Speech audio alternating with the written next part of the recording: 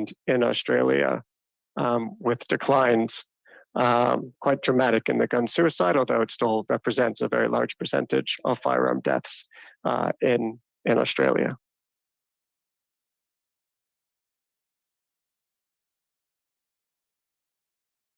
Next slide, please. This is rate of civilian firearm possession per 100 population, and see the decline after the gun buyback and the NFA, and then relatively stable, although with some ups and downs over that time period, and it's kind of stabilized at that 14, 15 per 100 population. And important to note from the next slide, the number of registered firearms in Australia is actually back on the increase. So it did decrease fairly dramatically after the gun buyback, but it has been moving up over.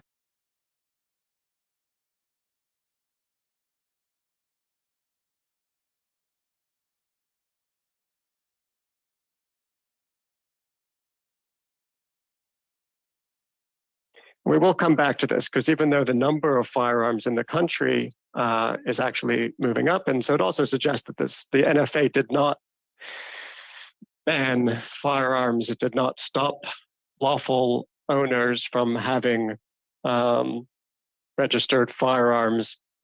Indeed, the number of firearms in the country is back up to the levels that was seen around 1996 and the mass casualty events.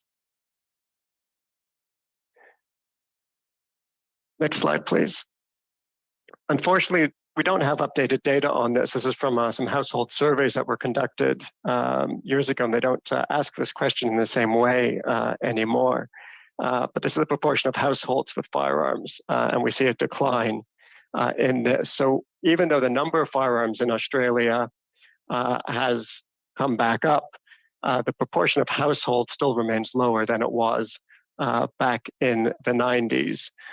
So the people who do have firearms in general have more firearms, but the number of households with firearms is reduced. But we don't have exact data that's comparable over this time period.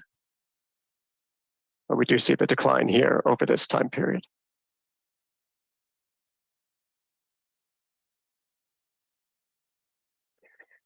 Next slide, please.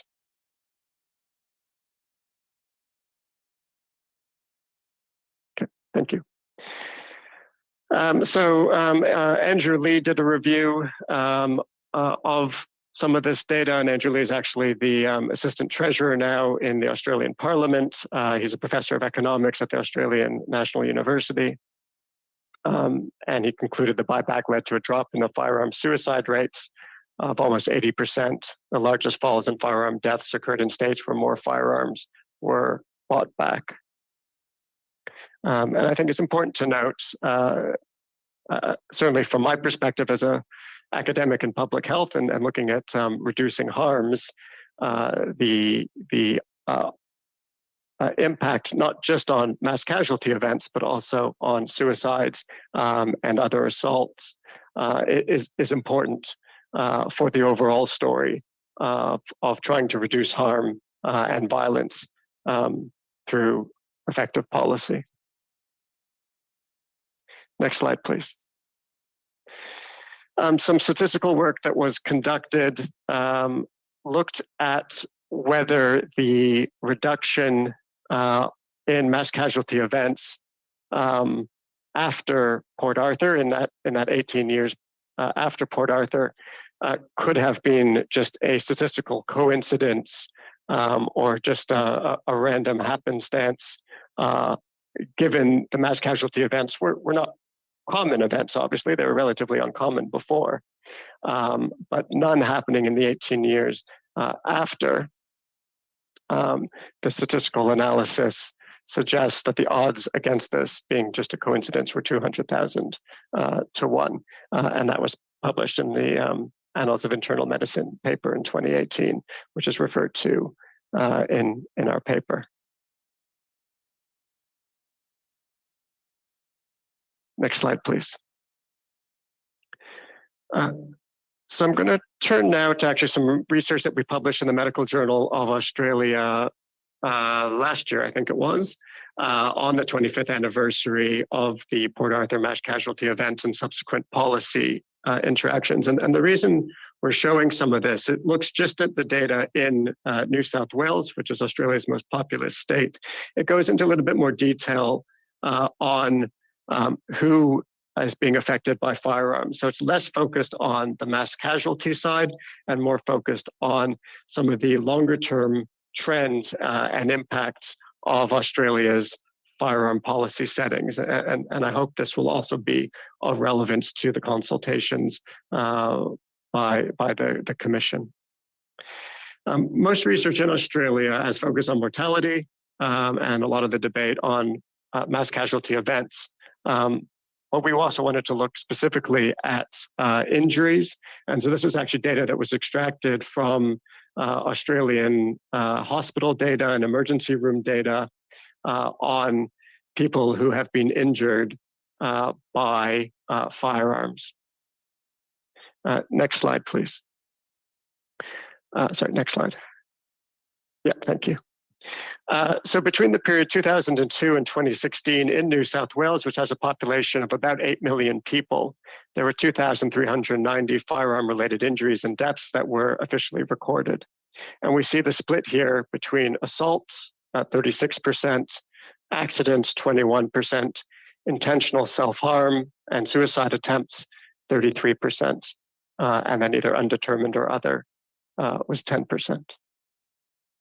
Which also just gives a sense of the magnitude of each of what's happening in New South Wales over this time period. Next slide, please. So the rate of gun injuries per annum by intent. So we do see the overall firearm-related injury rate decline from 3.4 per 100,000 in 2002 to 1.8 per 100,000 in 2016. The decline was greatest for injuries caused by assaults or accidents, but the annual rate of intentional self-harm injuries was actually stable. So we see that the policy settings in New South Wales did lead to declines in injuries caused by assaults and accidents, but suicides remain persistent. And next click, please. I think this is particularly notable because of the context of increasing numbers of firearms in New South Wales.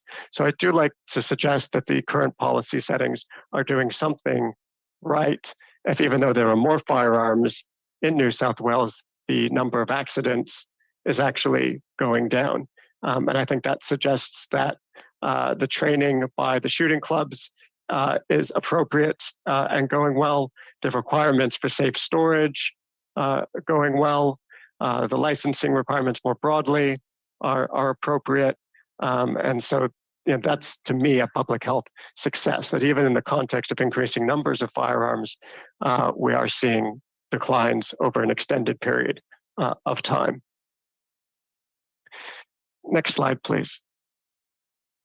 I know the Commission has been interested in gendered aspects of violence, and I will note before I go into this that I do think that's a missing element of much of the research and much of the data that exists. I think that is a gap in the literature. We do have data on the victims of firearm violence, and we show it here by intent. This is over the data in New South Wales from 2002 to 2016. And if you just click forward for a couple, and one more, thank you. You do see some of the things that we would like to highlight. First of all, in terms of assaults, 10% of the victims of assaults who attended hospitals or emergency room departments were female, whereas intentional self-harm, 5% of people injured or killed were female. And then we also see the age breakdown Assaults are a much younger population, 19 to 39, whereas intentional self-harm is very high among a population 60 years and older. So we see in terms of the types of firearm injuries that we're seeing in New South Wales, the assaults are younger population victims. Intentional self-harm is essentially older men over the age of 60. We also see a fairly high percentage of accidents among the younger population in one of the other red circles. So I think this starts to give us a picture of some of what's actually happening in terms of firearm injuries. Next slide, please.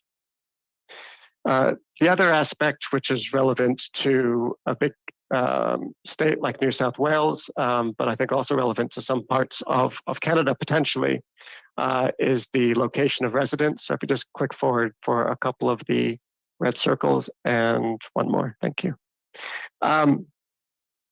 You see assaults are much more common in major cities, whereas the intentional self-harm is much more common in regional areas, rural areas. And so really the firearm suicide is older rural men, and quite starkly so, whereas assaults is much more urban and younger, and among a much more disadvantaged socioeconomic group. I do note that within this data, we do not have data at present as to whether these injuries or accidents or assaults or self-harm were caused with registered firearms or by licensed firearm owners. And that's a further piece of work that we are conducting with New South Wales Police Firearm Registry. Next slide, please. We also looked at data mapped over which parts of the state own firearms and firearm ownership.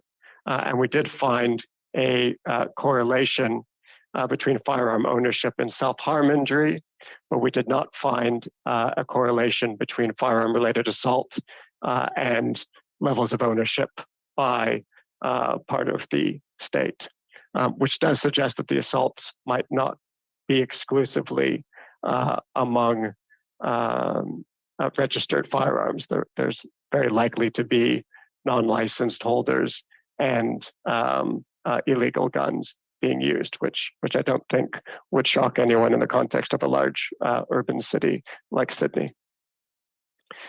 Next slide, please.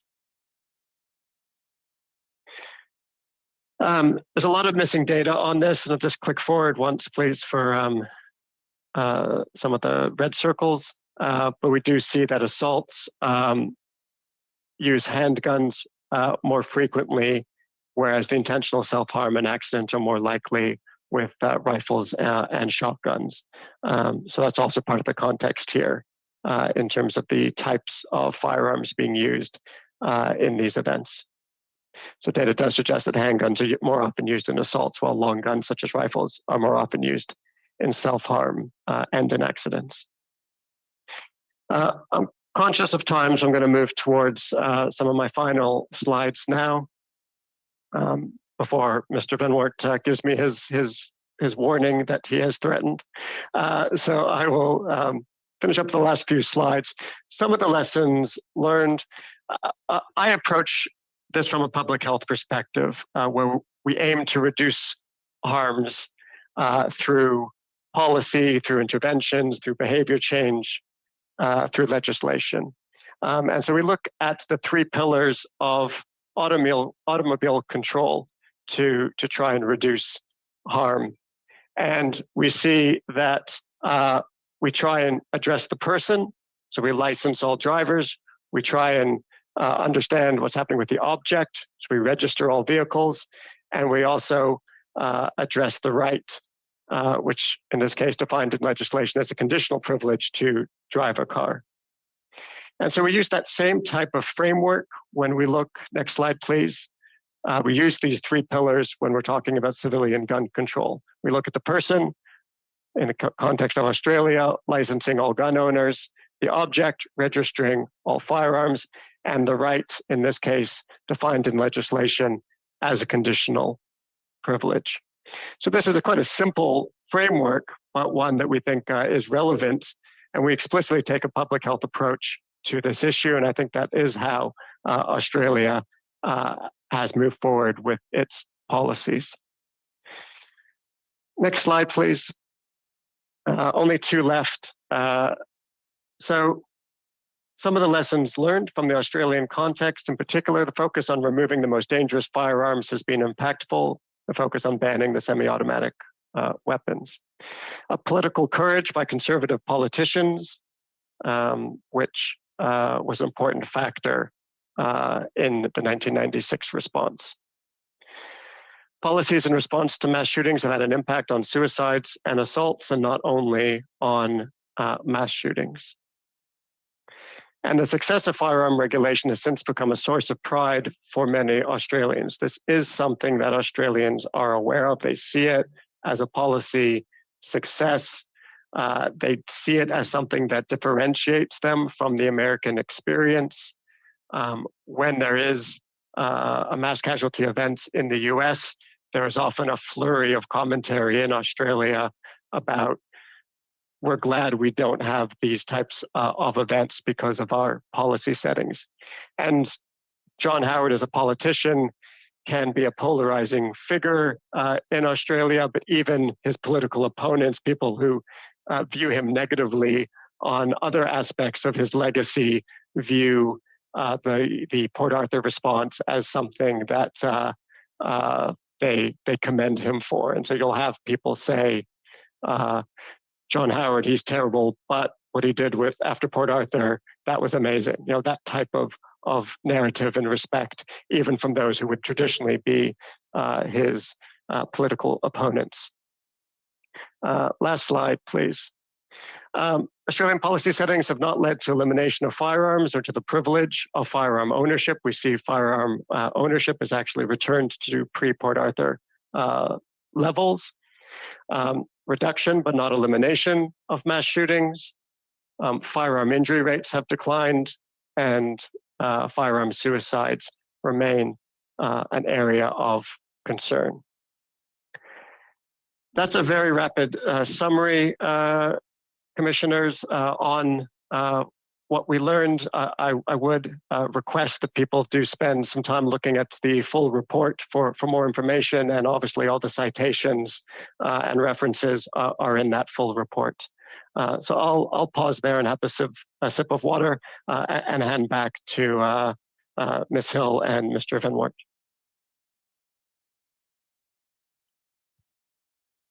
Thank you so much for that very informative presentation, Dr. Nagin.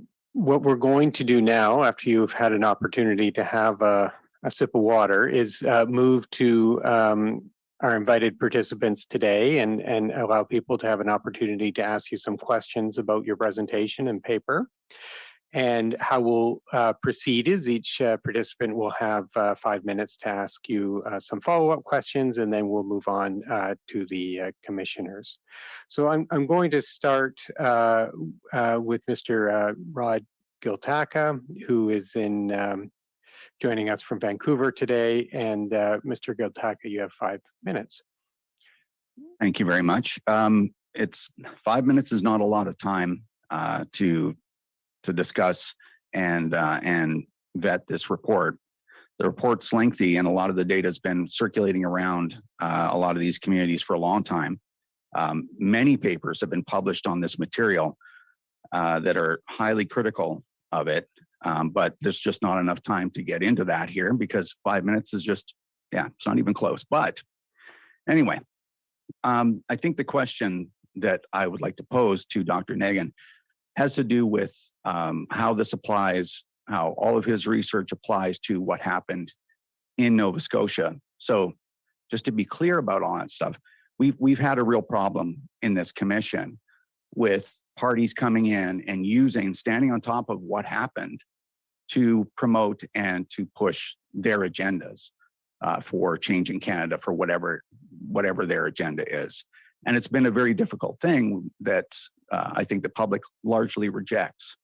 But to be clear about what happened, So to set the stage for my question is, we had in Nova Scotia on April 18th and 19th, 2020, we had an individual with a decade or decades long history of bizarre and violent behavior. It's my understanding he even threatened the life of his parents.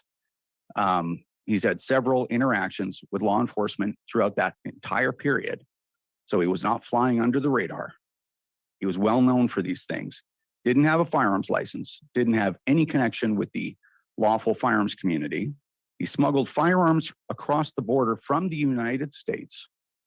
He dressed up as a police officer driving a police car and committed the largest spree shooting in Canadian history. So my question is being that the commission has spent millions upon millions of dollars to find out what happened in this circumstance, what in this report, what measures were implemented in Australia with the National Firearms Agreement would have prevented or mitigated this shooting spree?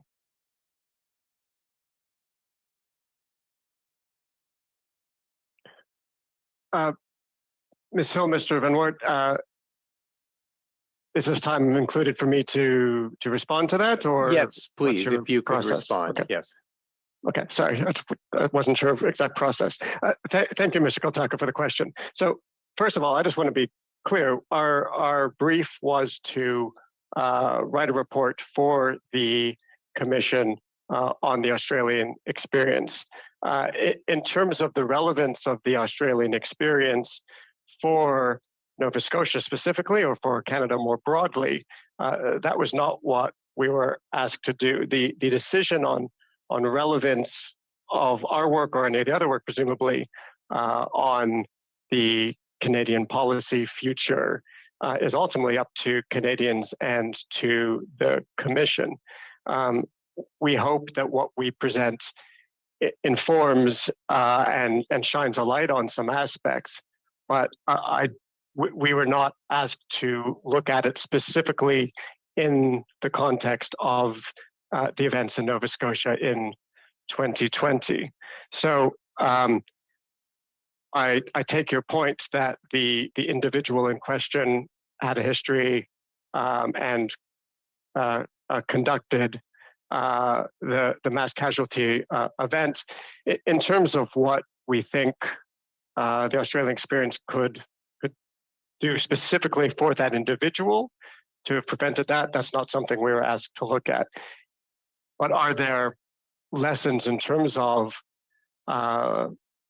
firearm registration, licensing, engagement with mental health services, working with general practitioners or family doctors to ask questions about mental health and whether people have firearms, sharing of data across jurisdictions? I mean, those are parts of the National Firearm Agreement, and whether those are policy components that would be of relevance to Nova Scotia and Canada is ultimately a matter for the Commission. So it really, there's nothing in that report that would have mitigated or prevented what happened in Nova Scotia. Does that sound accurate? I'm not in a position to answer that question. I don't know enough of the details. I haven't been involved in the Commission's work. So that's a question for the Commission ultimately. That's not something I can say one way or the other. So in fact, the report itself just contributes to a conversation. It creates a response to the opportunity presented by the worst spree shooting in Canadian history to talk about gun control. That's sounds like that's what's going on. And Mr. Koltaka, that Dr. Deggan will respond, and then we'll move on to Mr. Zach. Sure. I can't comment. You're asking me to comment on motives of other people, and that's not something I'm in a position to do. I wasn't involved in that. Okay, thank you. And this was a commissioned report, so the commission paid for this. Is that correct? Thank you, Mr. Koltaka. We'll move on to Mr. Zach now. You will have an opportunity later on in our participant consultation to share your thoughts and ideas with the commissioners. Next is Charles Zach, who's the Executive Director of Canada's National Firearms Association. You have 5 minutes, Mr. Zach. And perhaps you could unmute yourself. Thank you. Sorry about that. Greetings to everybody, and thank you for having me here. I'm going to build on what Rod has just said, and what I'm going to say before I ask the question is going to be no surprise to Jamie and Emily. Is these commissioned reports? We have some issues with this. I mean, when the last one that was commissioned by Dr. Blake Brown, talked about gun control and history of gun control, and it was well done. Unfortunately, Mr. Brown did not talk about or admitted to say that the gun controls over history in Canada just weren't effective. And now we have again another commission report that doesn't seem to be germane to the Canadian experience and this tragedy here before us. And so I'm just questioning kind of where that is coming from and why it's actually in this process when we're trying to find out the truth about what actually happened in the Canadian context.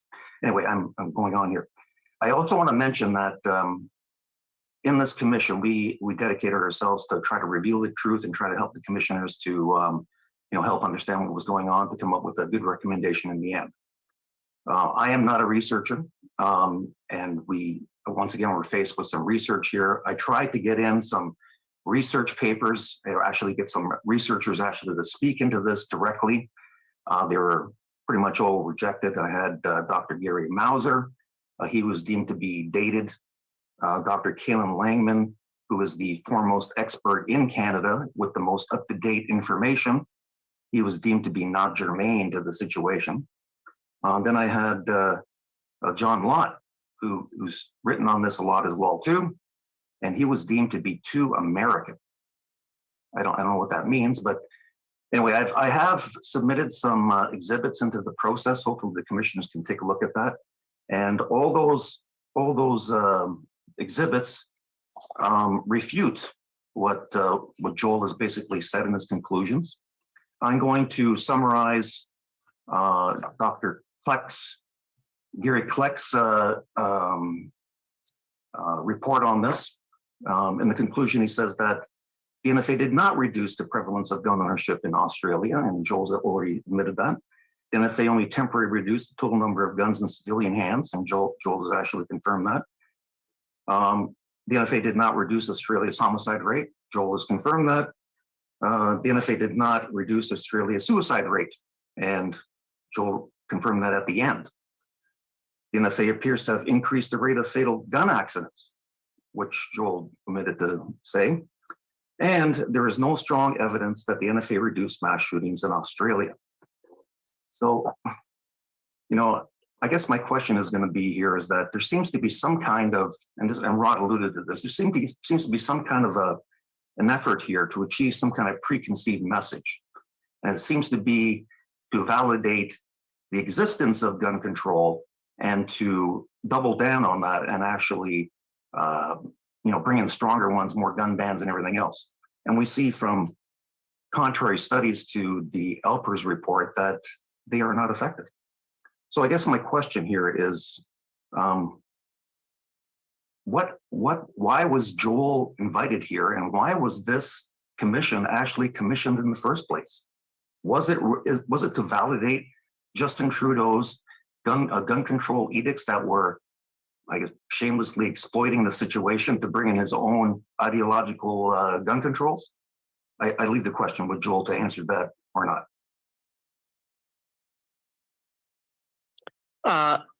Thank you, Mr. Zach. I'll answer the bits that I can answer. I can't answer the final point that you raised. That's, again, not for me to answer. We are familiar with the work of Fleck and Mauser and a number of others. There's been a lot of, as you referred to, back and forth over many years. A lot of that, to my mind, is settled. We've had that back and forth. There's been a number of independent reports by the Rand Foundation, by economics professors, by public health academics, into this. We are familiar with the work. It doesn't change our conclusions. And looking at the trend data, a lot of the work by Kleck and others was considerably earlier, and we're looking at a much longer term trend, including, as you will have seen, data to 2019, 2020 in some cases. The NFA, post the NFA, I think if anyone had asked policymakers in 1996, what would success look like? And if someone said 18 years of no mass casualty events in Australia, after that, that represents a reduction in mass casualty events. To go from 1 a year to 0 for 18 years does represent a reduction. Suicides remain a problem. I did not say that they have not been reduced in that time. They have been reduced, as my data from New South Wales showed and my data from Australia showed. They have reduced, and the same with, in particular, accidents and also assaults. But they did not eliminate to 0.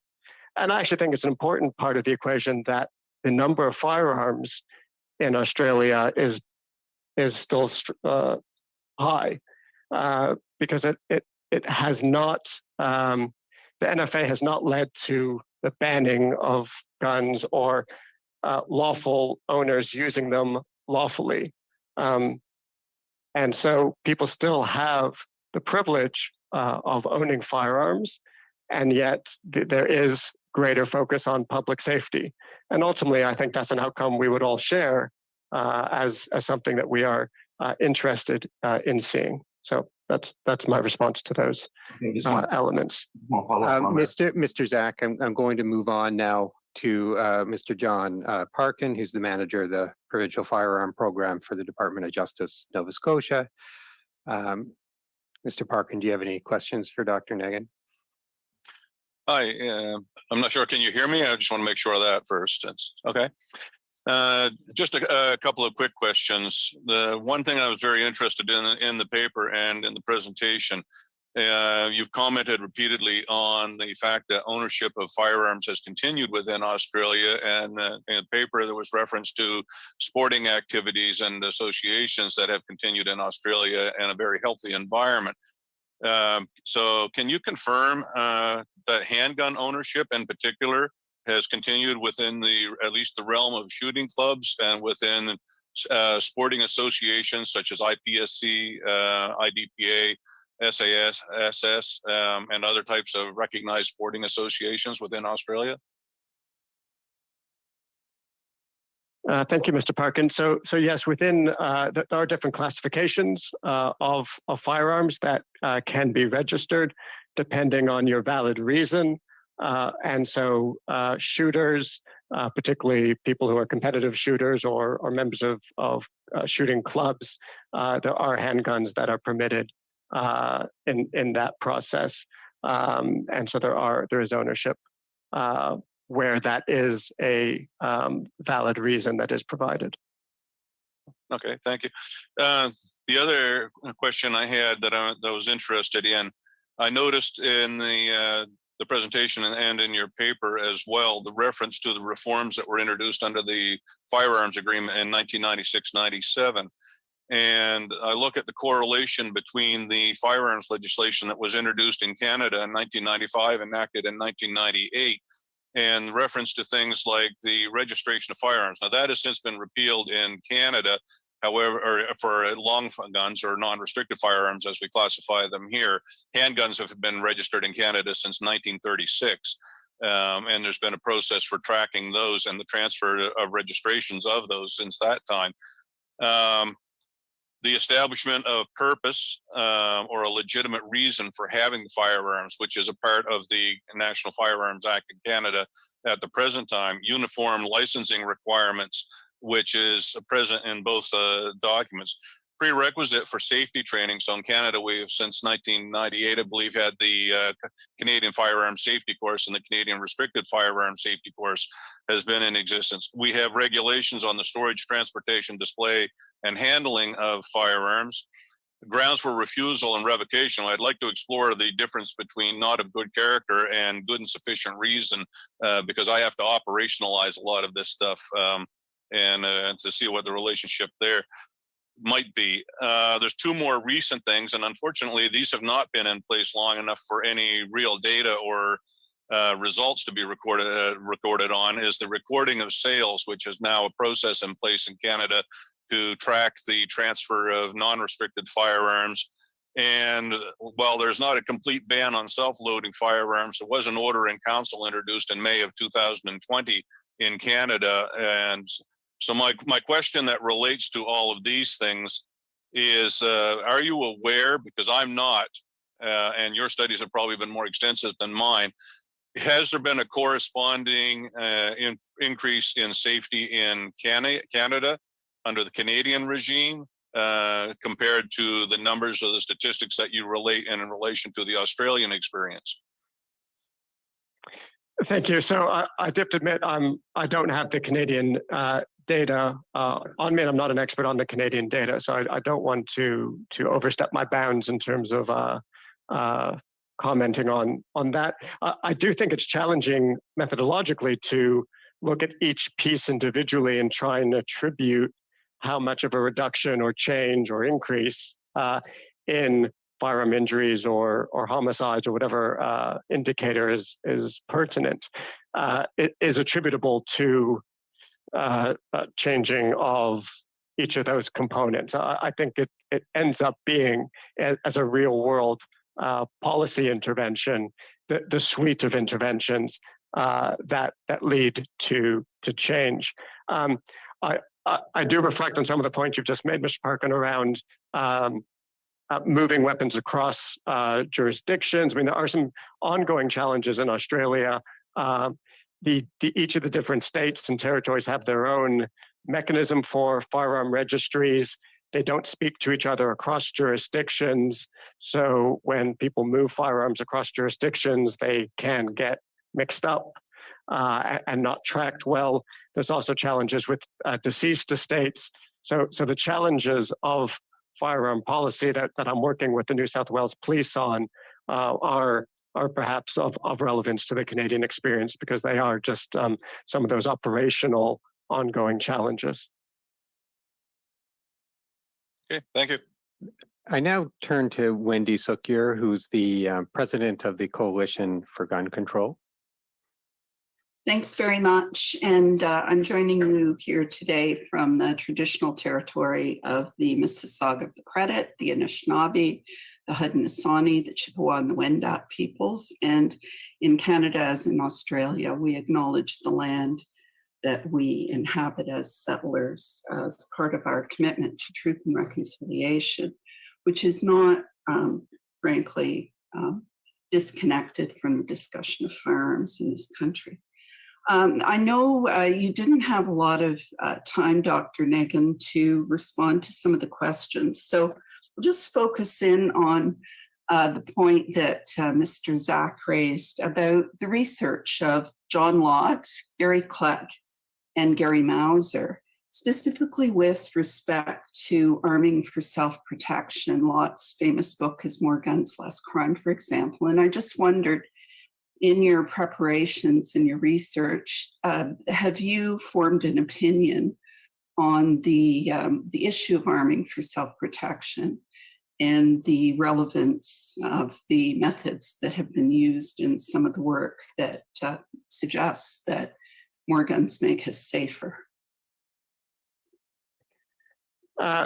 Thank you very much, Dr. Sukyur. So in the Australian context, that was deemed as not a valid reason for owning a firearm and having one in the household. It was deemed to be not a legitimate reason, and therefore that's not part of the Australian experience. And that was quite a bold part of the firearm legislation. In terms of the data and my familiarity with it from John Lott's book and work, I haven't seen any evidence that convinces me that more guns lead to less crime and that more guns lead to greater public safety. To me, public health and public safety is about protecting people and having more guns in the community. I've seen no evidence that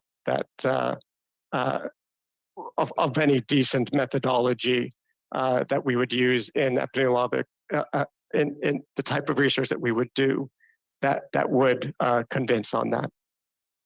Thanks very much. And if I have time, one more question.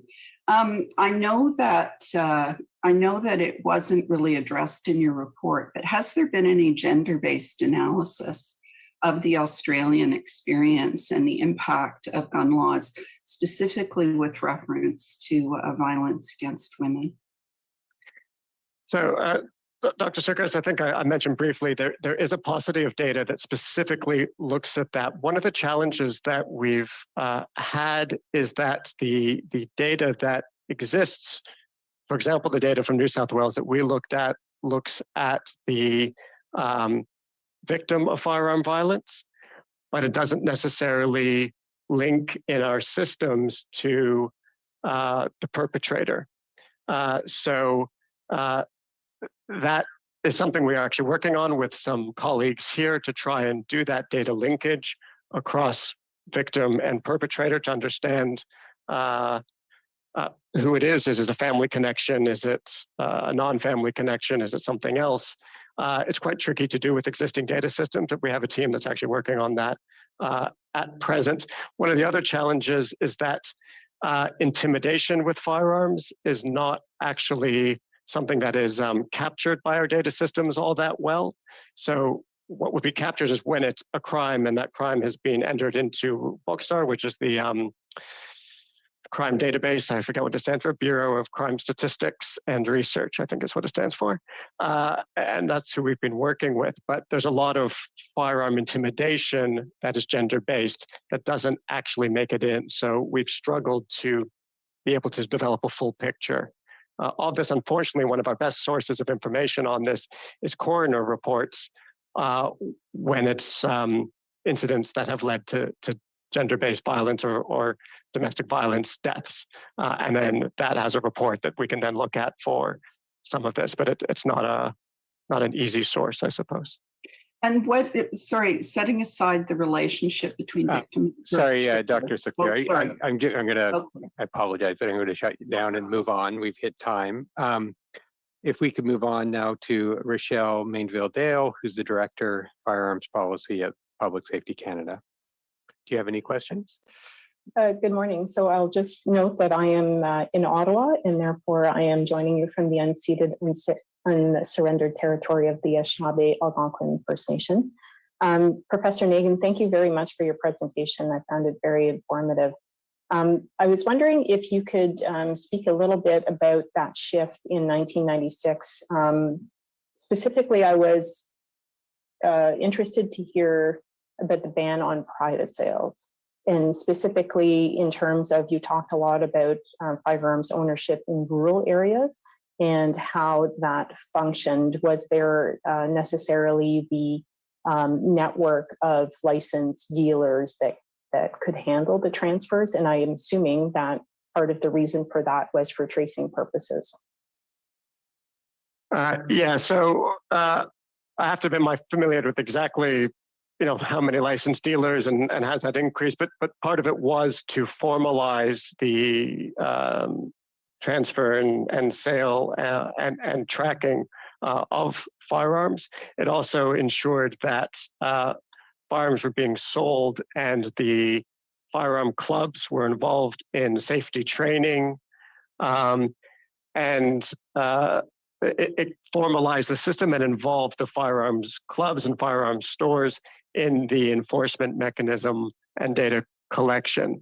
And that remains, in my work with New South Wales Police now, that remains part of the overall mechanism, at least in New South Wales, where the firearms clubs are part of the solution and part of the community response.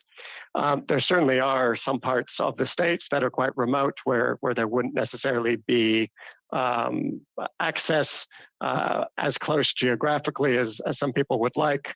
But a lot of Australians who live in remote areas are quite used to driving quite distances for schooling, for healthcare, for entertainment, for other activities. So it has been a part of the funds. And what's also happened in Australia is that the genuine reason for owning a firearm is one that's often used in addition to work on farms or culling of certain animals on farm property is membership of a gun club. So gun clubs have actually expanded quite dramatically in some parts of Australia because it is now one of the genuine reasons. So if someone does want to own a firearm, then they almost, well, in many cases, will have to join a gun club. And so gun clubs have actually expanded, become more successful financially, and actually in the Australian context, through that have actually gained some political power through having more available funds. So they've actually ended up having a number of seats in the New South Wales Parliament through a party that is funded to some degree through gun clubs. Okay, thank you. That's it for me. Thank you. I'll turn now to the commissioners. Commissioner Fitch, do you have any questions for Dr. Negan? I do. Thank you, Jamie. Thank you, Dr. Negan, for your presentation today. It was greatly appreciated. And I know that you know this difference, but for those who are tuned in and listening today, I just want to make a distinction. I too noticed that Prime Minister Howard was wearing body armor in the opening photograph that you had. And I just like to make that distinction. People refer to it as bulletproof vest, but there is actually no such thing that is totally bulletproof to my knowledge. I mean, the hard body armor is certainly helpful, but I just wanted to make that distinction because I think it lends itself directly to our conversation today around types of weapons and ammunition that is made available. One of the questions that I have for you, or the only question really have for you at this point, is early in your presentation, you made reference to the fact that while all of Australia agreed that that the National Firearms Agreement was a step in the right direction, and the Prime Minister had significant support for it across Australia, you also noted that there were some states and territories to this day that have yet to fully implement all aspects of the agreement. And so my question to you is, what are the barriers to implementation? Understanding that not all the states and territories talk, as you had noted, and that creates some difficulty. So specifically, I'm looking for what barriers to implementation has Australia faced, and that seems to remain an issue despite the updates in 2017. Thank you. Thank you for the question, Commissioner Fitch. And yes, you're correct to call that body armor. So thank you for that correction. I also want to make the point that it was by no means universally supported or universally agreed. There was certainly vocal opposition at the time, and there remains opposition. I think there's general support in the population, but by no means universal. My colleague Philip Alpers did a report a few years ago now, I'm going to forget the date, but did look at implementation of the National Firearms Agreement, and no state or territory has fully implemented the National Firearms Agreement. Part of that is just the fact that there are, like in Canada, many states and territories, and they all have legislated certain aspects somewhat differently. a lot of the discussions I have with firearms clubs and firearms members in the New South Wales context is when they say, but Queensland does this, or Western Australia does that, or Victoria does that. Why does New South Wales do that slightly differently? And those are around classification of certain firearms are slightly different in different jurisdictions. There's also a lack of data sharing and a lack of data consistency across jurisdictions, differences in dealing with deceased estates.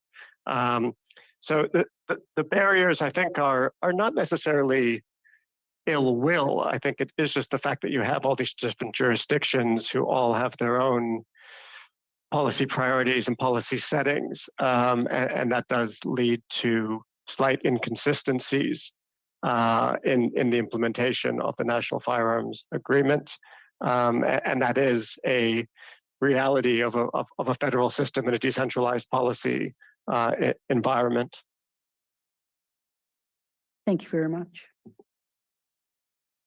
Commissioner McDonald?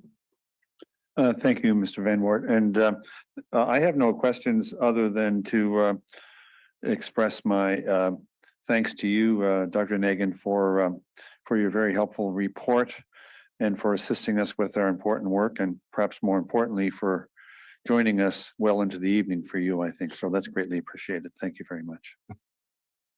Thank you. And Commissioner Stanton? Yes, thanks. I know it's late at night in Australia. It's also very early morning in BC for Mr. Kataka. So thanks to all of you. With respect to the paper, which I found very interesting, and there's a lot more depth in it, as you suggested in the full paper. In the section of the paper on firearm removal initiatives, so buyback programs and so on, I was quite struck by the sections on Brazil and Argentina. I wondered if there were any statistics, or if you are able to follow up on any statistics with respect to the rate of firearms related deaths in those two jurisdictions, or if that's something that your team is continuing to monitor. Thank you. So I don't have that at hand, Commissioner. The gunpolicy.org website, which is hosted by the School of Public Health at the university here, does have some data from most jurisdictions. I'd have to check to see exactly what's available for Brazil and Argentina as trend data, but I can take that on notice and perhaps communicate with Mr. Van Wart if that's appropriate to try and share the latest data we have from Brazil and Argentina on that. Thank you. That would be helpful. The other question I have at the moment is the comment that you made in answer to one of the questions about how the NFA includes, I think you said, asking GPs or family doctors to ask questions about mental health and firearm ownership as part of the agreement. Could you expand on that a bit for us, please? So thank you. So that's not actually part of the NFA. That was more something that we've been working with the Australian Medical Association and having conversations here. And I know it's also being done in, I believe it's Utah in the US. And forgive me if that's not the right state.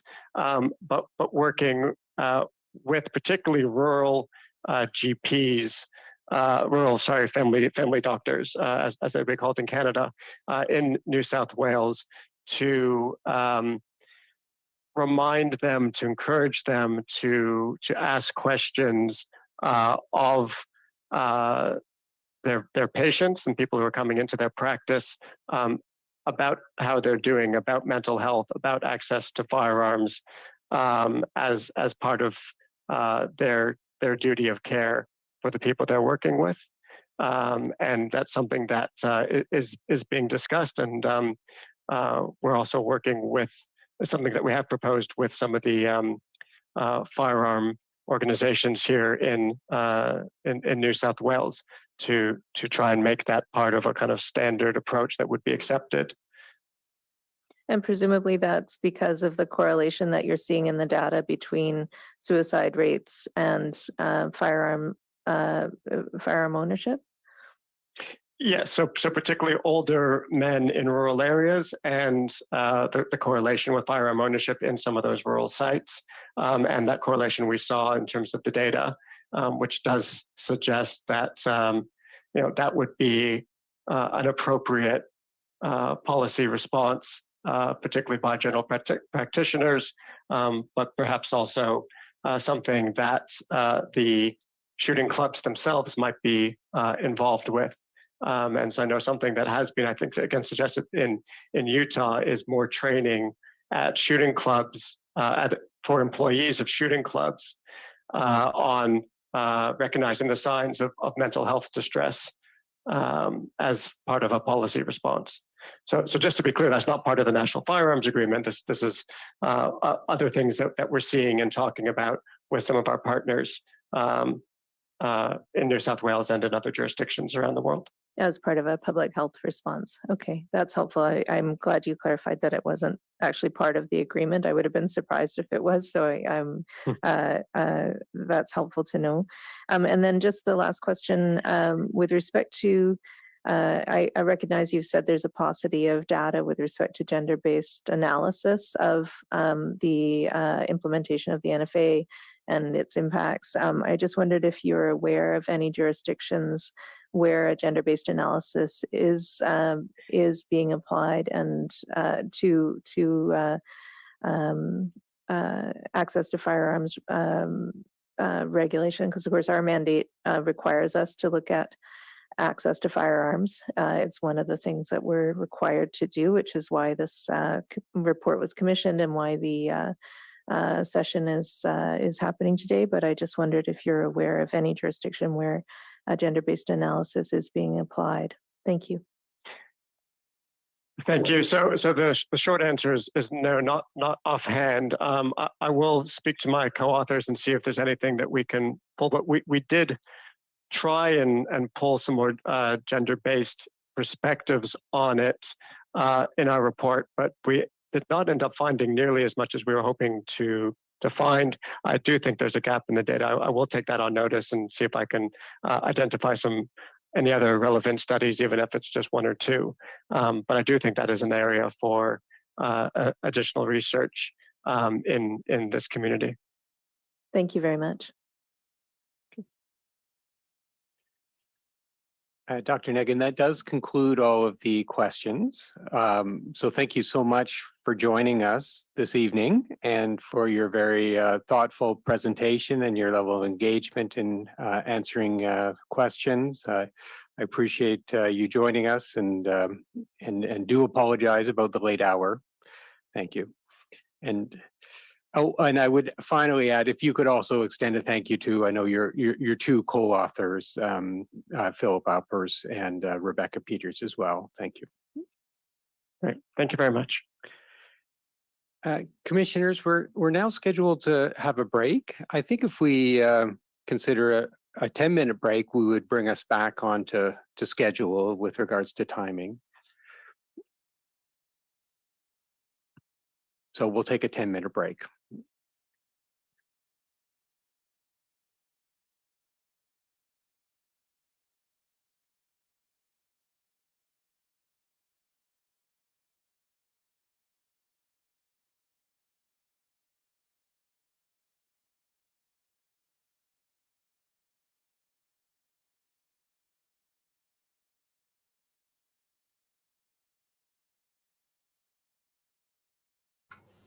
I'm having a lot of audio problems. I can't even hear what they're saying. What did they say? Are we on a break now? I'm having a lot of audio problems. I can't even hear what they're saying. You see? What did they say? Are we on a break now? I have no windows open. You see? What did they say? Are we on a break now? I have no windows open. This is really fucked up, man.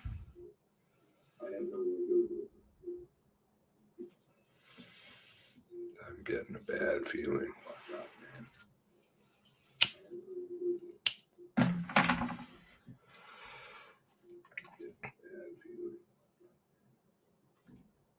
I have no windows open. I have the one window. I have no windows open. I have the one window.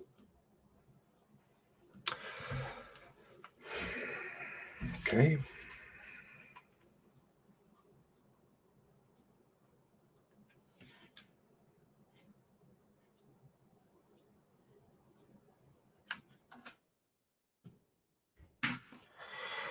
I closed everything.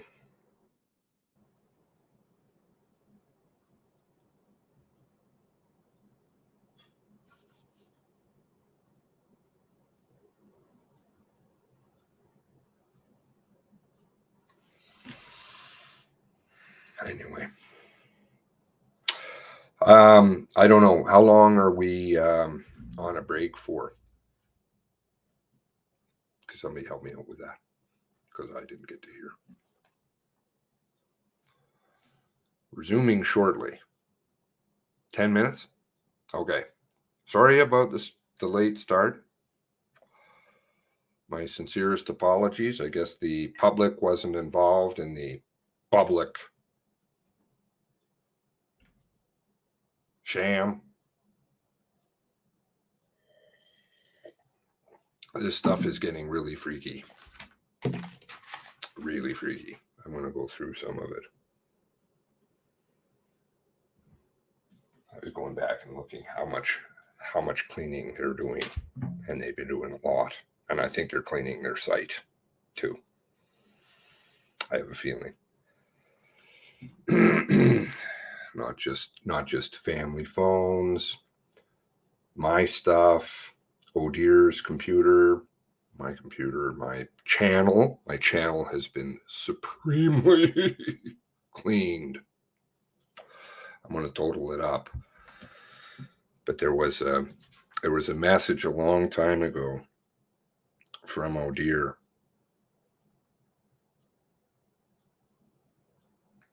This will, pretty sure it's not going to total this stuff. Oh, you guys won't probably be able to see this.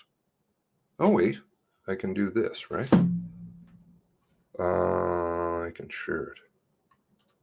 So if I do this, and I do this,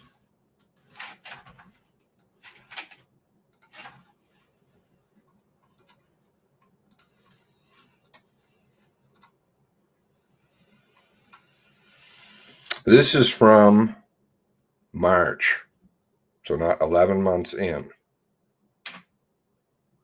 This is not a toot at all. This is how much information I was putting out, because I'm going back and I'm trying to find stuff and I can't, and it gets much deeper than that. Oh Dear calculated how much time I had done streaming March 26, by March 26. And that's how much time it was. I don't think my channel represents that. And I certainly haven't deleted shit.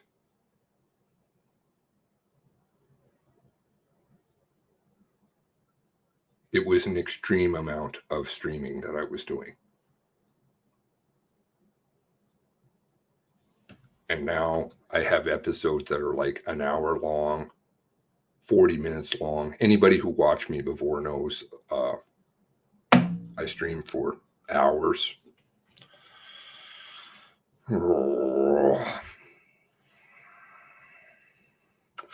And somebody was telling me that their messages are being removed off of the Discord.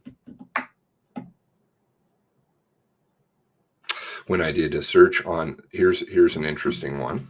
When I did a search on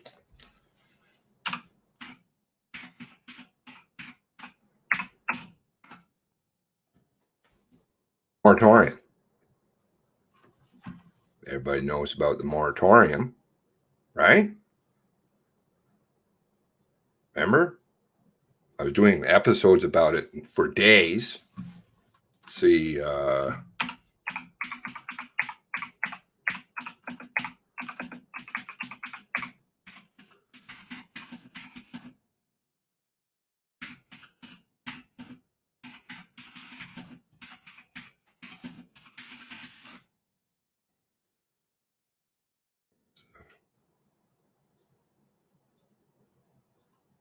forget where the article I'm looking for is. Is this going to load?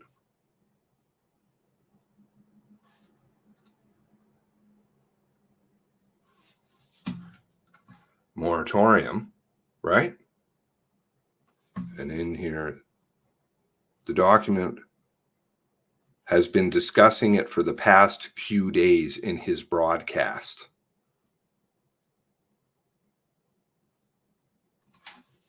How many episodes do I have that talk about moratorium? Poof.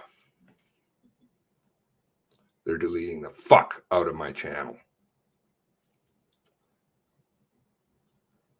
Oh, good. Anybody who has backups of videos, please let me know. But this extends far further. That's why I want to talk about it. Because I started thinking about a lot of different things that I've seen over the past 2 years. Families' phones, families' computers. I know of at least 3 cases where messages, pictures, entire chunks of time on people's phones between deceased relatives, etc., gone. Just pictures gone. Okay, let's go take it to another level. So you've got things like the Discord, you've got things like the channel, you've got things like families' phones, your messages, right, in the Discord, which is horrendous. Oh, excellent.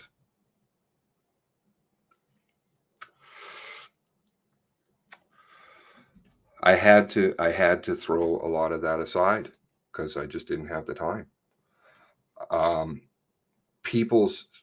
Repeatedly, I have read police officers' testimony, certain police officers who have sworn affidavits, which is the most serious and I feel the most reliable piece of information that we have gotten thus far, because the person is under threat of jail for perjury.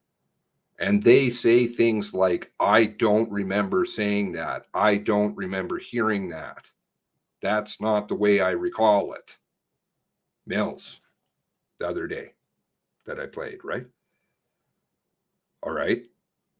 So I think there's a lot of shenanigans going on over there too, because people are scratching their head, officers, and they're like, I don't remember anything that you're telling me here on a piece of paper, even though I'm reading it on a piece of paper, because they don't get to hear it, and everything that they had got seized. You had the moratorium, to which they answered what? I hope they're not playing. Give me a second here. I got to make sure that okay, they're still on break. I don't want to, even though I can't seem to hear it. Yeah, see, this is the grand sum of stuff that I have open. I don't know if you can see that. There's nothing there. And yet I'm getting feedback. Right. Okay. Not getting a good feeling about this. Yeah, he was angry. He was angry. You remember, you weren't at the meeting. Oh, the meeting. Okay, so you have things like that, right? Then the destruction of evidence, the IMT, the repeated letters back and forth, Bootlin. Okay, they're referring to documents about Bootlin. Bootlin, who I spoke about a lot. I read a lot of articles about her in 2020 and said, what the fuck are you guys doing? You guys want to go after this when it's all based on hearsay? And repeatedly said that too and proved it, which it was true. Yet Bootland ends up murdered.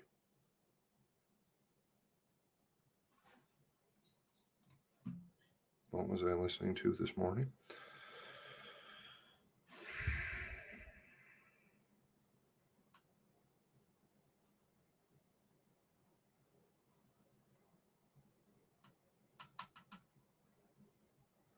Okay, so their own website. That's another issue. I think they're cleaning out their own website. Obviously, they've been doing the documents. People have been watching them come and go, disappear, different versions uploaded. They talk about it themselves. Oh yeah, sometimes things are redacted. There's different version of this one. Oh, we're still updating that. We're working on that. It's a work in progress. It's fluid.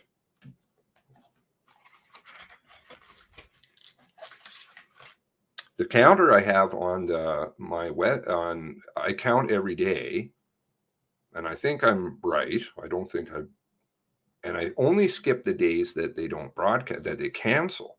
Right? I think they've only canceled 2 or 3 days, and yet my counter isn't representative of that. There are more than, and I missed the first day because I knew it was just going to be junk. Okay, so I think they're cleaning out their own video websites, because when I look at the videos, they seem a lot shorter. Maybe I'm wrong.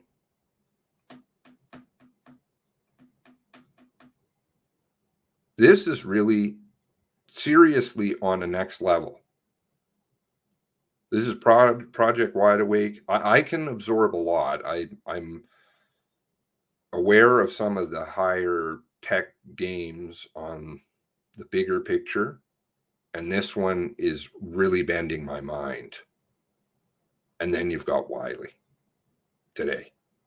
Now Brennan appears on Friday, which they don't do usually in a public inquiry. They wouldn't. But anyway, whatever. I think this is the second Friday they've done, right? So Brennan was the former CO of Nova Scotia, right? I think I had that picture up. Do I still have that out here? With McDonald, of course, and they're missing stuff. Lafferty, Dorrington, McDonald, self-dispatching, missing things on the MCC website. Now, 2 things on that level. And they're valid points, valid questions, I think. A, and somebody got me going about that last night in the Discord. I can't remember who it was. Very good. Thank you. If people aren't allowed to record, play, which has never been heard of so far I know of, in ever anywhere. This is a transparent process. You're not allowed to do any of that. You don't have citations. You can't say, well, he said that here, and play it. Do you know what I'm saying? Ever. So does that mean then that the lawyers can't use his testimony when talking with Brennan, who may be aware of, I'm sure, of Bootland, which is a fiasco,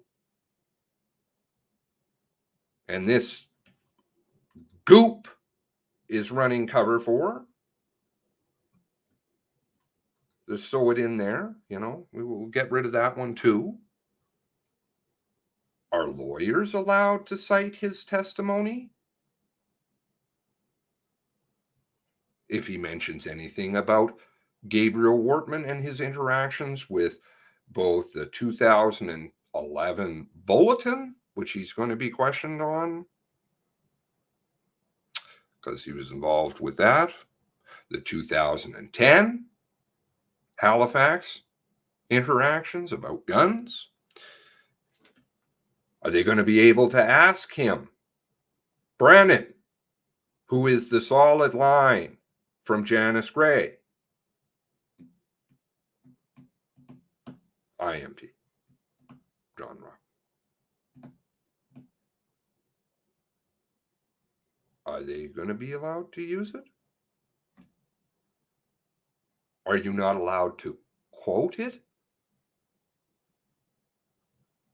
The second point to that is not tinfoil. I don't know how much you guys have seen around, but there's a lot of disinformation. Welcome back, Okay, everyone, it's and coming we'll now back. turn it over to One more. Ms. Hill, who will.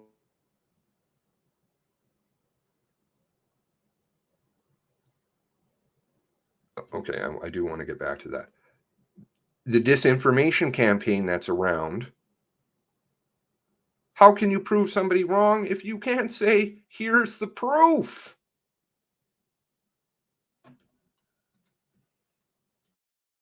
The participants during their presentations or at the end. In the coming weeks, there will be opportunities for all participants to make both oral and written final submissions about all of the work of the Commission and all of the information and evidence received. But today, the focus is on hearing from participants in the context of potential areas of reform and meaningful recommendations.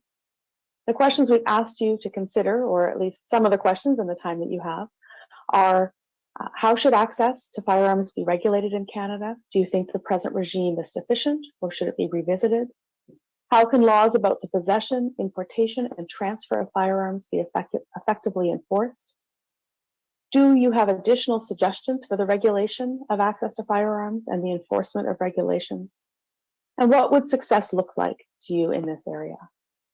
So I'm going to begin by turning the microphone over to Rod Giltaca for 15 minutes. Thanks, Emily. I'm not sure I'm going to use the full 15 minutes, but I've just got a couple of comments and then a couple of things to say about the questions we were asked. So, as you might have, I guess, guessed when we were speaking with our guest in the last segment, I think it's important. It's always been important to me to remember why we're all here. We're here, and maybe I misunderstand, but we're here to figure out what happened in Nova Scotia specifically and how that can be prevented in the future. And when I got involved in this whole thing, it wasn't to use this opportunity to create a platform for organization or to push my agenda forward.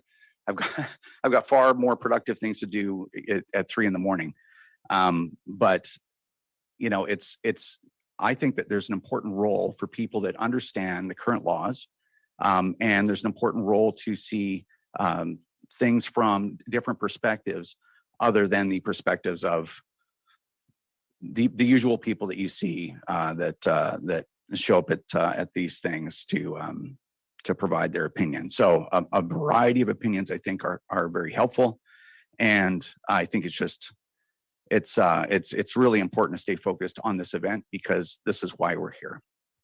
Anyway, so the first question was, how should access to firearms be regulated in Canada? Do you think the present regime is sufficient, or should it be revisited? And when I did my my report, my written preliminary report and the oral presentation, the report itself really focused on this situation.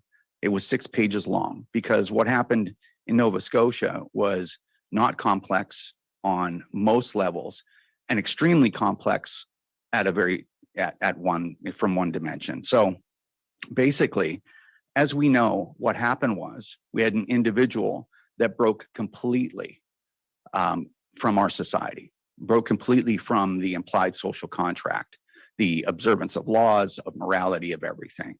And because there's that physical reality, I don't want to repeat my entire oral presentation from last time, but because of that physical reality, any regulations that had existed were rendered completely meaningless to this individual. The only intervention that had the potential of stopping something like this or preventing it from happening in the first place was a physical intervention. That's just reality. It's not debatable. When it comes to firearm regulation in Canada, firearms are very strictly regulated. They've been regulated for a long time this way. And, you know, I hate to say it, but just there was no regulation that would have done anything to prevent this. So when it comes to the current regime, I think it's a separate discussion because it didn't have any bearing on what happened there. I went over again in the last block, I went over the circumstances of what happened. And if you look at it from the perspective of any regulation, I would say the most likely regulation that would have came into play was the current red flag provisions in the criminal code in section 117 that basically says, and in an unambiguous manner, says that police can seize firearms from any situation, basically for any reason, if they believe at the time it negatively impacts public safety. Now, this individual did not have a firearms license.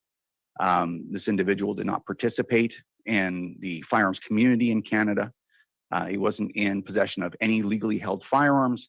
And barring any other information, I believe virtually all of his firearms were illegally imported from the United States, other than one firearm that was obtained through fraud and that, as far as we know, was never actually used against anyone. So the access to firearms via the regulation had no bearing. So it's very difficult to shoehorn that conversation into the context of what happened in Nova Scotia.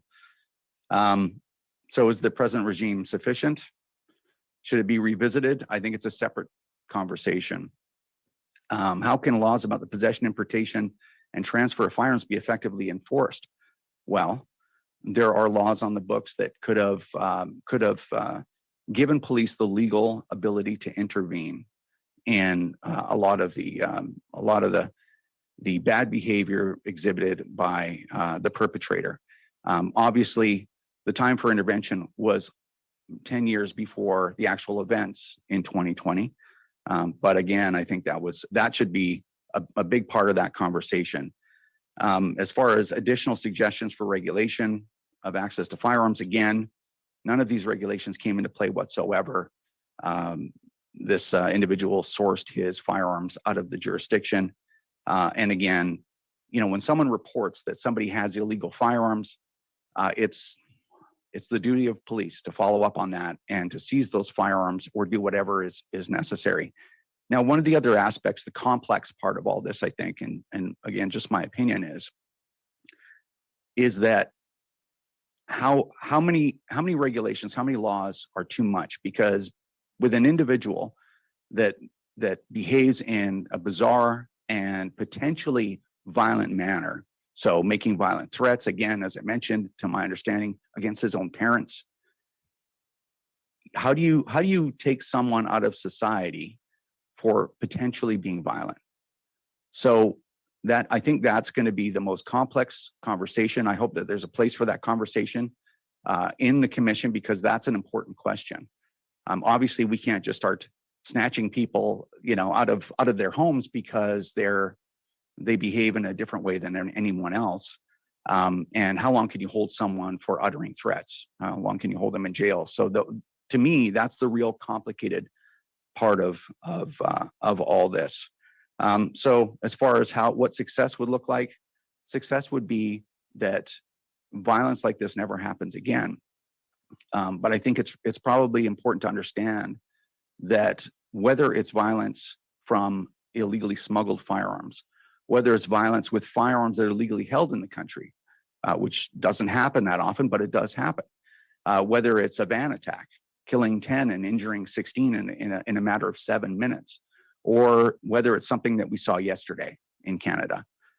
I think if we really focus on recognizing violence before it starts, intervening in violent behavior, no matter how it's perpetrated, I think that should be the focus if we really want to safer Canada, and we leave the agendas out of it. And I think if we ever want to get to that place where we even witness what success looks like, we have to start being honest with ourselves and deal with the root causes of violence. And again, as a final comment, as I said, I wasn't going to take too long, but this particular perpetrator was a very complicated case. This wasn't someone from, urban inner city gang life or whatever that you could see that situation coming for a long time, had a long rap sheet so that person could be incarcerated to keep him out of the public. This was a very complex situation. But all to say, to wrap it up, there were no regulations I don't think there is a regulation period that could have been implemented to stop this from happening. And we have to look at violent behavior altogether and what we can do when people are exhibiting that kind of behavior. So I wish I had more answers, but I'm not. I think that's what the commission is about. We're all searching for answers that are a little bit hard to find. So I appreciate the time. Thank you very much, Mr. Galtaka. I'll now turn to you, Mr. Zach. Thanks, Emily. I'm going to kind of build on what Rod was saying about these questions. So it's kind of related to even the commissioning of those reports that I mentioned before. Once again, I kind of question the questions. The questions are not designed and kind of germane to the situation here, but seem to be taking us down a road of validating the failed gun control regime. So I'm going to start with the first question. How should access to firearms be regulated in Canada? Well, guns are inanimate objects, and they're not inherently dangerous. Firearms do not change the morals and principles of the operator, and certainly our gun laws do not change homicides rates. And I've already submitted some articles about that. So if I was going to suggest anything, there is a gaping gap in our current regime, and that is about court-ordered firearms prohibition system. We have a system now that is taking career armed criminals off the street, and they go through a revolving door, and they're released on their own recognizance, just to go back to their craft and get illegal guns again, and become a potential threat to society once again. So I think that's something that needs to be plugged. I personally have already, I've tried to talk to public safety about this. They seem to be ignoring the situation, but that is certainly a recommendation that I think the commission should take forward, and that's something that needs to be redressed. So, like in short, this whole, as Dr. Rod had said, the firearms control system in Canada is irrelevant in this situation because it had no effect on dissuading this particular perpetrator from doing what he did. So, like Rod said, this is another conversation, and this question is not really getting at the heart of the matter. Now, the second question, how laws about firearms possession, importation, transfer, and firearms can be effectively enforced. Well, the short answer is you can't. I mean, we live along the longest undefended border in the world, sitting atop of the US, which is the greatest small arms, light weapons manufacturer in the world. So we tried prohibition in the past. I'm talking about the 30s when the US banned liquor sales, across the board, and that backfired because of that porous border. That there's just no way that you can defend that. And of course, criminals took advantage of that, and the black market thrived. And the same thing is already happening here. And we're seeing that in the urban centers where, in Toronto, for instance, where over 80% of the handguns that are coming in are illegal, and public safety doesn't even know how many guns are coming in. They pretend to tell us that they're keeping us safe by taking a small portion of those guns off some people that are coming across the border, but they have no idea how much is coming across those non-border crossings. So, and let's get to the next question. Do you have any additional suggestions for the regulation and enforcement regulations? Well, I just want to say this, that the Firearms Act basically has failed. And, this whole access, the regulations would have no bearing on this particular case here. That's all I'm going to say on that. So what would success look like in terms of, on some of the issues I've raised? Well, we've seen that gun control did not stop this particular perpetrator, and it doesn't stop others that are determined to do this. We've also seen a failure of the police. As much as they herald the police as being our protectors, they're not even legally responsible to protect us from this kind of thing. And the commission has already heard strong evidence that they really dropped the ball here in terms of stopping the shooting spree. They could have done it sooner. So relying on the police in this kind of circumstance, can get you killed. Now I also talked about the criminal code here. There's a lot of amendments that have gone to the criminal code over the last 30 years, and it's focused on the law-abiding, responsible firearms owners out there. It's an abuse of the criminal code. The criminal code is meant to protect, basic human rights, not to usher in bureaucratic edicts, into this kind of, into criminal law without legislative review. So that's something else that I think that should be reviewed. So what would be my final recommendation?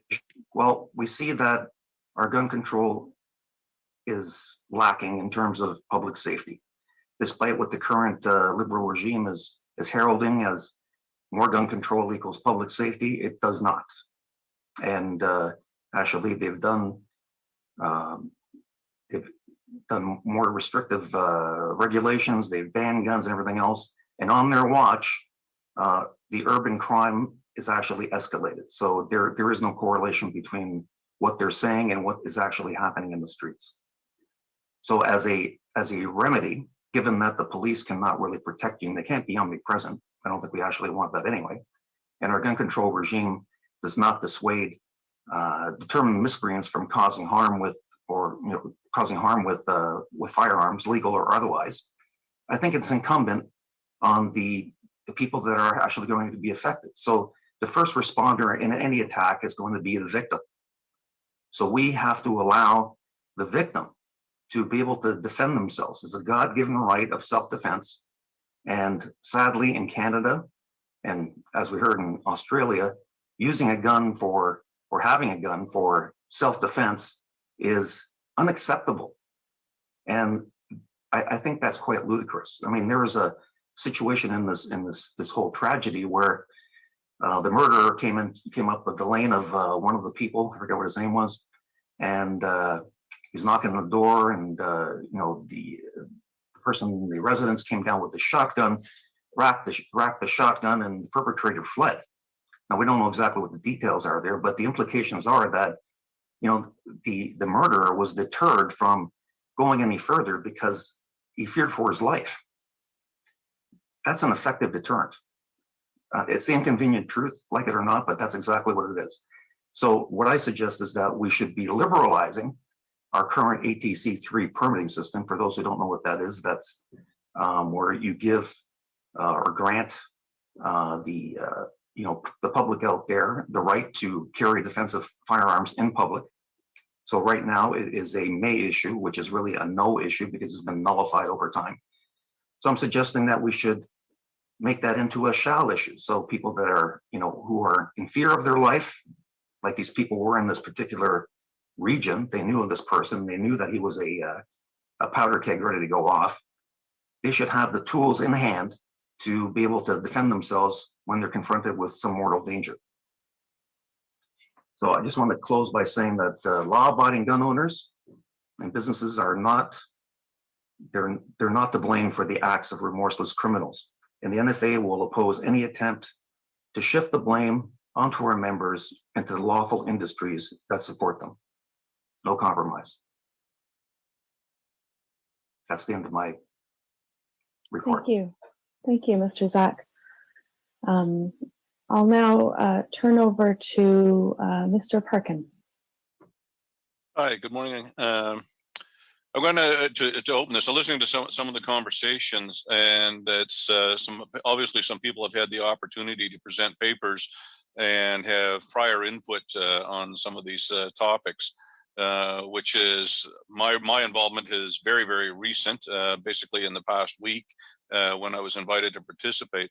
I also want to add a caveat when I look at my introduction and when I was introduced as the manager of the Provincial Firearms Program, Department of Justice, Province of Nova Scotia, is that that may be my job title, but and my responses to these questions are going to be based upon my personal observation and my personal experience following 32 years of law enforcement and the 9+ years that I've been in this role. It does not reflect the government of Nova Scotia or any policies or practices that they may have, because I have not been included in any of those discussions and I do not speak on behalf of them. So I'm going to address the first question. How should access, or from my perspective, how should access to firearms be regulated in Canada? And my response to that is that access to firearms in Canada is already heavily regulated. There's a detailed and complex piece of legislation in the Firearms Act, and the complexity in the language that's used in that is sometimes confusing to some people. And at times the interpretation that can be applied to it when we face as firearms officers challenges to our decisions can be somewhat difficult obstacles to overcome at times. There's an entire part of the criminal code, part 3 of the criminal code, with various pieces of legislation that speak to what persons can and can't do and where they may do certain things. There's 16 separate enacted regulations underneath the Firearms Act. More recently, there's an order in council on military style assault firearms, which deals with a large segment of the self-loading category of firearms. In some provinces, there's provincial legislation, and I'd refer specifically to Quebec as the one that I'm most familiar with the provincial law there. And there are, in some places, and even in this province, there have been local bylaws that can regulate the activities that people may engage in by regulating the discharge of firearms within certain limits. So there's already a considerable volume of legislation and regulation that governs the activities of firearms and the access to firearms within Canada. Where that might be improved is some clarity around licensing, authorizations, eligibility for persons who would be able to obtain licenses, prohibition orders, and the legal interpretation of what exactly is a prohibition order. The second part of the first question was, do you think that the present regime is sufficient, or should it be revisited? My short answer to that is that I would say that the present regime is sufficient. As far as revisiting, which is a term that hasn't been defined, so I don't know the extent, but rewriting or readdressing all of the legislation, I think, would be an overreaction. From my personal perspective, again, I would say that we would use the last 2 decades of experience since the current regime was introduced to look at where gaps exist. And again, what I spoke to earlier is I'm in the front line of the operational end of things. So I'm not in the decision maker's line. I'm not consulted in that regard. I have never been consulted in that regard.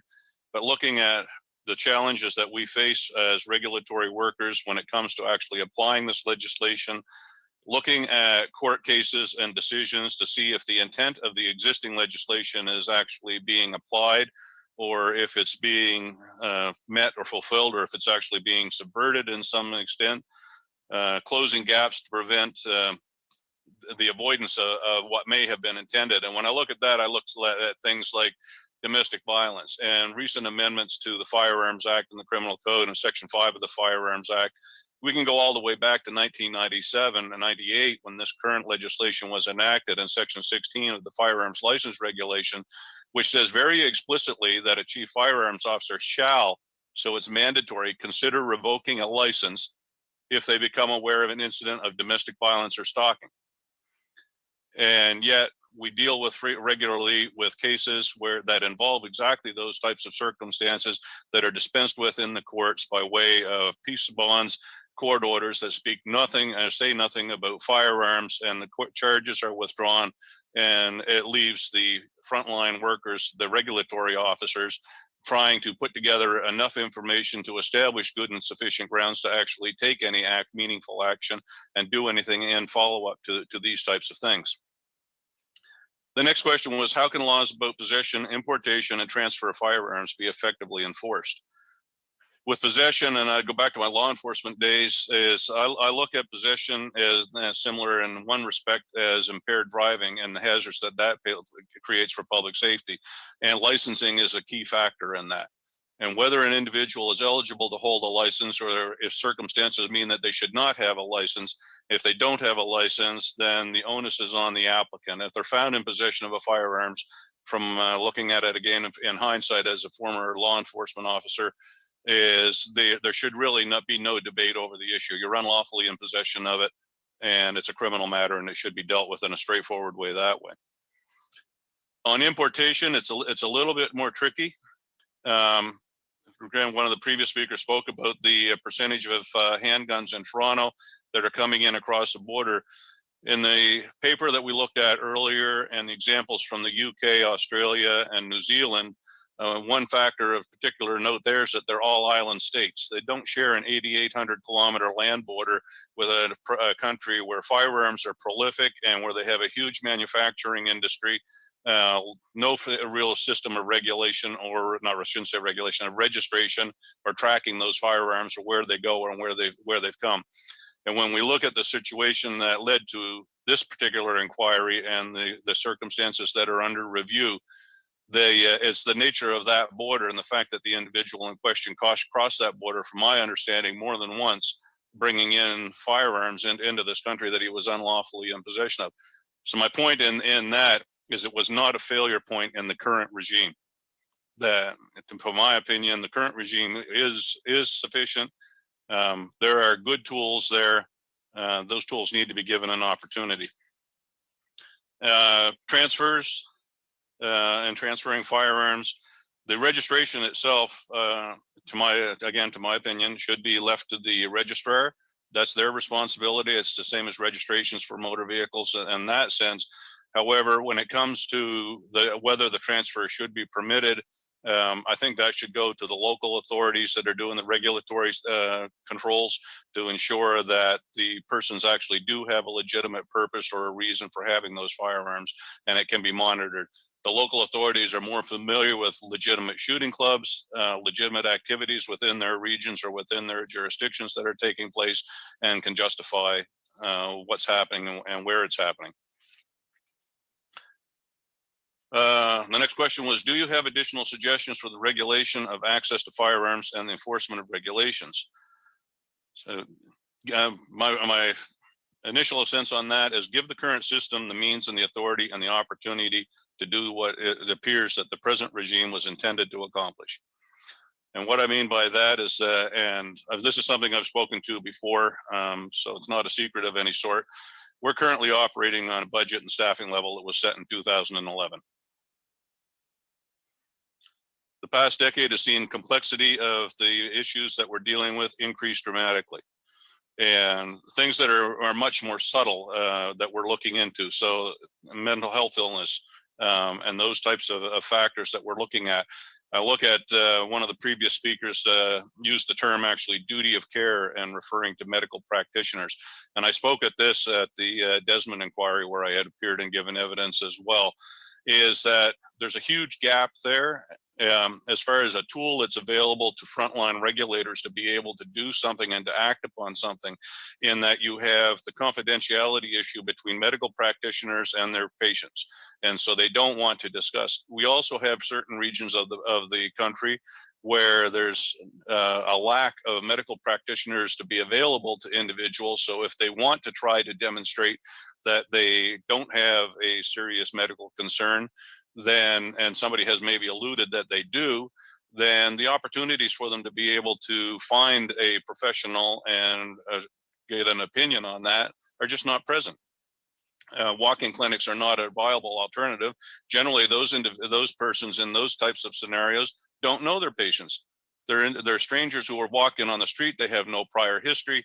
They're unable to put anything together to tell whether this person is a risk or they aren't a risk. Another issue when it comes to public safety aspect of things that I look at is there is, and depending on where you are in the country, and there are for certain pieces of legislation, often provincial, I believe, that require that persons who are in positions of authority report on instances when they become aware that there's a public safety risk. Child abuse would be probably the most common type of scenario. Yet there's nothing in there to alert the regulatory authorities when there is an individual who has a potential risk to themselves or to other individuals because of other medical conditions that may exist. And when we're dealing, that doesn't have to be necessarily a safety issue that arises because of a violent tendency or anything, but when you have aging populations like we deal with, you start to see an increased incidence of dementia and other things that are creeping in that affect individuals' cognitive ability. They're not necessarily going out and being assaultive or a threat, but they now no longer possess the individual judgment or the capacity to be able to make rational decisions on information. So those are the types of things that I would like to see addressed. There are also gaps that exist in the present legislation that could be very simple and unobtrusive. One that I've frequently referred to in some of my past conversations is add the word approval to Section 58 of the Firearms Act. And that may not sound like a whole lot, but right now, Section 58 says that a chief firearms officer can add reasonable conditions to a license or an authorization. A shooting range or a shooting club is not an authorization or a license. It's an approval. And yet there's no method or in there. Yet the chief firearms officers are responsible to inspect shooting ranges, to make sure that they're being used safely, to make sure that they meet certain design and construction standards, and has no authority to really be able to go in there and levy much on the top of that. Section 28, which is the justification of purpose, and gives the reason for purpose, is one of the things that you will frequently be challenged on. Is individuals will say, well, you show me where it says I have to belong to a shooting club, for example. If they say they're going target practice and competition, and if we were to say, well, demonstrate that that's what you're doing, you show me where it says that in the legislation.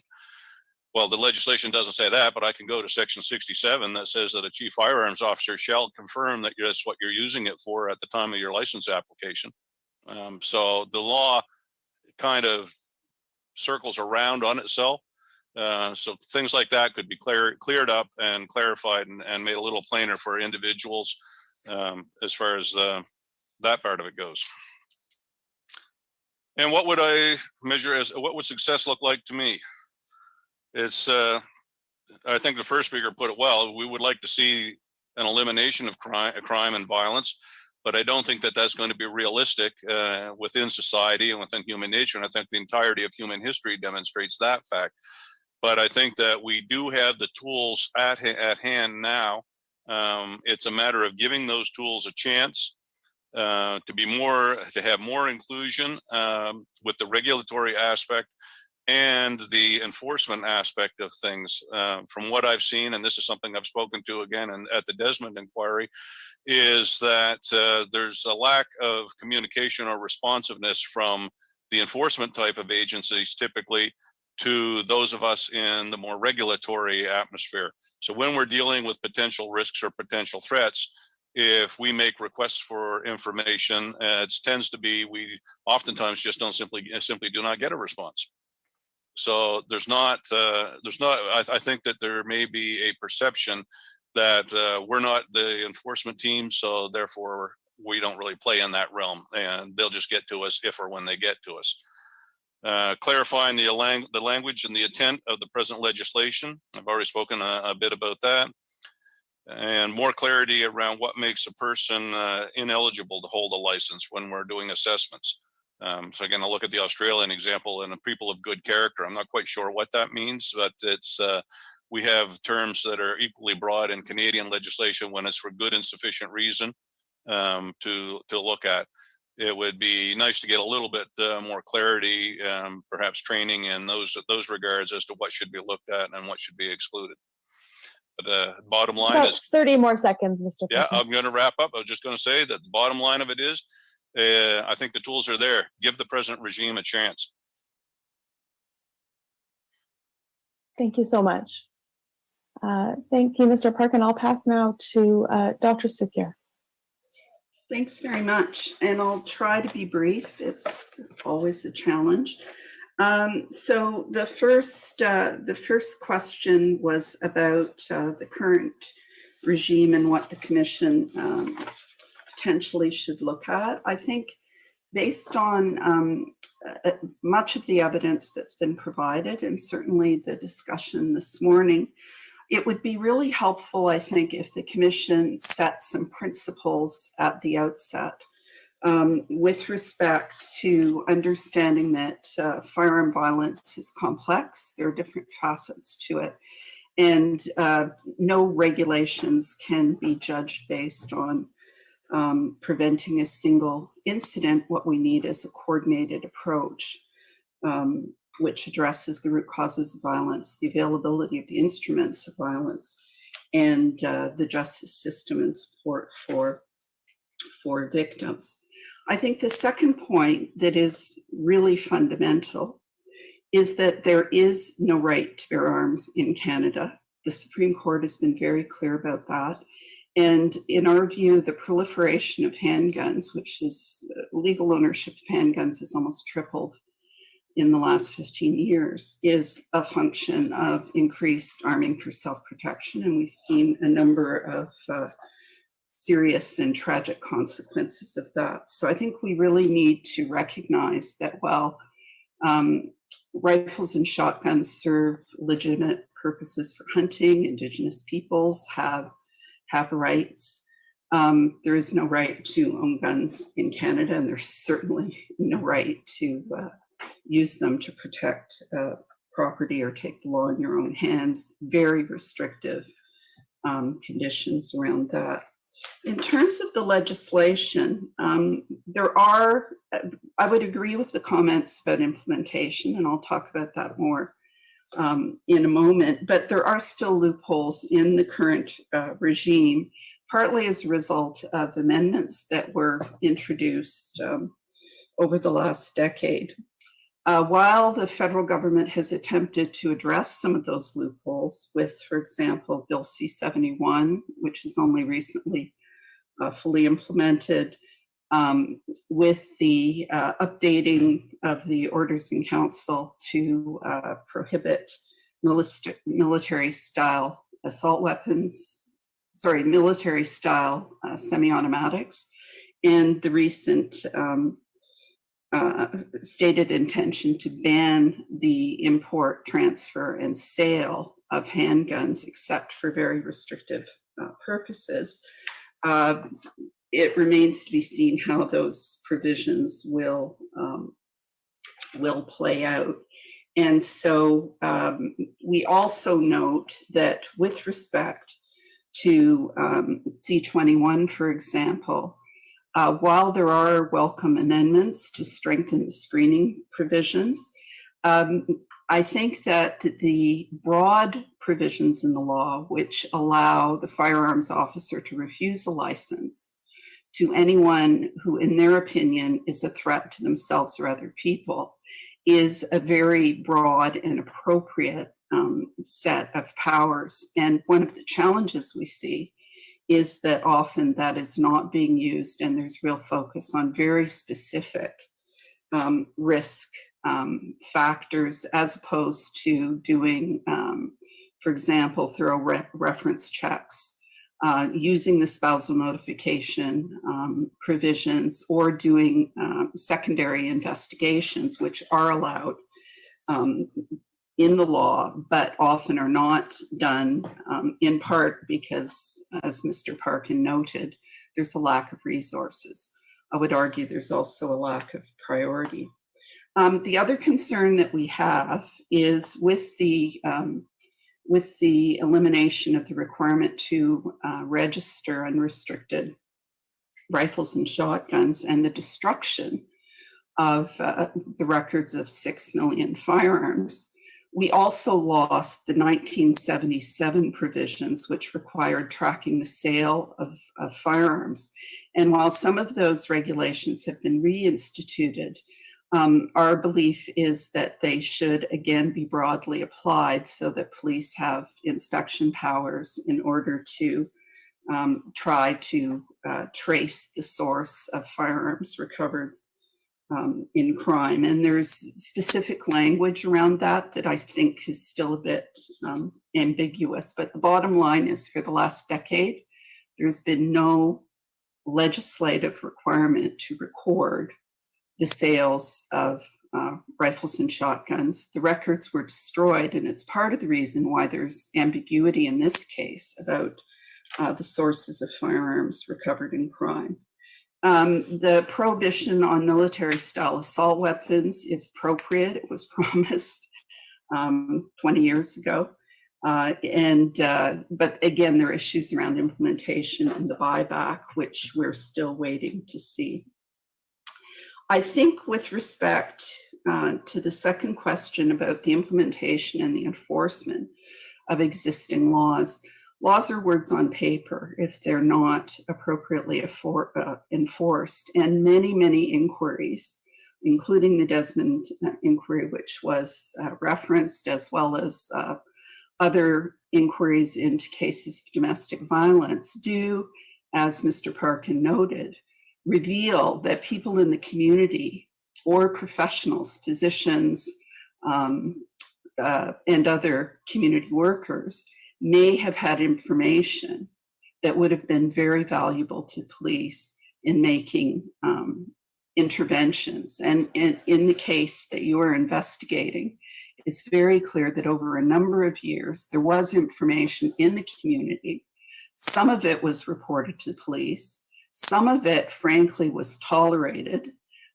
We saw cases where legal firearm owners diverted ammunition to the killer, and so on. And so that whole process of how we get the community to understand the risks of firearms, which are not restricted to urban centers, and in fact, rates of gun violence in rural communities are much higher, and certain kinds of gun violence, suicide, murders of police officers, and murders of women are also much higher.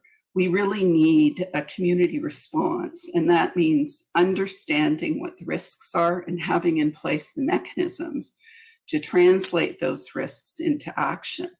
And the 95 legislation did introduce the notion of firearms interested persons, red flags that were supposed to be used as part of the continuous eligibility requirement to identify where there were risks. The evidence is those have not been used, and in fact, many of them have been eliminated because the police said we were getting too many red flags. So we really need to think through the risks associated with all firearms in our communities and the mechanisms to reduce the chances that people who are a threat to themselves or others will get access to those firearms. Screening of applicants, as I mentioned, in our view, needs to be far more rigorous. We've seen real gaps in the issuance of restricted permits. Again, as Mr. Parkin noted, people pushing back against the requirements that they demonstrate that they're a member of a gun club or a bona fide collector and so on. And that has fueled the proliferation of handguns. The enforcement of weapons prohibitions and immediate action when those prohibitions are issued, as well as mandatory revocations, need to be addressed. Immediate and proactive action when licenses are expired. We've seen the tragic consequences when no action was taken, and when firearm owners die. And there is no currently mechanism or accountability for ensuring that their firearms are not diverted to unlicensed owners. The issue of mandatory reporting by healthcare workers and others, while complex from a legislative perspective, because much of the authority, for example, that is currently used to require mandatory reporting around people who are considered a risk for driving are provincial regulations and unevenly administered across the country, but there need to be similar provisions. Quebec introduced provincial legislation to that end, and it would be very helpful if the Commission at least encouraged the exploration of mechanisms which would allow that to happen.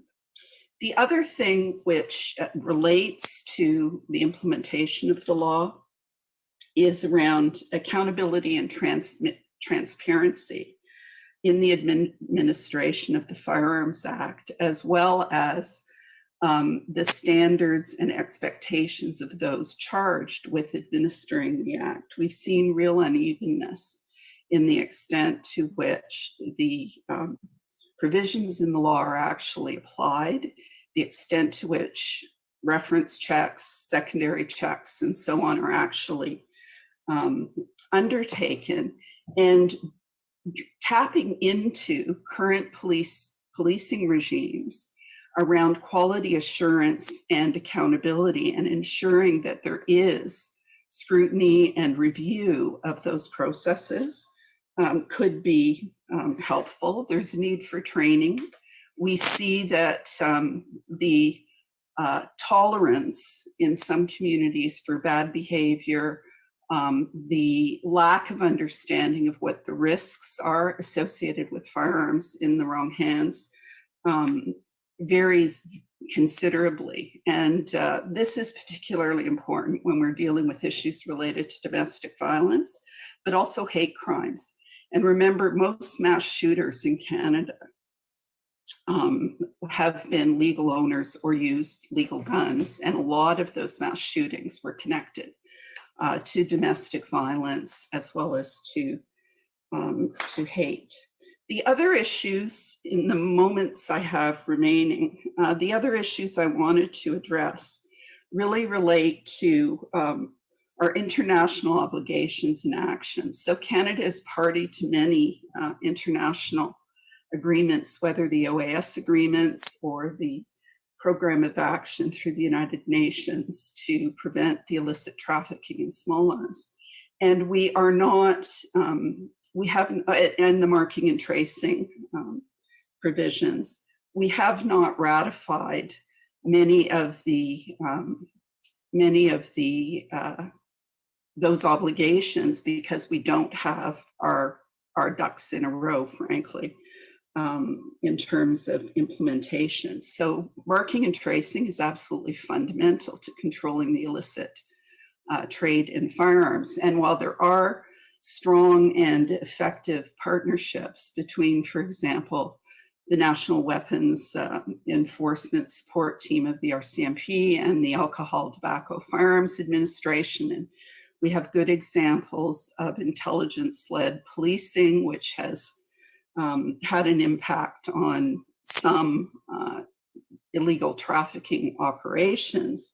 There are real gaps in the administration of the law and border controls. And I'll just note a couple of things. One is that the impact of bringing guns into Canada, especially if it's one or two, and the excuse is I forgot, yield very different results than those targeted policing identified trafficking efforts. And yet in many cases, the onesies and twosies could be the act of criminal entrepreneurs. There is a high level of tolerance for I forgot, which needs to be addressed. We also don't see the US Department of Justice pursuing criminal charges when Americans are found to be either selling illegally or giving firearms to Canadians. So I think there's lots of work that can be done there. And remember, while we do have a big border, we also have 1/7 the rate of firearm homicide as the United States, which does suggest that in spite of the large border, our regime does work. There You have about, just so you know, you have about 30 seconds left. There are opportunities to improve transparency, education, and research, which we can talk about more, but success to us looks like an integrated strategy, which is evidence-based and recognizes the nature of the problem. Bringing a gender lens to this issue is absolutely fundamental. Ensuring that Canadian values are enshrined and we recognize there is no right to own guns, it's a privilege. And if we could reverse the trends, we were on the same trajectory as Australia until 2013. And now we have double the homicides we had then. Thank you very much. Thank you. And I'll now turn to Rachel Mainville-Dale.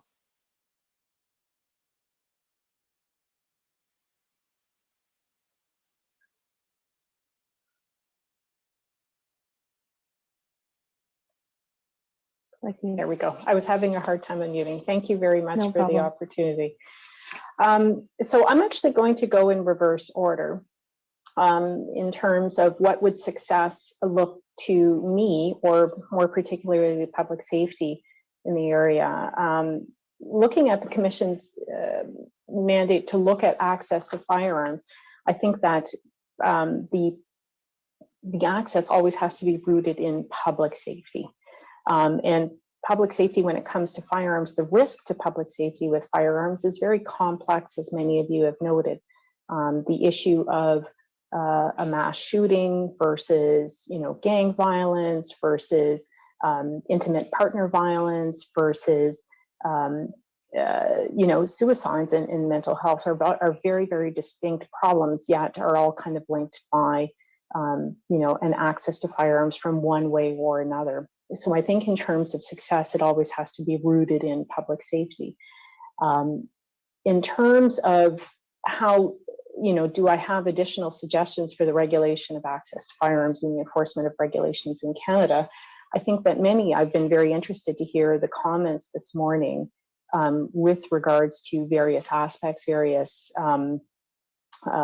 concerns that have been brought forward in terms of, for example, if we're looking at, mental health and the risk of suicides, is looking in terms of how do we, better intervene? How do we better find out? How do we equip the system to be able to respond in those types of situations? If we're looking at intimate partner violence, how are we using either the tools effectively or enforcing them or giving access so that people can flag issues where there is a concern for violence in the home or in the community. And I think of when we look at as well as illegal firearms and gang violence, I think, again, there's various tools available in how we do them. For me, one of the is better understanding the problem. I think we have improvements that we can make to data in terms of better understanding the various issues, in terms of what are the contributing factors, how do we group them, how do we classify them in order to kind of work on concrete solutions for that. As a government official, it's a little difficult for me to pinpoint exactly all of how I would regulate it, because that's essentially what my department and my team does is manage the Firearms Act and its regulations. And for the other two, I'm actually going to keep my comments very brief and say, well, it's difficult for me to be able to comment on the enforcement of laws on firearms, nor if access, how it should function as an official, as a government official who is supposed to be nonpartisan, especially that my group administers those pieces of legislation. So I'll turn my time back over to you. Thank you very much. And I, in turn, will look to the commissioners to see if there are any questions or comments you have about what you've heard, or with regard to something you may want to ask the participants. I have no further questions at this time. I appreciate the insights and the information shared by all of the panelists today. Thank you. Yes, thank you. I just have one question. It's for you, Mr. Parkin. You indicated that you weren't, if I understood correctly, consulted by the policymakers on the various policies. Could I infer that you would recommend that you be consulted and those in your position be consulted? Well, I think there's a benefit to discussing these things with the people who are on the front end and operationalizing the policies and the legislation that is in place, the challenges that we experience. And I could go on for at length about some of the things that we run into. But I've been here for more than 9 years. Nobody has come down to ask me a question from any level to say, how's it going? What could we do better? What do you think is wrong? Like I said, I've been here for more than 9 years. Thank you so much. Thank you, it's Commissioner Stanton. I would invite you to say more now than we're asking, Mr. Parkin. I took the same inference from what you had to say. And I wondered if in particular you could speak a bit more about, you said the mandatory requirement for the chief firearms officer to revoke a license when they're aware of domestic violence. And you mentioned that there were challenges around operationalizing that. And I just wondered if you have recommendations on how that might be operationalized, please. Well, I think that's probably a consultation that would have to be done in a different forum, because it's you would be talking with enforcement agents as well. You have to understand from the firearms officer's aspect, we are a regulatory aspect of this regime. We're not an enforcement. We don't go out and knock on doors or kick down doors, seize firearms, or do anything like that operationally. We're doing assessments and evaluations based upon information that we have. So when I referred to the firearms license regulation, what it says is that a chief firearms officer shall consider revoking. So it shall consider, it doesn't make it a mandatory revocation or refusal, but we have to look at the circumstances.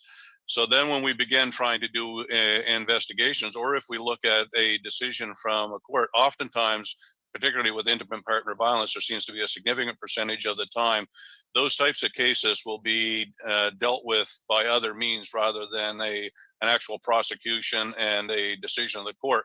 So the charges will end up withdrawn. You'll end up with a peace bond that simply says, keep the peace, be of good behavior, or something like that. It then falls to the firearms officers charged with the regulatory aspect to try to formulate the grounds. And it's not as simple as simply saying, just find good and sufficient reason to say this person shouldn't have one, because every decision that we make to refuse or revoke is subject to a judicial review if that individual so chooses to challenge the decision.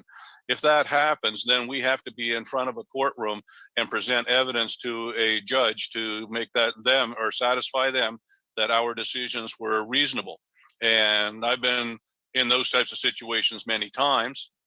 I've been very successful because I always do a lot of groundwork. And when I go in, I think that my decisions are reasonable and are well-founded. And so I haven't had much to regret there. It's, but the other thing that we'll see is court orders where a prohibition is introduced in a court order and then handwritten in a long, except while lawfully hunting. Now I'm having to make a decision and whether the court has actually reviewed evidence to determine whether that was a legitimate reason or whether it was a good argument that was presented and the person says, well, I like hunting. I have seen personal experience in situations where I've been in the court and the individual was arguing sustenance and admitted during the questioning that, and this was in relation to controlled drugs and substances charges, they applied for a 113 lifting of the prohibition. They argued sustenance, but said they had sufficient income. They bought their meat. They hunted because they liked it, but they ate what they killed. And this is the sort of arguments that, so this is where I say clarity on some things should be enhanced as to what sustenance really means or what it ought to mean. And looking at, when court orders, when it comes to enforcement aspect, and I'll give you one anecdote from personal experience again, of an individual where the law enforcement agencies responded. There was a number of safety concerns and issues. They seized 2 out of 3 firearms, but left one other with the individual just in case they needed it. So these are the challenges that we face. on an ongoing basis. And these are the conversations, like I said, it would be much longer than we have time for here to discuss where some of these issues are. But nobody has ever really come down to the front line, not in my personal experience, and asked any of these questions. So it sounds like you would recommend that that kind of consultation take place. And so who would need to, what roles would need to be present at a table like that in order to get the information that all of the actors related to these kinds of provisions? And thank you for pointing out that I misspoke, that it's a requirement to consider revocation as opposed to revocation itself. But could you tell us, aside from a person in your role, who are the other agencies or actors that would need to be present in order to have that discussion to really connect the dots between the tools that you said are sufficient, but that the operationalization of them is lacking? Well, I think it needs to be somebody from a level where they're capable of making decisions, or at least passing along a decision to the people who have the ability to make decisions. And that's far outside my mandate or my role. My role is to implement and action the decisions that others have made, and the language of the legislation that is forwarded to us, and then to put that into action. As I say, it's I don't really have the opportunity to decide what is or what isn't right. But I do think there would be a benefit of having somebody at a decision-making level, even if it was a periodic assessment or review, or a committee of some sort that were to review from time to time to say what's going well, what's working, what isn't working, what should we look at for improvements. Thank you. And you said that the current regime with respect to importation is sufficient, that there's good tools, but they need to be given the opportunity to work. Could you talk to us a bit about what the good tools are? What are you thinking of when you say there's good tools that need to be given the opportunity to work? Well, there's some pieces of the existing legislation wherewith I think with very small tweaks, and I don't think that they would be intrusive to the average individual, that could be looked at, that would improve and streamline how things are done. But a big thing I guess I would look at, and again, I'm speaking from personal experience on this one and the time that I have been here, is that we're dealing with a budget that was set in 2011 and the same staffing levels in 2011. And a word that has come up repeatedly through all of the speakers is the complexity of firearms legislation and the layering of various aspects of the firearms within the broad spectrum of public safety that need to be looked at. And I think that we need to really look at and evaluate to have enough staff and the proper people and the proper funding and the proper attention given to make that all possible. And what do you say to the comment that Dr. Sukhir made that, and we've heard quite a bit throughout the course of the commission about the need for more resources in various places, but on the assumption that more resources aren't coming, prioritization is perhaps the route. And so would it assist your work to have direction with respect to prioritization, given the lack of resources that you're citing? Yeah, my concern there would be the risk would be, depending on what you were prioritizing and how you look at that word, is you're going to overlook other things that are equally important. It's the firearms ownership is just such a broad subject in its own right and covers so many things. I don't think that it's that simple. Yeah, which takes us back to your point about the need for consultation with the people who are operationalizing in order to understand all the moving parts and make decisions that assist people like you in your role. Thank you for that. Dr. Sukhir, I wondered, you mentioned just towards the end of your submissions about that there are operations for transparency. And I wondered if you could expand on that for us, please. Sure. So one of the biggest challenges we have in doing research, understanding impacts and so on, is access to data. And so that's a much bigger issue. But transparency in terms of operations, for example, the commissioner of the RCMP reports on how many licenses are denied each year and how many revocations there are and how many licenses were issued and a few other things. But there really is a lack of reporting around, for example, when we look at license applications, what level of investigation was done. Anecdotally, it seems, for instance, people are more likely to get called for passport application references than for firearms applications. We've seen some real gaps in terms of spousal notification. We've seen some real gaps in terms of action when licenses are expired because everyone says we don't have the resources. So I think we need much more granular and specific accountability around who's doing what where, and understanding regional variations, understanding differences between jurisdictions. I mean, one of the challenges we see, especially in some communities, is frankly, the people who are charged with administering the Firearms Act are experts in firearms. They're experts in firearms because they like them. And you see far less expertise in risk assessment or in violence prevention and the gun control chill that has existed for almost a decade also made many police officers and others reluctant to apply the laws because they were likely to get their wrists slapped. So I think there's a lot more work that needs to be done in really unpacking the administration of the Firearms Act. And many police agencies have very rigorous quality assurance mechanisms in place that track just about everything that they do, but they don't apply the same rigor around the administration of the firearms law. We know many police agencies, part of the reason why we don't have good data on where the guns come from is a lot of police agencies don't trace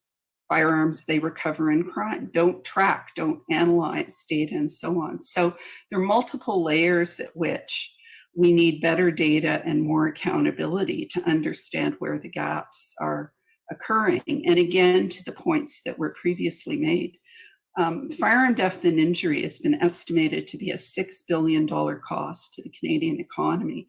Second leading cause of death next to motor vehicle fatalities for some populations. Think about how much we invest in trying to keep the roads safe relative to how much we invest in managing the firearms legislation. And I think you'll see real inequity that has to be addressed. So it's really data, process, and investments that require more transparency and accountability. Thank you very much. I appreciate your input. Thank you.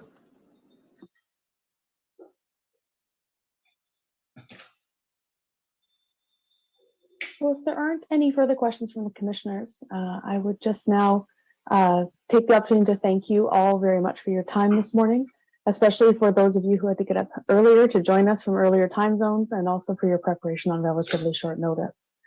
The commission benefits from hearing different perspectives on what everyone agrees is a complex area. So thank you all very much for your contributions this morning. Thank you, Ms. Hill, so much for your work with, and thank you to you, Mr. Van Wart, for your work in organizing a very helpful presentation and session for us today. It's greatly appreciated. And thank you, representatives of the various firearms organizations and others who took part in this morning's participant consultation. I repeat our thanks to Dr. Nagin as well, of course. All of you are contributing to our thinking about the kinds of recommendations that should be included in our final report. We are encouraging others as well, of course, with suggestions for recommendations to share your ideas with us, and that can be through our website, by phone, or by mail. And while we welcome hearing from people with relevant expertise and experience, you do not have to be an expert to take part. All of us are responsible for community safety, and all of us can play a role in making it stronger. A reminder that this afternoon we will hear from RCMP Constable Greg Wiley as a witness, and information on how to join that session live is available on our website under our calendar for today's date. Tomorrow, we will hear from people with relevant knowledge and experience in a roundtable focused on contemporary community policing, community safety, and well-being. Then on Thursday, the structure of policing in Nova Scotia will be the focus of another roundtable discussion. So thank you, everyone, again.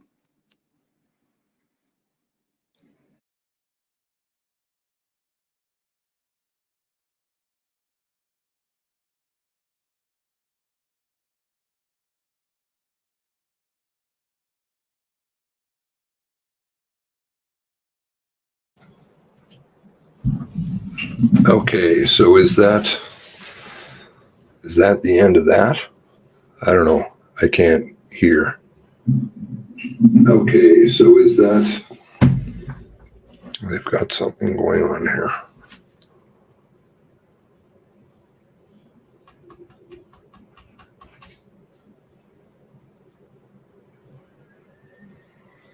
Didn't get to hardly hear anything from those people. Especially Rod Giltaca, and that's it until Wiley. Okay, so what time? Wiley is 1 p.m. and it is now 11:20. Right? My math right? So an hour and 40 minutes.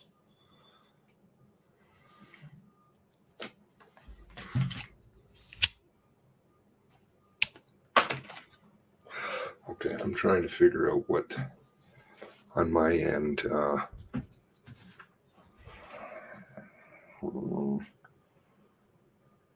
to do what I want to do.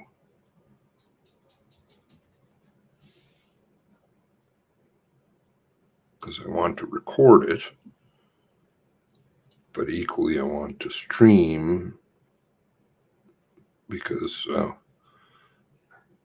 Julie kindly found that out, and I just wanted to have it on the record also for the public, so I reconfirmed with Mass Casualty that A, you are allowed to record, and B, for your own personal purposes, not to give to others or whatever, because that would be considered dissemination, right? Or to play, or to whatever, upload, or do whatever that stuff is. That's all the Attorney General has come in, exercise control that I don't think I've ever seen that. I really don't. Anywhere. Here, anywhere. Outside of like totalitarian regimes.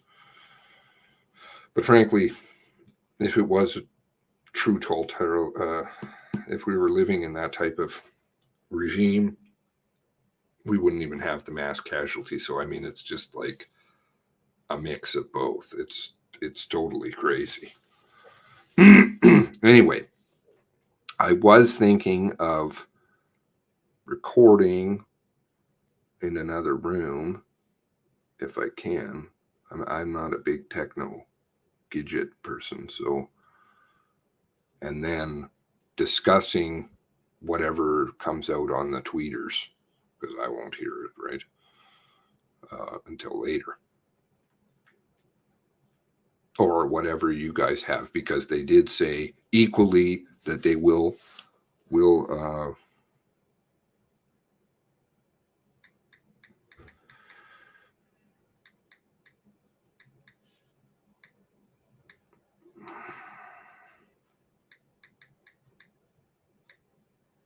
Just hold on a second.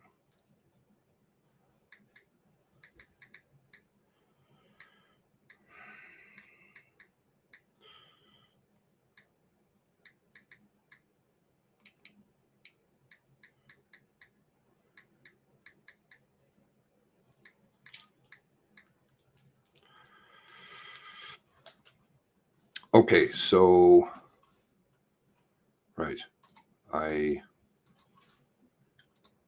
just want to make sure that that's very clear. I will not be, got a couple of requests, which frankly made my eyebrows go up a little bit about, are you going to just stream anyway? I'm like, no, no fucking way, man. Gotta do it. Take the higher road. They want to play fucking sneaky games and bullshit. That's fine. Have to abide by the law. They want to break it. That's fine. Okay, so just to confirm,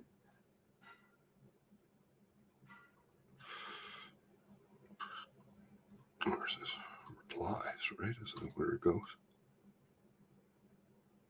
Very prompt on the reply. I've never tweeted them. I avoid them like the plague. I avoid all of this. Oh, that's not what I want. This one. Okay, so just to confirm, so I tweeted the mass casualty and I asked, A, is the public permitted to record Wiley testimony for their own personal records? Not to be shared by, to anyone else or do anything with it, just for your own records, then you can keep it. You can compare it to the transcript, which they won't give you. They're not going to give you for a while. And I would suspect that has to do for Brennan anyways, at least. And 2, in respect to the Wiley testimony, is public permitted to speak, tweet, chat on social media platforms, i.e. YouTube, freely about Wiley testimony during and afterwards, so long as it is not broadcast. And they did reply right away, and they said, thank you for your questions. The order relating to the testimony is for non-dissemination or publishing. So meaning you can't give it to anybody. You can't do anything with it. But you can have it for yourself. There's nothing wrong with having it for yourself. And you are welcome to record it for your own purposes. Legal, that's why it's own purposes. If you put that, that's fine. It's very clear legally then what that means. Just for yourself, not for anybody else, not to play, so do not do that. It will not be happening here. Just not to publish or share publicly, like on YouTube or Facebook. And there is also no restrictions in discussing, tweeting, etc., as the testimony is taking place, because that's what I wanted, during. I wanted that to be quite clear, during. And then that way we can discuss it, and they seem to say that that's fine. So my own purposes, including discussing this on YouTube. So it seems to be okay, as best as my read. So if they come to take me to jail, well, I don't know. You're the ones who make up the rules.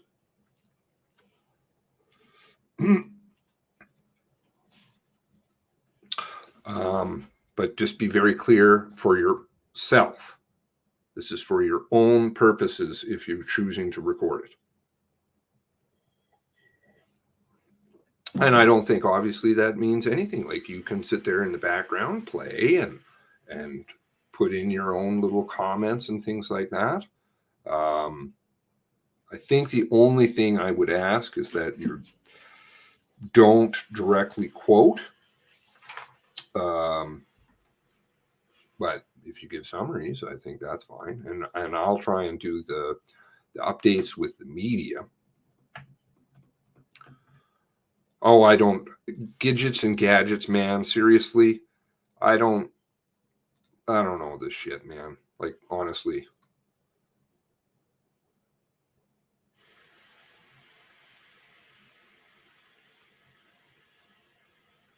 Well, a lot of messages coming in on the tweeters about corruption and stuff. Okay, a couple of other things I wanted to go through. So obviously we had the horror show over in Saskatchewan. Tragic. Yeah. I'm still trying to even figure this one out. Knives, 13 locations, and a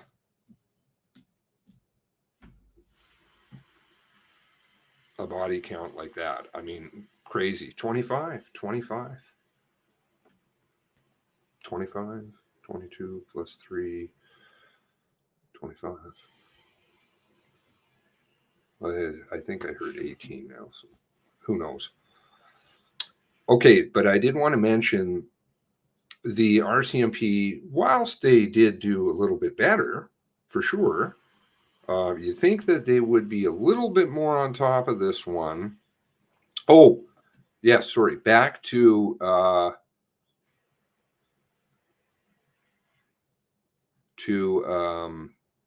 the Wiley stuff.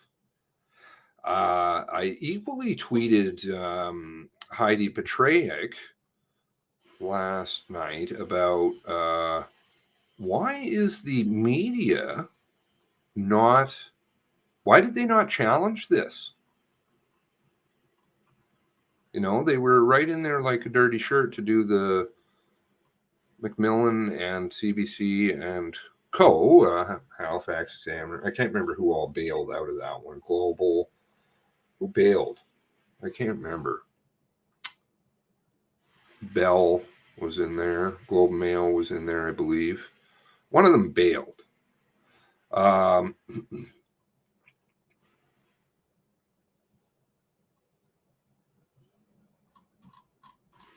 unnamed reply section here. Yeah, I know. Did they move it down the line for me? Yes. Okay, so why hasn't the MSM filed for an emergency hearing to fight that? Because obviously, you know, freedom of journalism is gone here. How can a journalist be expected, or mainstream media, you guys probably know my opinions on that, but how can they be expected to do their job? Or are they just part of the shit show? You're not going to fight for that? Honestly, who is it? David Cole they used to have. Why isn't David Cole running in there and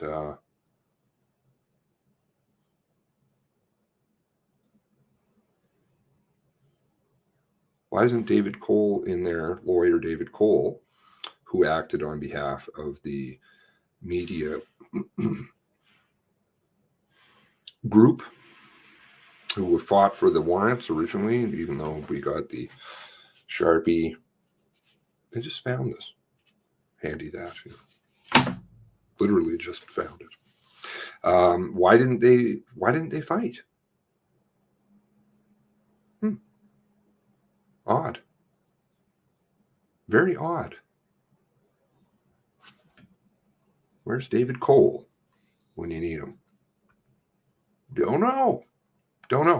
Okay, let's go over to Saskatchewan.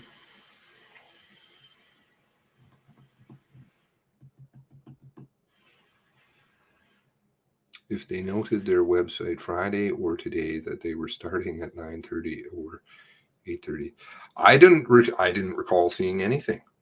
You know, you guys all have my sincere apologies. I guess we can definitely track if they cut anything out of that by downloading the episode, and I'll probably just put the full episode up so that we don't miss anything. But if it started at 8:30 and finished at whatever it was, 13 minutes ago, then it's pretty easy to do the math. Okay. Again, I'm very curious about Wiley's stuff. What about lawyers? Can they use it? Are they allowed to ask questions to Brennan? Because Brennan's a very, very important person, former commanding officer of Nova Scotia before he went to Ottawa to contract Indigenous policing. Robin, right? The straight line, solid line for the issues management team as he was acting for the liaison to the MCC, the labor investigation, and Hoyt. Handy that. Everything. And his wife is piping nothing in his ear because they don't talk to each other about work at home. Right. So it's not like that's not coming from Ottawa and going around and they're covering pie plates everywhere. But prior to Brennan moving over to contract Indigenous policing, who will be appearing on Friday, he was commanding officer in Nova Scotia. So obviously, I would think there's a lot of valid questions probably that may arise from Wiley's testimony to do with Bootland, the HRP, the intelligence bulletin, Wiley's interactions with that. Yeah. So are lawyers allowed to cite it if nobody else is? I don't understand what's going on with that. All right. On to another couple of other things, questions I had. Now, Saskatchewan, lots of people, I didn't see it right away, so somebody told me about that. Thank you very much. Somebody who helps out in the background a lot. Many people do, but they'll know who they are. 2 hours with the wrong pictures. Official RCMP media handout. Oh, did the second one get in here? There we go. Okay. I don't know if you can see there. The person on the right is Miles Sanderson in this one. And you can see the times. Okay, these are Eastern times. And at 12:30, 2 hours, what time did they originally put the bulletin out? 7:57. This is Saskatchewan time. So still at 12:30. So that would be 10:30. That's two and a half hours, right? They had the wrong picture. This is you can't quite see it, but that's a RCMP handout. So officially supplied by them. They had the wrong picture. And then at 12:54, they updated it. They fixed that. Now, that's a bit of an issue.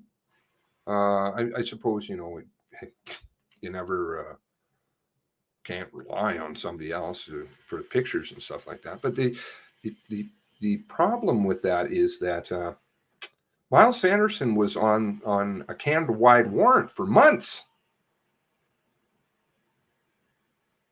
So how do you have the wrong person? This person, you have their photo on file for months. And yet for some reason, for 2.5 hours, you've got the wrong picture. Even though you wanted him for months, right? That makes a lot of sense. Something probably what they could, and there's a lot of talk going around like, there's all kinds of railroads and this and that, the other thing. This is, of course, the same reserve that they had. And it's nothing about the reserve, where RCMP had an issue 11 months ago. 11 months ago, they had an issue. Let's see, where was that?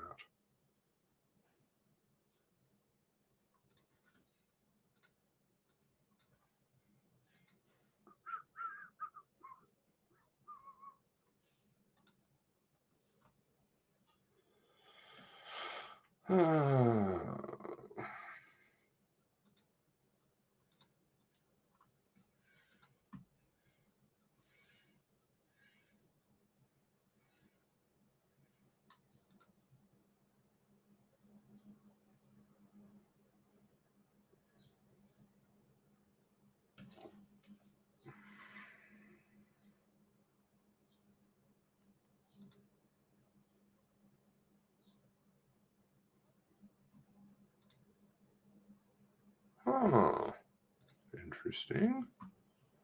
Okay, maybe YouTube has been cleaning. YouTube does a lot of cleaning. Not there now. Very interesting. Okay, there was a video on YouTube. Interesting. Last night I watched it. Talking about the reserve problem. The problem on the reserve in that the RCMP failed to heed it. That involved double murder, if I'm recalling correctly. Didn't heed the warnings. Okay.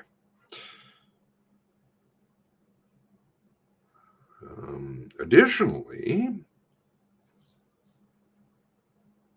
sorry, here it is. Here, this is not the video. Well, we can go to that. I believe this is the one.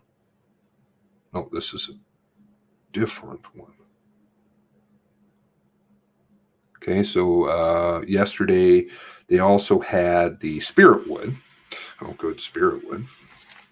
Not that the RCMP don't have any history with spirit wood at all. I believe that they were looking for files to do with that, was what Jennifer Cox said, if I'm recalling correctly.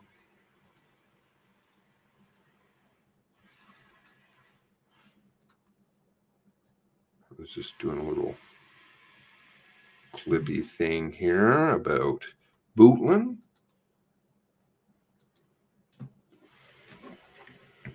Jennifer Cox to share a presentation introducing the environmental scan of prior recommendations. Ms. Cox? I can't do it. They've messed with my audio. Okay. Anyway, she went into Bushi and the just discovery, sudden discovery of stuff, which got me thinking this morning. What was it? Putin, hold on a moment. So of course they late released once again. This is their tactic, so that then questions couldn't be asked of officers, and kind of sandbag. Well, not kind of, did sandbag the MCC, and I believe there are a couple of good players in there trying. But they're fighting in amongst themselves too. It's a dirty system. But there was something that woke me up at about 2 this morning, and I started looking. What was it?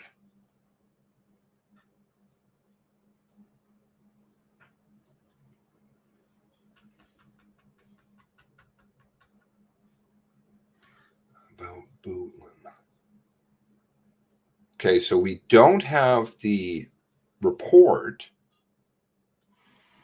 yet. I'm sure I've seen it though. I'm sure I saw it, and the paper is brown. It's not white, it's brown colored. Maybe I dreamt it, but I'm sure that I saw it a couple of times, which means that probably on my computer I have it somewhere, but I've asked. I don't think O'Dear knew where it was. Does anybody know where the full Bootland report was? I remember it was 260 some pages. It was in that neighborhood. I did not read it, but I've been trying to find it ever since. All I've seen is the summary, which I didn't get to read.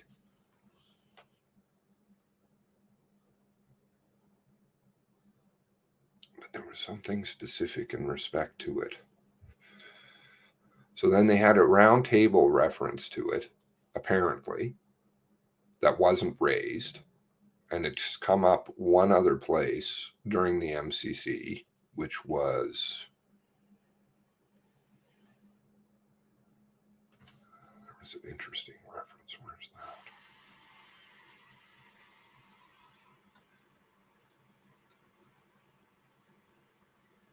that? Oh yes, Leaf. Leaf brought it up. But how can I play it? Because all I've got is this echo. I wonder if I leave and I restart my computer, if that will go away. I don't like to lose my open data, but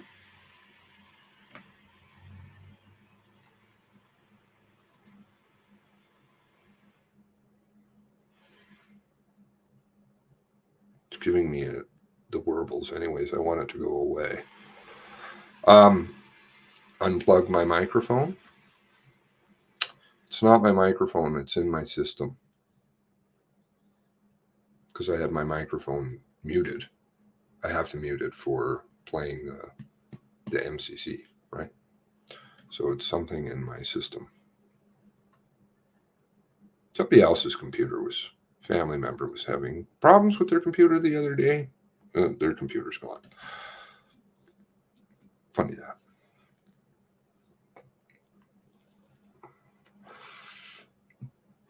You have to send the email. Okay. All right. Why don't you give me a moment? Grab yourself a coffee. I will restart my computer and I'll be back. Hopefully, if I can do this all properly. All right.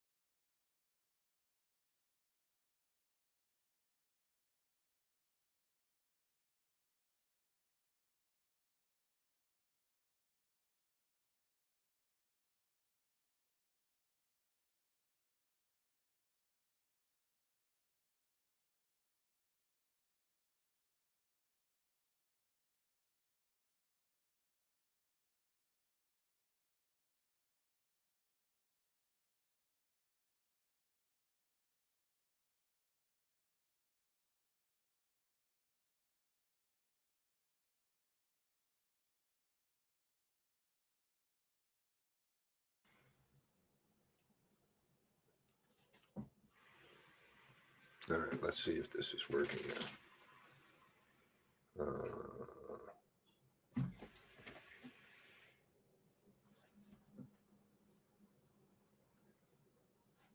Hopefully no sound.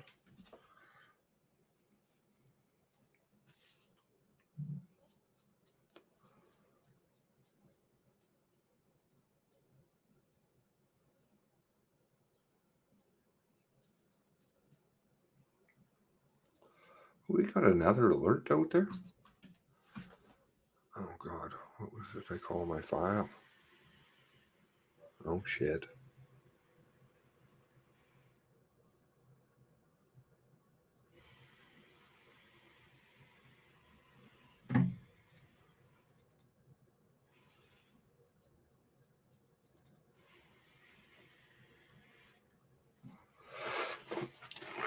May have lost that file.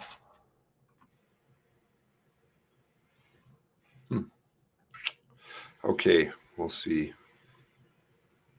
We'll go to the video.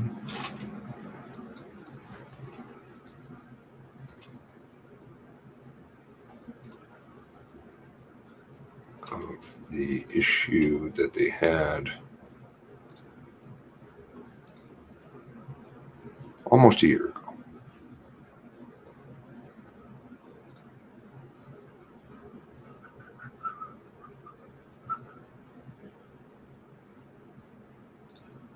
No, I don't want to listen to that.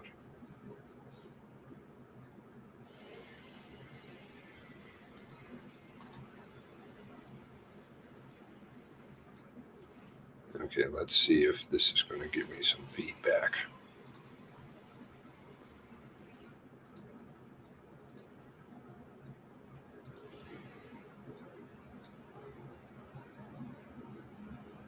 So this was September 8th, 2021. Federation of Sovereign Indigenous Nations says the RCMP was previously warned about Sean Mostos. I don't know how to pronounce his name. My apologies. Accused of murdering 2 people, wounding another last weekend at the James Smith Cree Nation Reserve. Okay, so same reserve.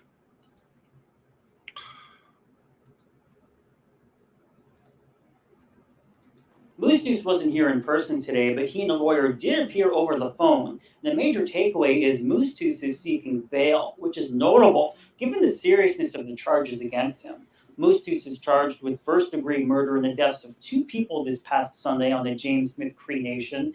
He's also accused of attempting to murder a 3rd person who was seriously wounded and taken to hospital. Now, viewers might remember that Moose Deuce was the subject of a nearly 24-hour manhunt until he was found and arrested by RCMP officers on Monday afternoon. Police at the time had said he was likely armed and dangerous. Now, as for his bail application, that's going to have to be dealt with by a whole other level of court.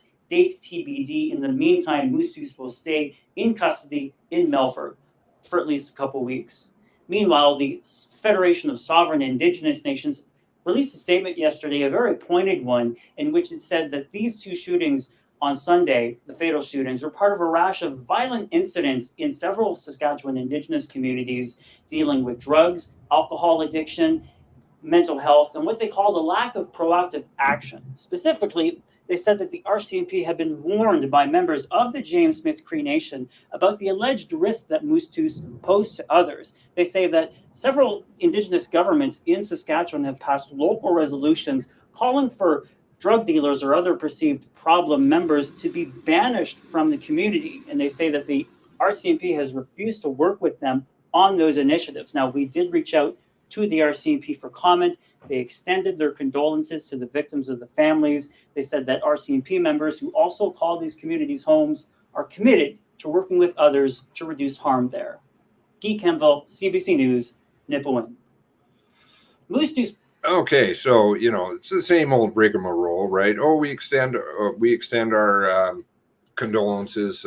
Nothing to see here. Please go away. Right.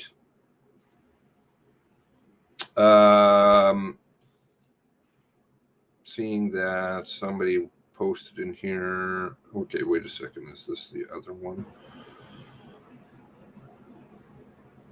Is that the same one?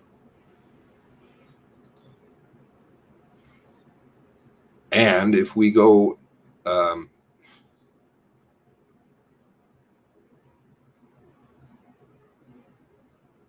back a little bit in time, right? You remember barefoot man running around Nova Scotia back in 2020? It was kind of a spandex type thing, but running around barefoot for days with the abducted girlfriend or the young lady, not girlfriend. And then you had, of course, all of the mess, which smelled eerily similar to Nova Scotia with the fake police gear. What all was that? The fake police gear, the silver SUV, arson, and murders. You guys remember that? I think that was June, July. What was this? Wiley? Was it Wiley? I might be muddled here. I definitely have it in my files, and the tweets to do with all that. Oh, that was a mess, and how they held on to that for a couple of days. I was like, oh, and nice things were happening around then, warrants and such. So everything's to do with timing. Spiritwood. So I'm not sure that they're getting much better on finding people. Saskatchewan, there's not a lot of roads. It just isn't. We're not talking about Ontario or anything here. So into major centers, there's honestly not a lot of roads. So I don't know what's going on over there. You can't get the pictures right. And yet I've heard that they're learning lessons. What was this one here? Dark red mud. Okay, so let's see.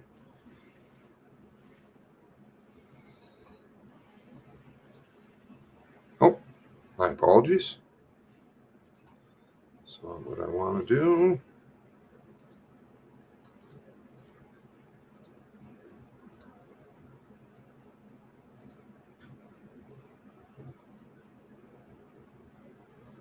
Say it was.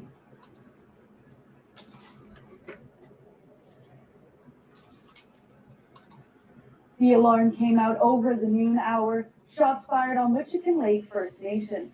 The community is roughly 90 kilometers northeast of North Battleford. The dangerous person alert is limited to the Spiritwood, Wichican Lake First Nation area. Mountie said earlier the suspects were possibly in a mid-2000s dark red Mustang. The vehicle was located and RCMP say it was not connected to the shooting. Investigators have identified 2 male suspects and are actively trying to locate them. Kelly Wichican is 22 years old. He has brown hair and eyes and is 5'9" and 140 pounds. Melvin Starblanket is 33 years old. He has black hair and brown eyes and is 5'9" and 160 pounds.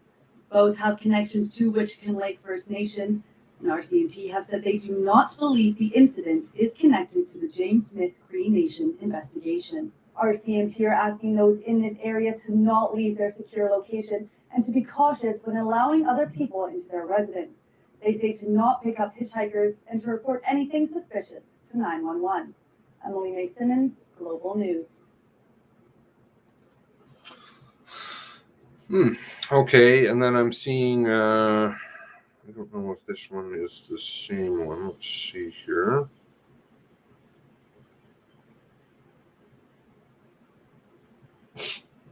I don't know what's going on over in Saskatchewan. I didn't find that there was that many.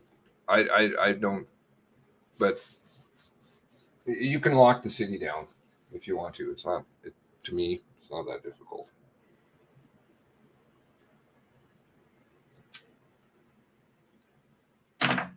And reserves are an interesting one because lots of people, family lives together. They're very family orientated, and they have guns. So I'm still trying to piece this one together in my head, how exactly this happens. Obviously, it's tragic. Somebody mentioned about, and I'm going to go on to the third one here. Somebody mentioned here earlier, one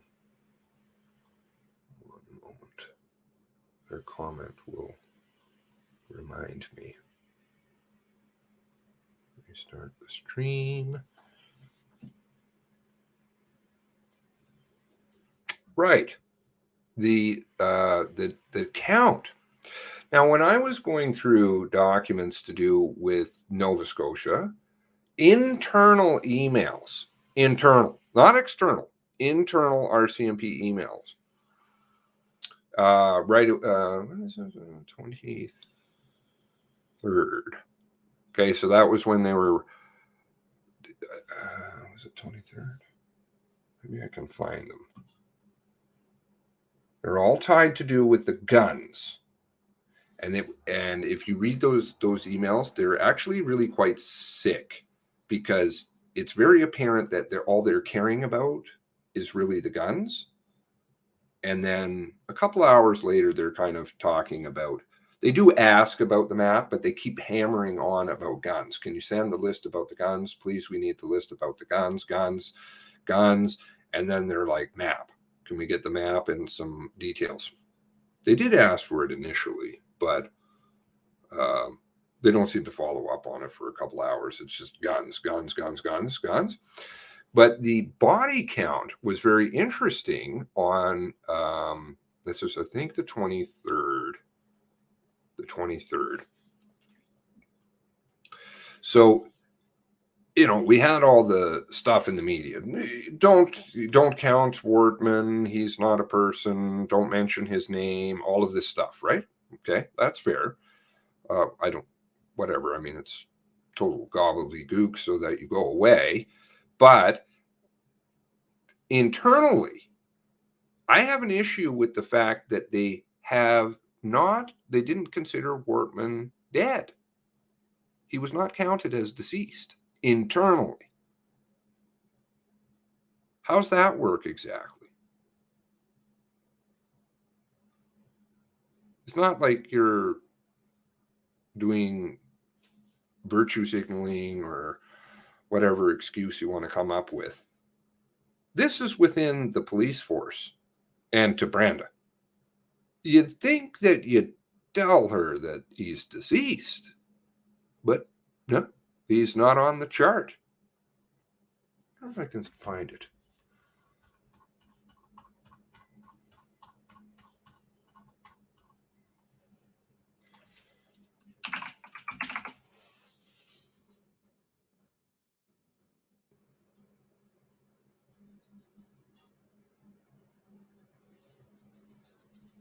IMT management charts. It was under chart. I thought it was.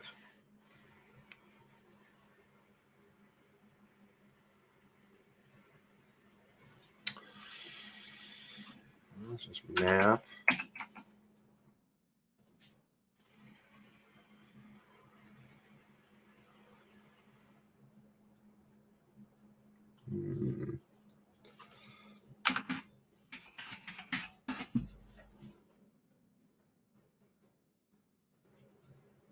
Walter Fanning. Timeline.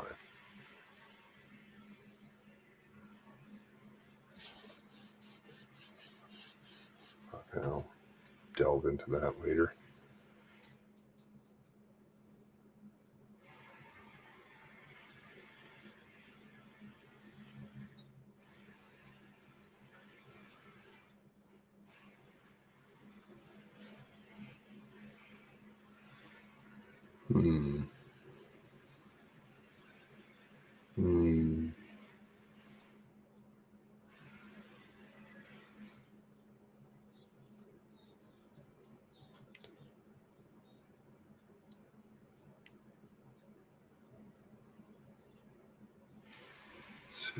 report.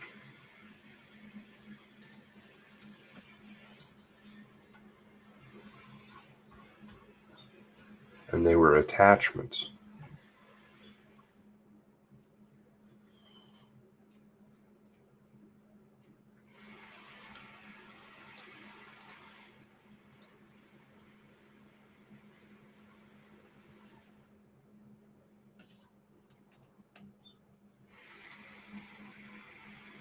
There's all this stuff, you know, just keep going through it. There's three, if I haven't mentioned that, there are 3 interviews so far. There are more to come. The is it ESDC? I get the acronym wrong. The labor investigation, which is running around in the back. So there's an interview with Colford, an interview with Como, and an interview with Gibson. And there's interesting stuff in those. What are some that I can relay? Gibson. Okay. I don't really want to go into the F-150, but it's in there. The white F-150. Certain family also owned an F-150. So could that explain the F-150 in Shubenacadie? Possibly. I have no idea. I'm not going to say anything as to that because I'm not going to, that sounds accusatory or something like that, which is not where I'm coming from. But certain family had an F-150 and it was down in that area at the time. Okay. Some other things, though, I noticed were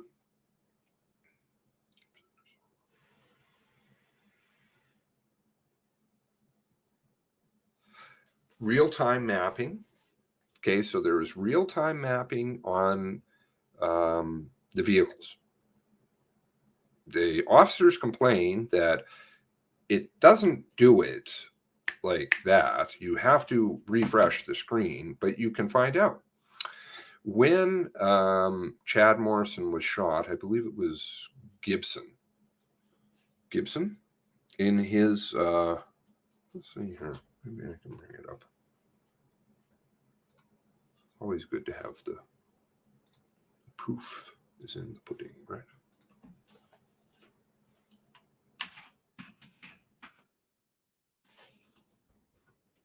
I have to load because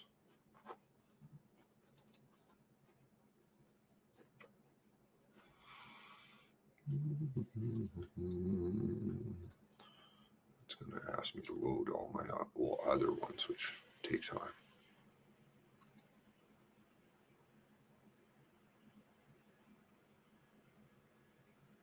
So there's 2 technical details there that I thought were important, but then he'll go on to say some other things that I thought were interesting. There's also I believe it's called a 1033 button located inside the car. So that is a Nova is alerting. Nova is alerting. Are you alerting? Oh, I should know this. Did you go pee? I hope not. All right, we'll do some cleaning if that's so. Now, Gibson.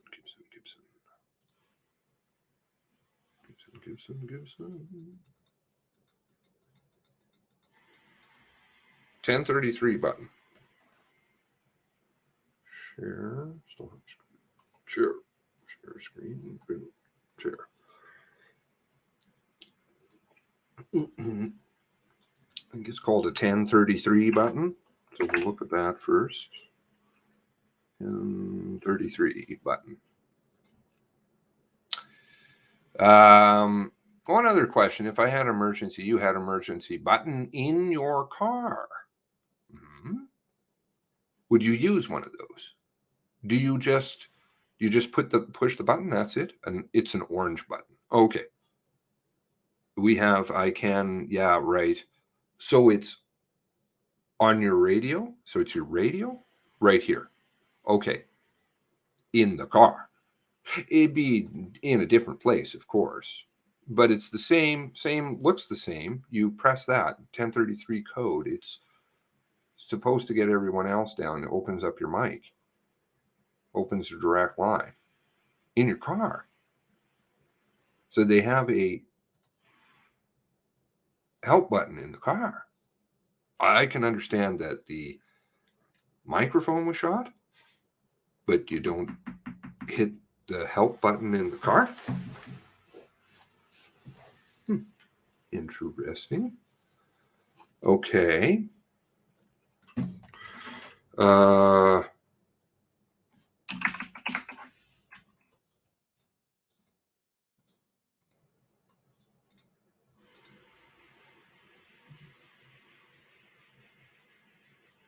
Okay, so I spoke a little bit about the dog stuff, which came up right away.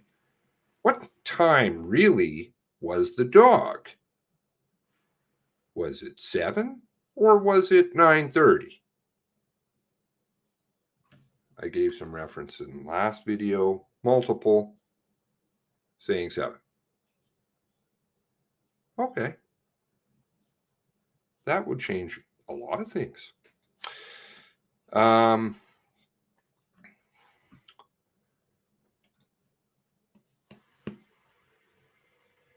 Because we didn't know each other, and we couldn't get out to talk to one another. So again, it's right around then. So I want to say within 30 seconds or so, it is Chad coming over the air, and he says, I'm hit. And it's like, yeah, that didn't make sense, because based on the shooting that had just happened in Onslow, it didn't make sense how he was able to get past me to Shubenacadie.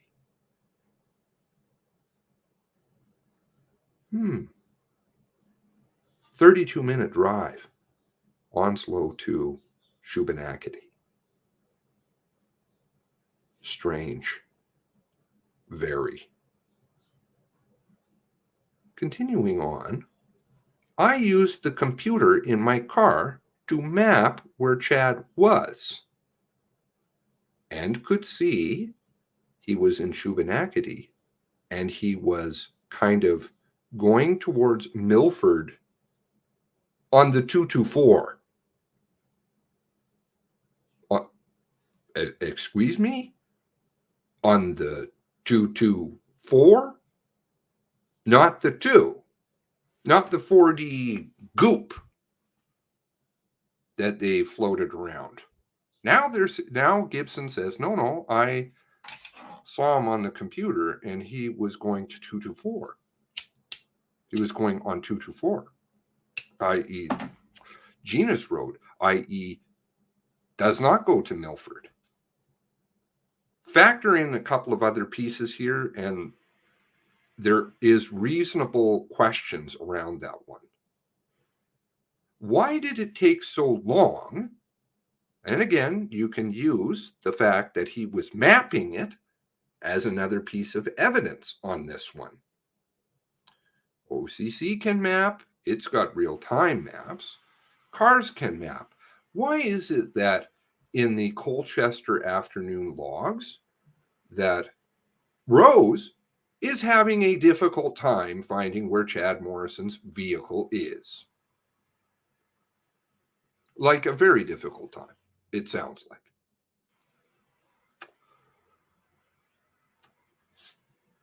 CERT didn't know where it was.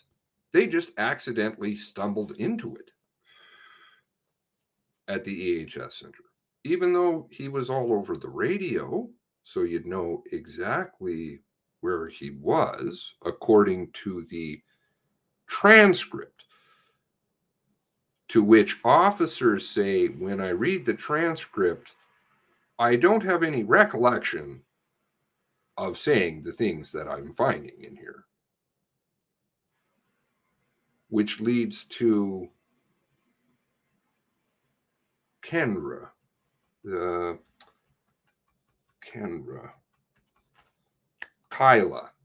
Lonsbury, CERT report, who said that she transcribed the official, well, she transcribed Colchester on her own time because she was waiting. And then when the ones that came from Ottawa, she compared them and it didn't read the same. And they said, go with the ones from Ottawa. You seeing something here? Transcripts, pieces of paper, and they say, believe us. But then you have officers, multiple officers, who say, I have no recollection of that, including Colford. And I believe there is also, yes, Grunt. 2 sworn affidavits. 2, to which there's not a lot, right? The sworn affidavits are ones that they have a lot of questions about when they get to. So you got D49 is one. Colford and Blueberry Road and some issues interrelated to that is another one. And Grun says, I don't recall hearing Colford saying anything about it. Colford says, I don't recall being told, nor do I recall ever making the call on the radio about the Blueberry Field Road. Twice, I believe, in the affidavit. So the pieces of how reliable are they? And that I've found other ones. Bernard, Peterson, who say that doesn't, and things that other officers state that they said on air that don't appear.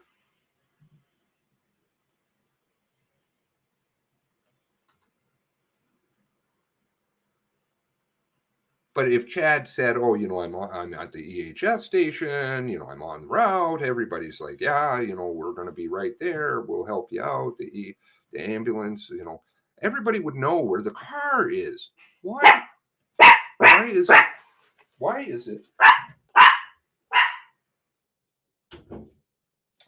it that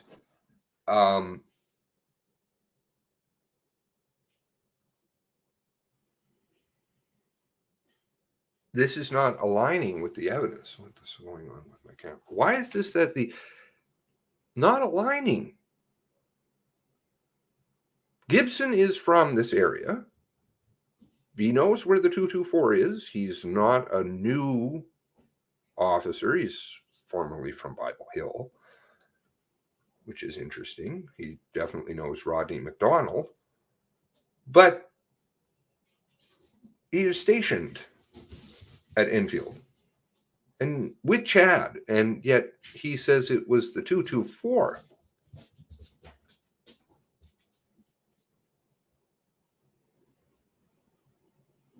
I think he knows the difference between the 2 and the 224.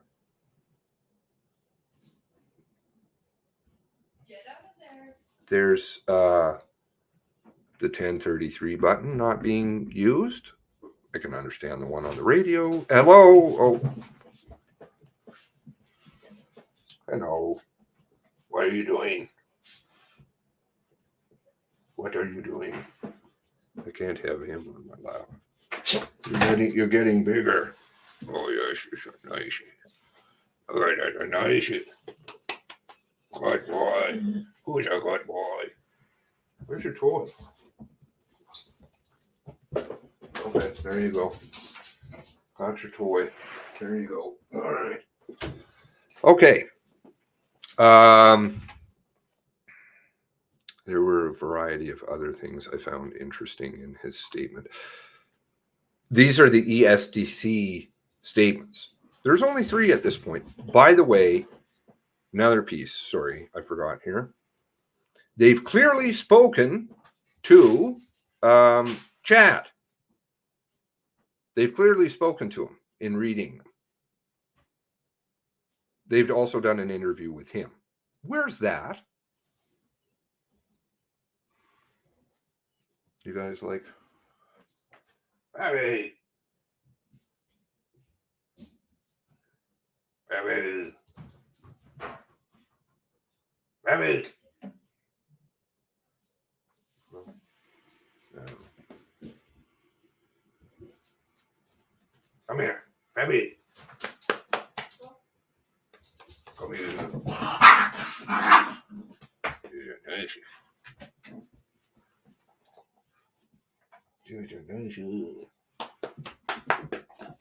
He has allergies.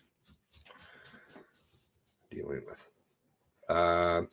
Chad's interview was up. You have it. From Labor? The Labor investigation one.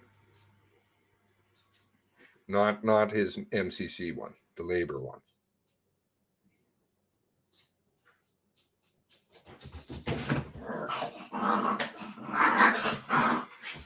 Okay, this is going to be a madhouse.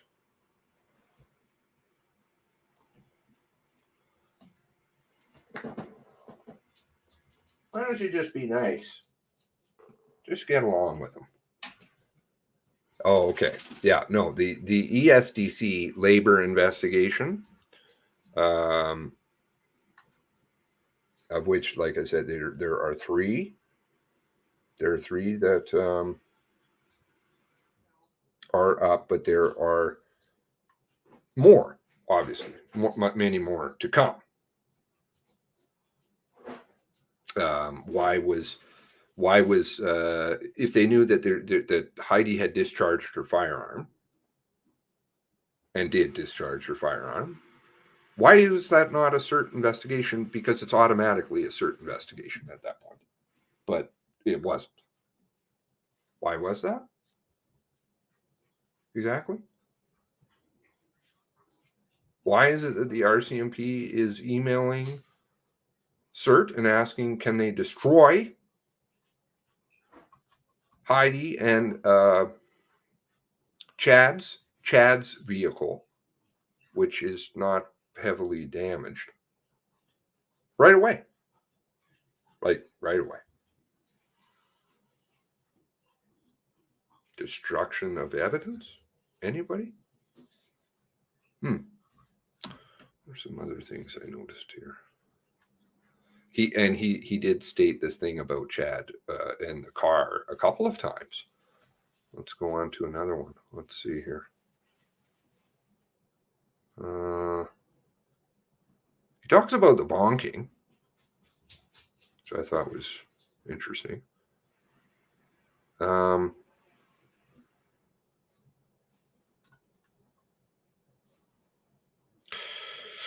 So he goes on to say that in custody after the shooting, came over the radio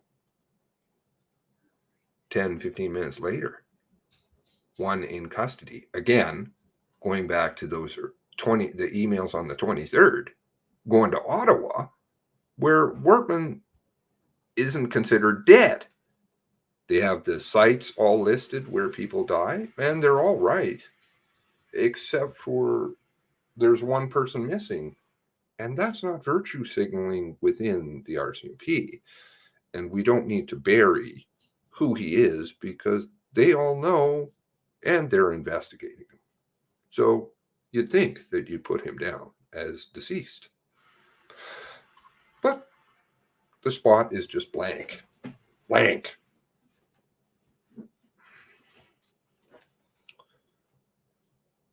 Yeah, I haven't seen the ESDC one, but they refer to it in these. They refer to the fact that the interviewers refer to Chad and that they have spoken to him previously. And they said something like, maybe you can give us that information because Chad didn't, i.e., Chad was giving you information, i.e., you had an interview with him. Missing.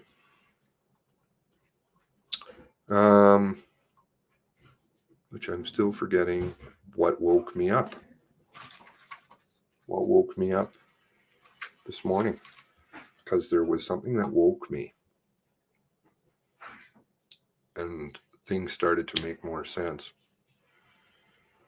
It was to do with Brooklyn. Shit. It's going to piss me off because it did wake me up and I was like punching around on the computer and now I don't know. I hope it'll come to me. Let's see if there's anything else in there.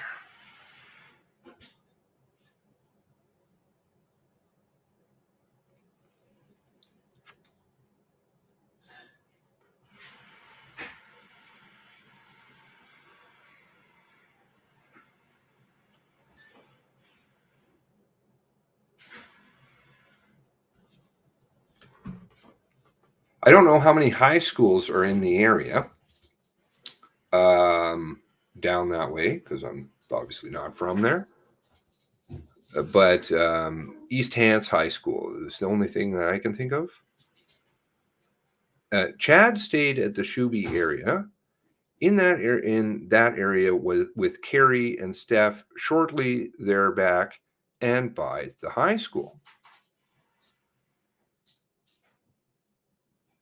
So were Carrie and Steph, Pettinger and French, the common name down there. Were they hanging out at the high school the whole time, i.e. Chad drove by them? East Hants, okay. So were they hanging out at the high school and Chad got shot and drove by them? Rodney McDonald, whose GPS just doesn't happen to work until 11:36, even though the car is logged in multiple times under different people, which means there's GPS for it, was also in the area at 11:36 because they were going to set up the spike belt. I don't know. He's got his directions wrong. He thought the Esso and the Tim Hortons was on the right-hand side when you come to the T intersection, but it's on the left, north, on the 2. But when he drove up, I mean, Chad's right around the corner. Or the vehicle. Like, this one's hard, yet it's popping up in the Colchester logs. I think it's over at exit 10. Maybe it's over in Stuaki. Maybe it's over there. Yeah, that's right. So steps on people. And the reason he said in the interview, well, because the microphone was shot, so therefore I couldn't use it. And, you know, I was just on the East Hants channel now, but you have the 1033 button. So I'm not understanding the no transmission thing.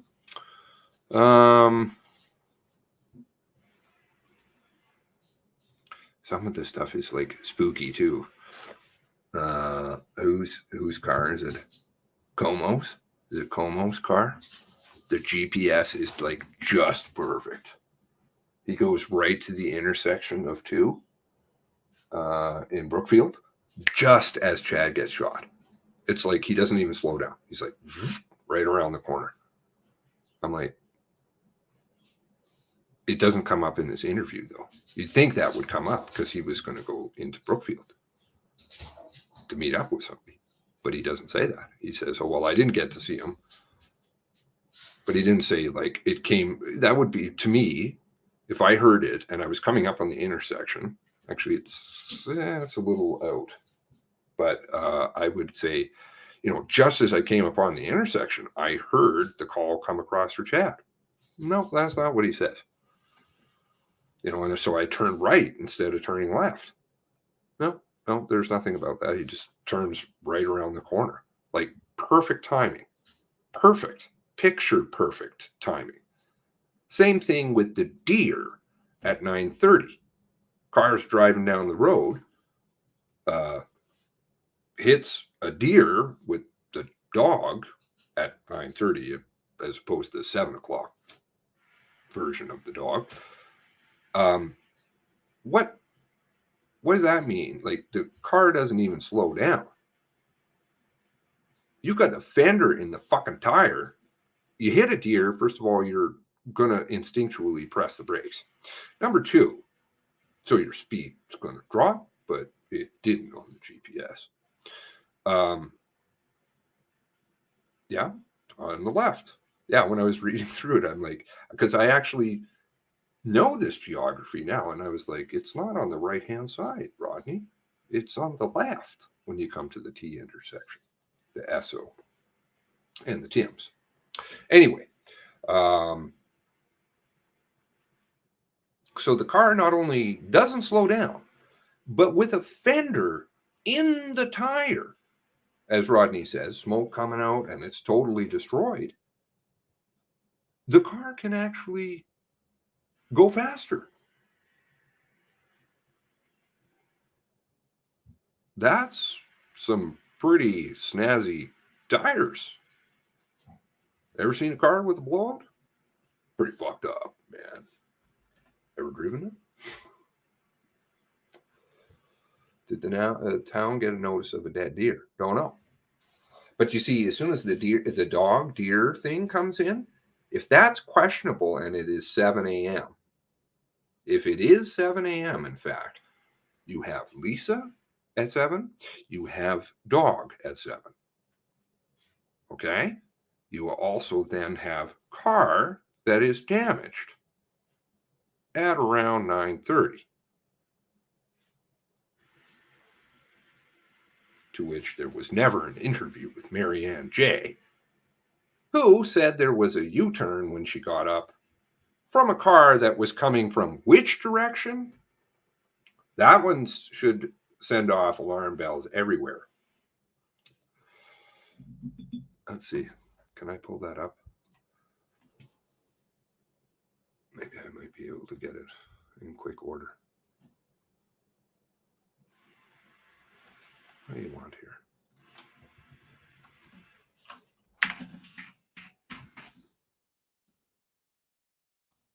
Okay.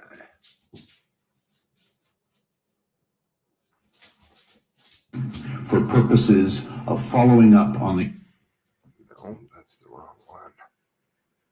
Where is it?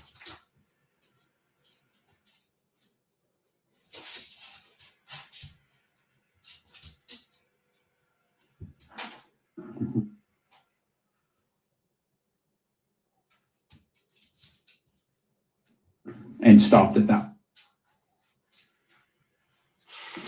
And I'm going to have to go back and get it. The U-turn. So this is the way I read that document, right? 28 minutes to Wiley time. Okay. So this is the way that I've read all the documents. Marianne J. hears a bang. Uncertain if it's a car hitting somebody or a gunshot. Doesn't know. But obviously has some things rolling around in her head, but does openly state, I don't know what it is. She gets out of her chair, goes to the window, and sees a car slowly doing a U-turn. Where is the car coming from? Where does that mean the car was coming from? And which direction was it going? Northbound. Northbound, as in towards Hunter Road. Away from Truro, not toward Truro. So then the car slowly does a U-turn and now goes down to Truro. Reginald J. was asked questions, and he said they cherry-picked one portion of his interview, which I always found very interesting, which is he wasn't there, but he believes that what happened was he says, well, he did a U-turn and then he did a U-turn again, but he wasn't there. and his wife didn't witness it. The first U-turn. All she heard was a bang and then got out of her chair. You follow?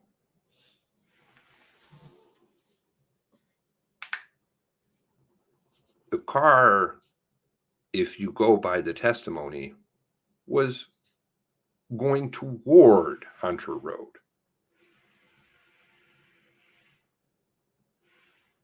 Coming northbound.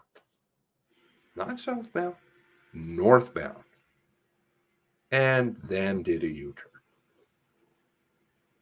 After the loud bang, to which after 15 minutes, Brina, the first responding officer, I can't remember her last name, Brina said she could not tell. She, an RCMP officer, said she could not tell, to which I don't believe there's an interview. Of course, anything. Could not tell whether, after 15 minutes on scene, could not tell whether Lillian was hit by a car or not, and says so on the radio.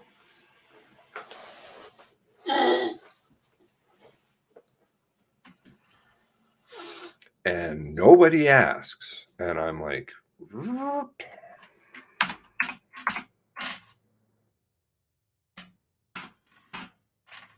Okay, let's do that. I did have it lined up the other day. Must be in a different spot. That makes me sad. But the piece of the statement that they left out from Reginald J. is that he says twice he passes by an RCMP car parked on the side of the road, which fucks the entire timeline. But they didn't use that in their story.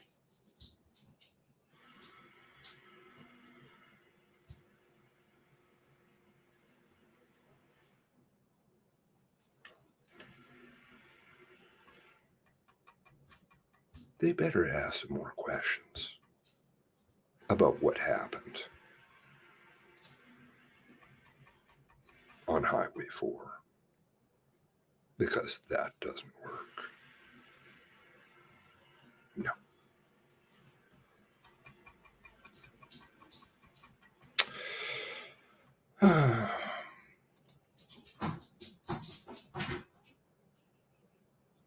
And it's still not coming to me about Bootland, and it's important.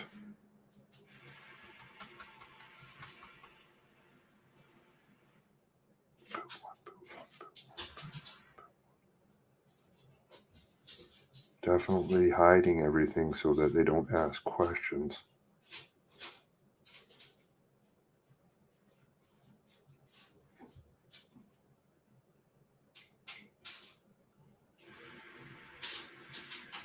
Cookie cutter, same story.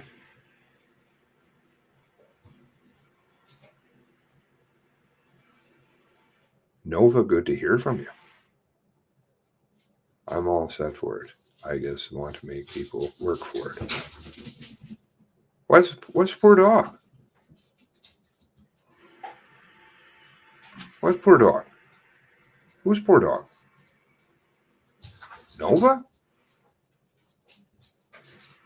Now I'm confused. Trust me, she's definitely not a poor dog.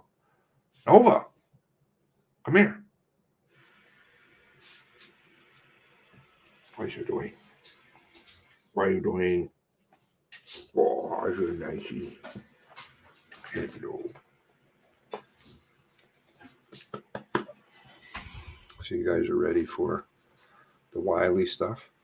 Going to be some interesting things in there. They're burying them so hard. Never heard anything like that.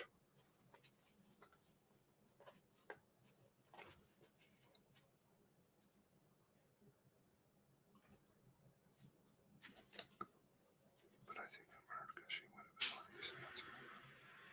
So I don't know if she was.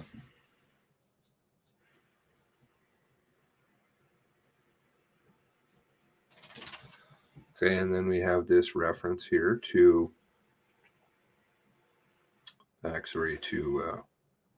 Gibson. He doesn't know if she was on the radio or not, but that raises Mark Rose's comment that did he swears that he spoke to the perpetrator after Heidi was killed on the radio. Maybe it was Como's statement. I'm hit. Oh, where's the other one?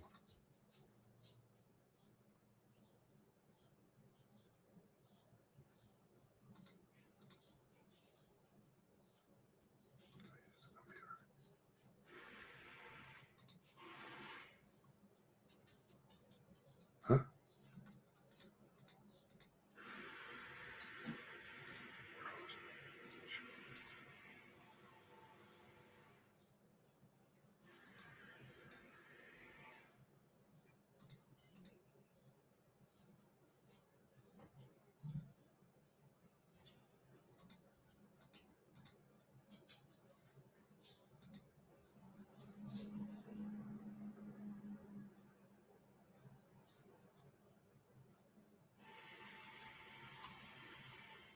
Comes back.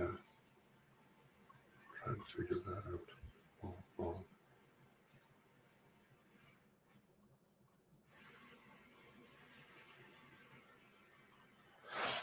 Okay, here's some other stuff I thought was kind of interesting.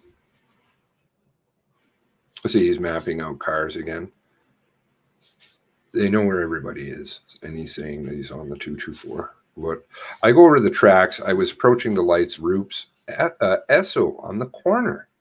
Remember those nice photos that you couldn't see shit? You could tell that there was an RCMP car? Maybe? Don't know. Is when you heard the 911 call for shot fired at Onzo. It's like he's coming. He's moved from Debert towards Truro. So he went and up to go left, and then how is dispatching working?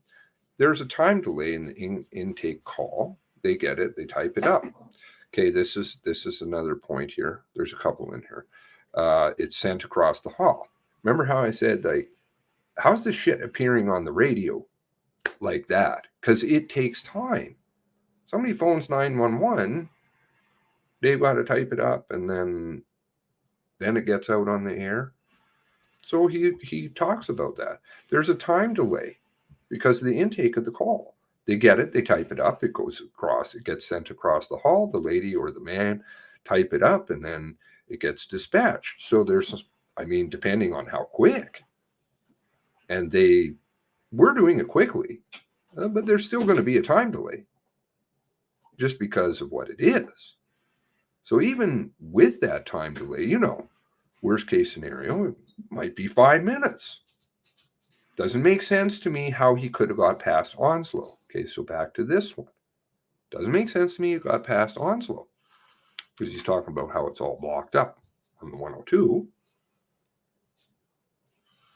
So that's because, I went towards Truro because I figured he was going to go to the 102 and they would get him. If he came down the 2, then it was probably going to be me. And again, there's some time delay and things in my head that I saw Daly coming towards me, and I'm convinced it was him. And he's talking, and then he goes on talking about the bonking on the radio. And yeah, I was scared. I was scared because I thought I was going to have to start shooting or get shot, get rammed or whatever. And then it comes quickly the other way. Daly comes back, or Darren Bernard comes back the other way. Who's this? Yeah, who's that? Because they don't know who I was, and you're trying to say that out. Yeah, and I got that out. Thankfully, it was really close, really, really close.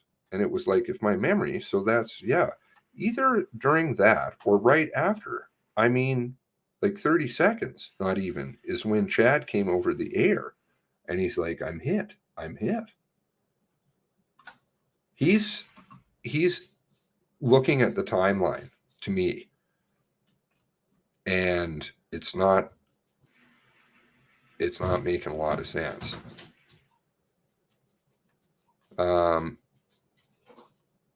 Chad did say he approached him and it was going normal speed. It wasn't something like he was flying. It doesn't work. It never did. He stands Colchester. Yeah. Okay.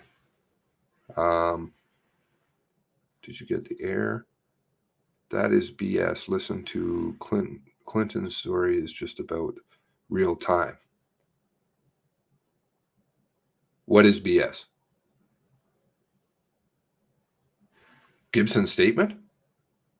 Gibson's statement makes sense to me. You get a phone call, it takes time to type that up and then get that dispatched. Hey, tell somebody over there, make the call or whatever, right? That takes time. You can't just phone 911 and it's like instantly on the air.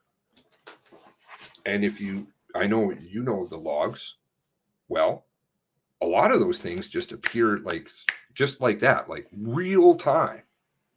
And I'm like, there's going to be a bit of a delay.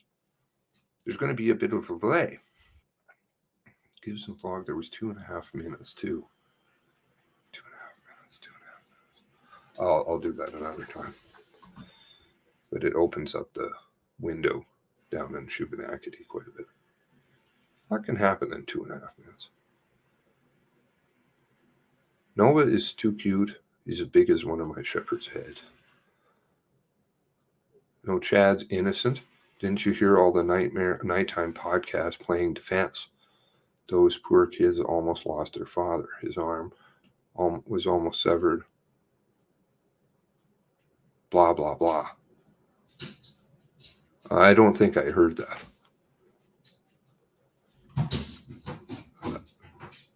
I don't. It could be some friend thing. I don't know. Verbal talks and swears a lot. Who swears a lot? His statements are a bit wild.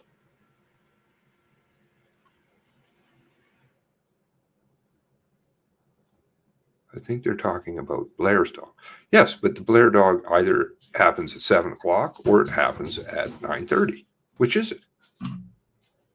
Because there are people that refer to it happening at 7 o'clock, including Gibson, who talks to him on the phone. Rodney called me. He was very upset. It's chaos.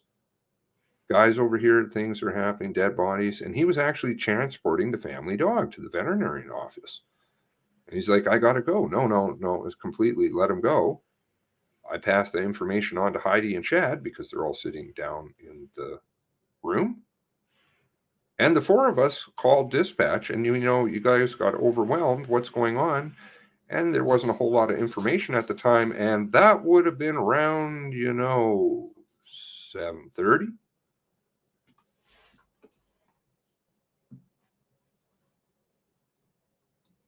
That's 2 hours out. And he's not the only one who says stuff like that.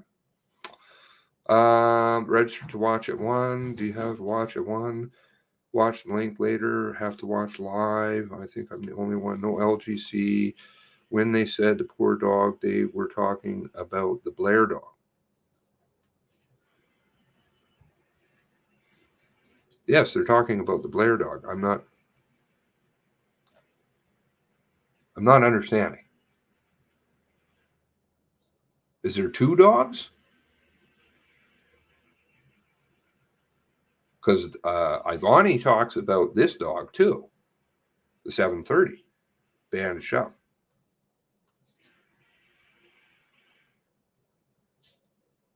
And there is only one dog that I'm aware of. Zoe. Do you like the name Zoe? Come here. Was Zoe small? I wonder if Zoe was small. Like Nova. Injured dog at 4 a.m. Notes Milt. True. the dog was injured for quite some time.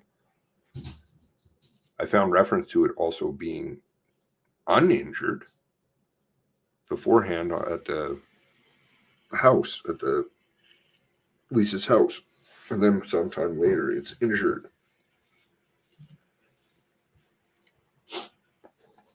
And then it's running around injured unfortunately, for some time. That come later. German Shepherd that Lisa McCauley had. Okay, so she had a German Shepherd. Never seen reference to it. Link loaded on Zoom. Okay. All right. Okay, so I'm going to take a pause and see if I can set something up, and then I will come back. And if you guys, poor Zoe. Okay, here we go. Poor Zoe had to be put down recently. Injuries, gunshot wound. She was tiny like Nova. I thought Nova might still be growing, and somebody was like, no, she's done. I'm like, okay, boo. That's very unfortunate. I'm sorry.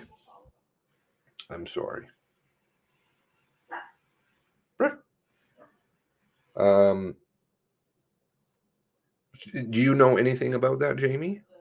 The 7-930 discrepancy? Have you ever encountered this before? GPS shows them going to the fire hall because they supposedly transported at 7 o'clock, according to Rodney McDonald. Forrest and himself escorted Lisa to the fire hall. The problem is Forrest doesn't remember that anywhere.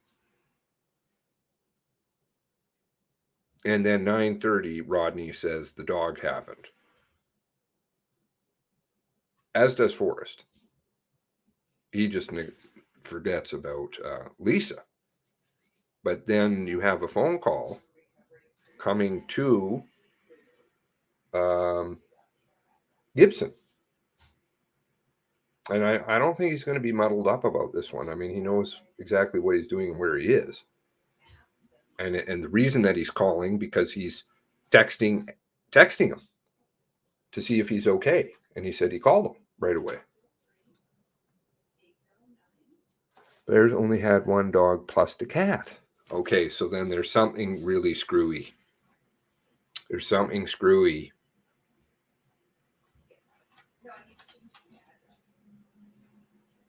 Jennifer McKay is friends with Rodney McDonald. I don't know. It's just, there's questions there. And I think somebody should ask. All right. Zoom. Yep, I'm in the Zoom now. Okay. All right. I'm going to pause here and I'll be back. Please bring updates as you can.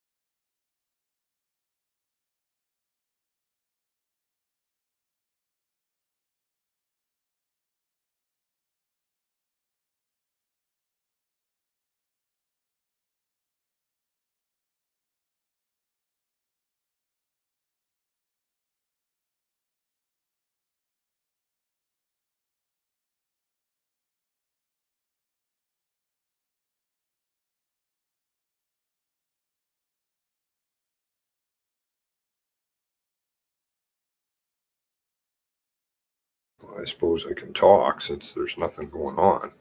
I smell fuckaroonies.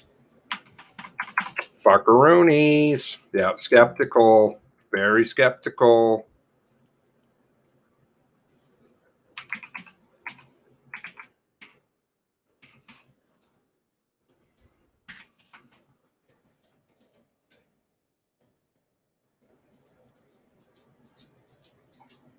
Oh, it's on now?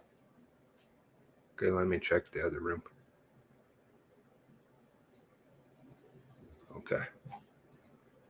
You guys have visual of Wiley?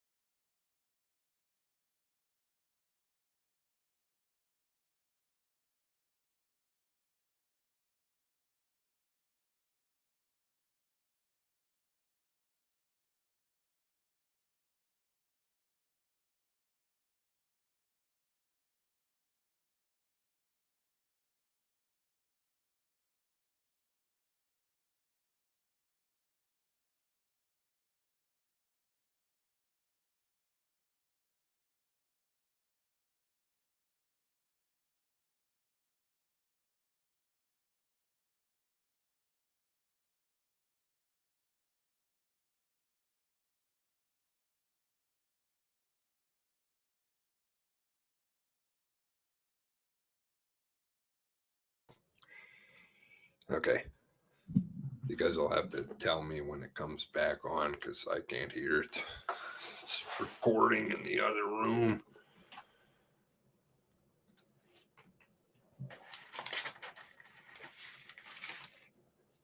Loves to rule 30 minutes or more. Sounds like a lot of bootling. Back at 3. You hear me?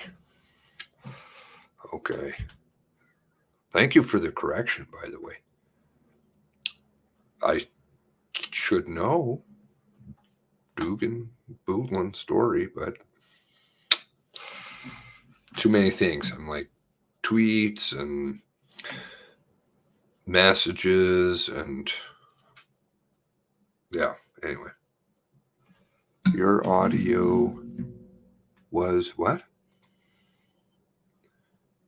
What was my audio?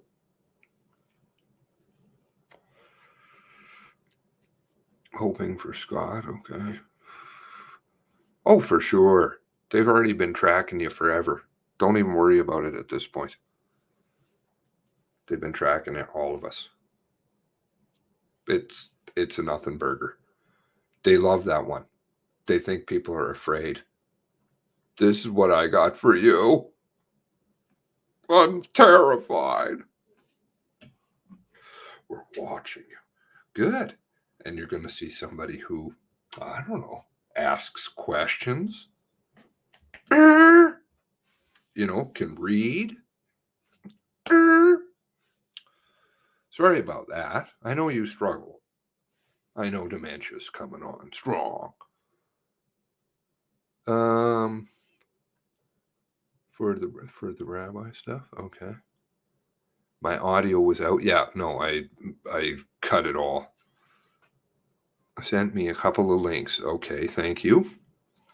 So it sounds like there was some new documents. I really appreciate it for 2 reasons. I mean, obviously, first and foremost, because in the future, what you guys are doing, passing along your observations, both visually and what you hear audio and your commentary on that, because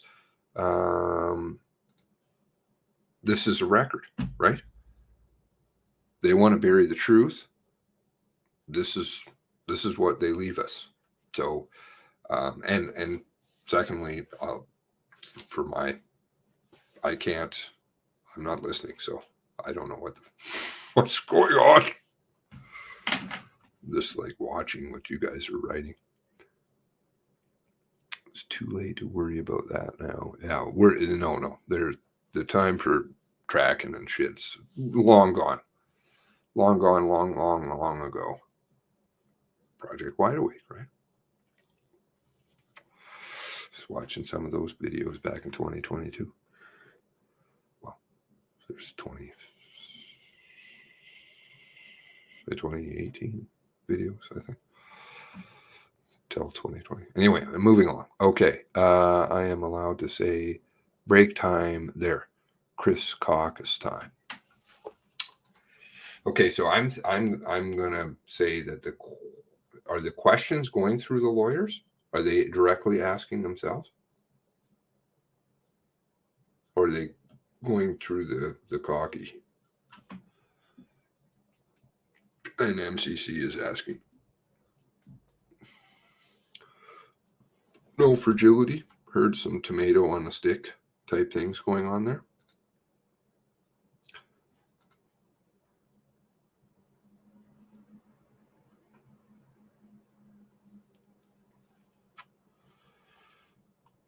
Okay.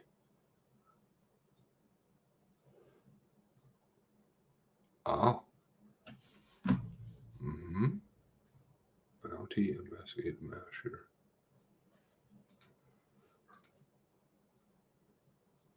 I don't know if I've read this one, Todd, so thank you. Oh, I think this was the same one that they had out the other day, was it not? But see, if people had been listening in 2020, well, they would have already known. Anyway, I'm just being a jackass. Alt media. Hush, hush. Why is alt media? Why don't you send me the link so I can like tweeters it out? I don't want to go rooting around on your tweeters. Sounds dirty. Send another email for a connection. Hope I can watch the second half for a new connection. Yeah, and I only have audio, so I won't even get to see, which is sad. Because you can learn so much just by watching, eh? The blinking, I saw the blinking comments in there. Halifax new article. Lisa versus Wiley. Keep it up. Keep toting the water. How much do they pay you from down there, I wonder? Chris Lee's water acceptance inquiry will be the Bootland case. Absolutely. Bootland's coming up. You watch it. Gray Cells 2.0. Well, no, I think this will be a bit further down than that, but this will be the next one. We can run up north, but that's not going to help. Boomer microphone moment. It's a part of our history moment. What's that? I don't even understand what you're talking about.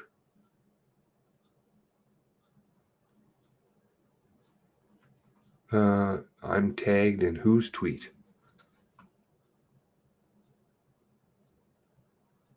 Oh, I see.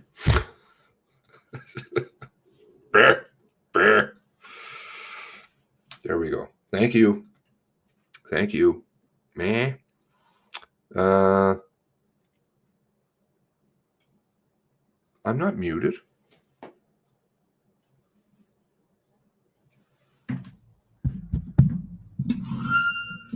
Do I need to do a Lee? Lee?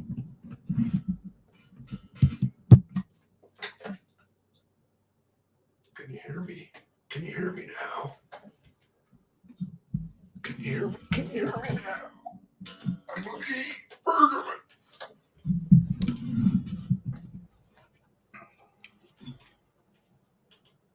Twice asking to get Mike paid, eh? Wow.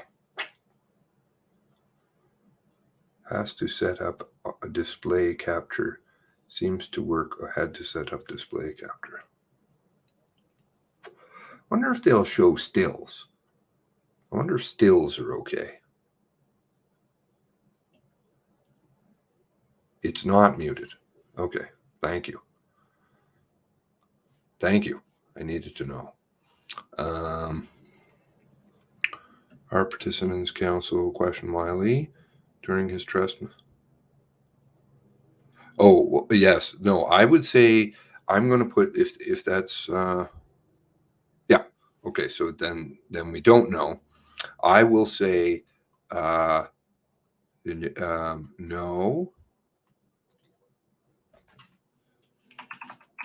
MCC does not want follow-up questions.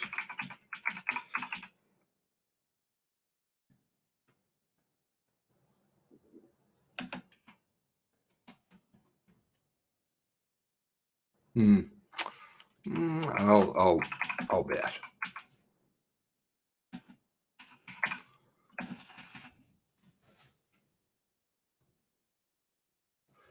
So, see, this is a trick they use. The whole business about that sometimes the MCC will ask the questions, for the lawyers. The reason they do that is because of this part. They don't want to follow up. All right. And here I lose $1. Where am I going to donate the $1?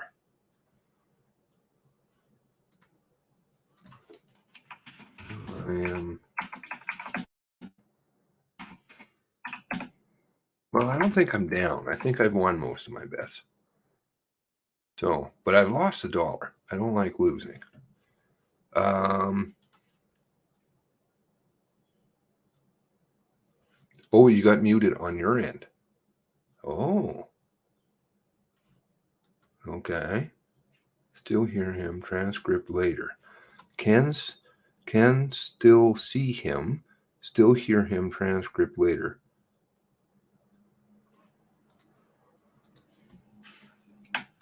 Ah.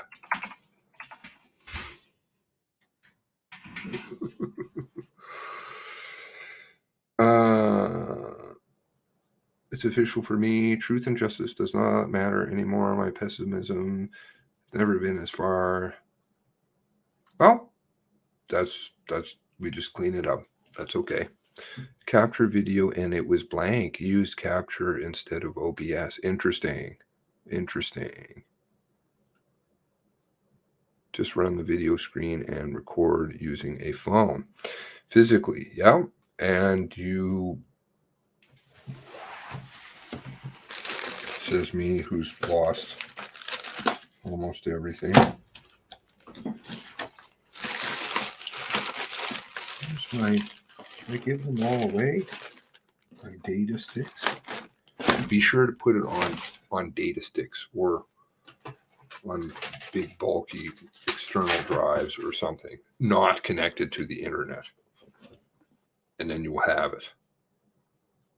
Otherwise it will go poof. Not paranoid. True. Proof. Just ask some people in here. They know too. I even consider Seamus had this stream intentionally muted. Yes. Well, I don't want any recording device is in a different part of the house, far away. We won't have any concerns with that. No funny games. I will not be broadcasting. I won't be falling off a bridge or doing any of those funny things either. No, I'm just trying to keep pace with some of the. So what do we have over here? Wiley says could contact police, behavior anytime. Oh yeah, that sounds reasonable. You wind him up like a 10-cent toy, even though he's drunker than a skunk and on a binge. Not a good idea to mess with people in that mood. I don't really remember those days, but I certainly remember outcomes. Don't screw with drunk people who have a drinking problem. Not good. My testimony here today provide clarity. Each of these incidents, I am hoping family and friends of the victims get some clarity. Yeah, they're going to, because they're going to be coming. Don't worry about that one. The Van Worts question. Take a break. Participants, lawyer will discuss next questions for lawyers. So those will have to get cleaned, of course. Something doesn't add up. I was dismissed and never even had a phone call about a DV case that I was involved with. Yeah. Disgusting.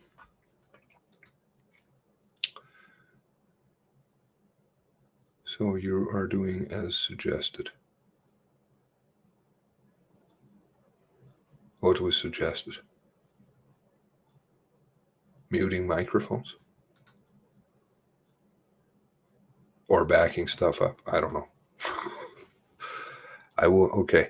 Wonder if I'm allowed to send it to people via link. That's not sharing it publicly. The link to the, I don't know. Tread very carefully. No advice coming from here. All I would say is be very careful. I don't want to see anybody getting in trouble. DOJ seems to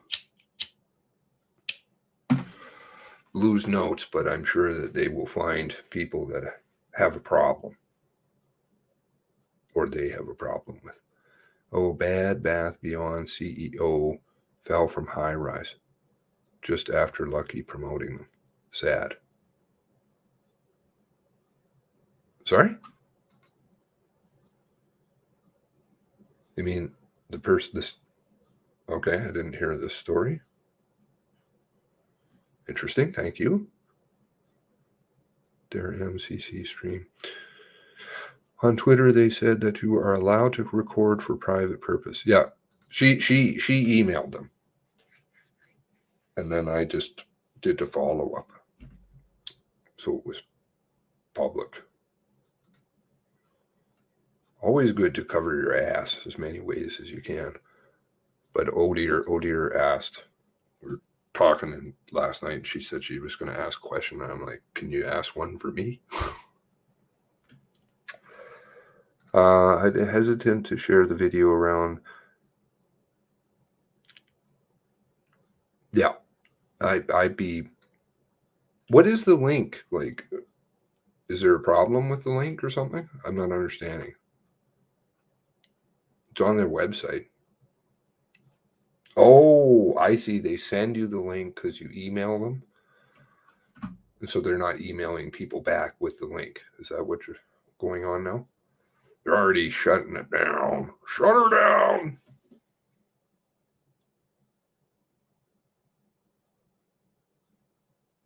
Somebody sharing links? I don't know. I'm just have the cheap techie goo of phones and hard recorders. I meant I could put it up on G Drive and share it that way. I don't want you getting in trouble. There's not a lot of quality fake tears. Okay, says Alley Cat. Quality fake tears. Wonder if Trudeau. When did that come up? What in relation to what? Was there something about himself in there, or the force, or something? Or were they just plain old phony? Or were they real based on something else?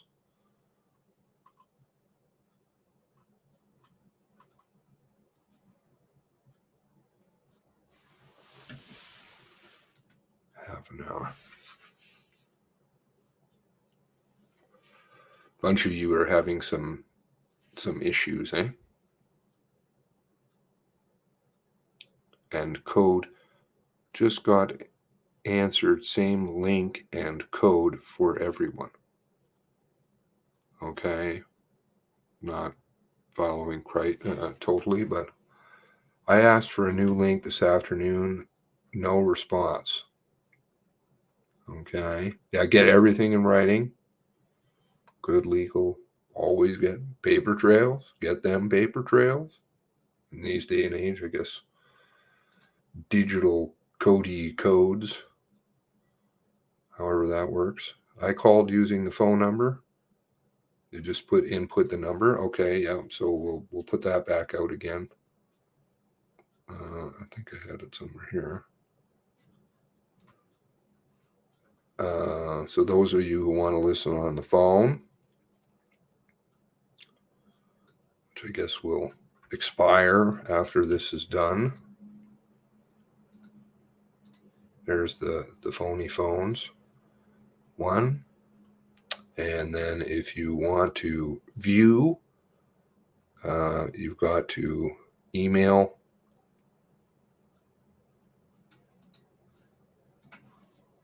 here. Heather DeCoste. Where did I see that name before?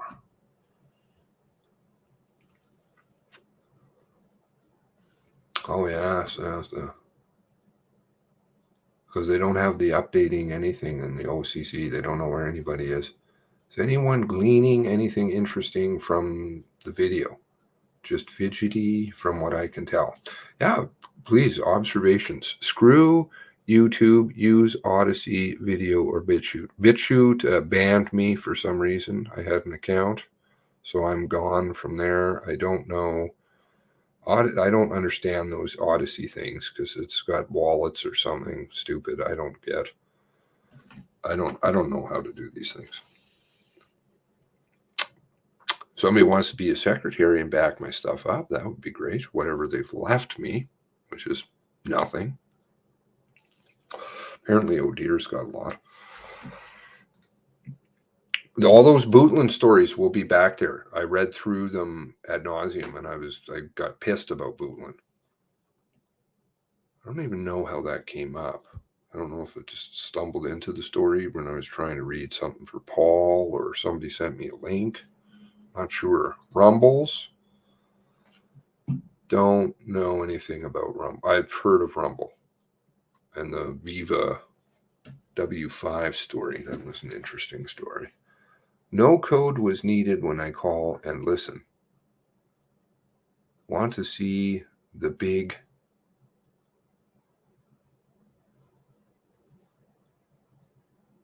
expletive, I guess, kind of, or uncouth word. Why are you editing your language?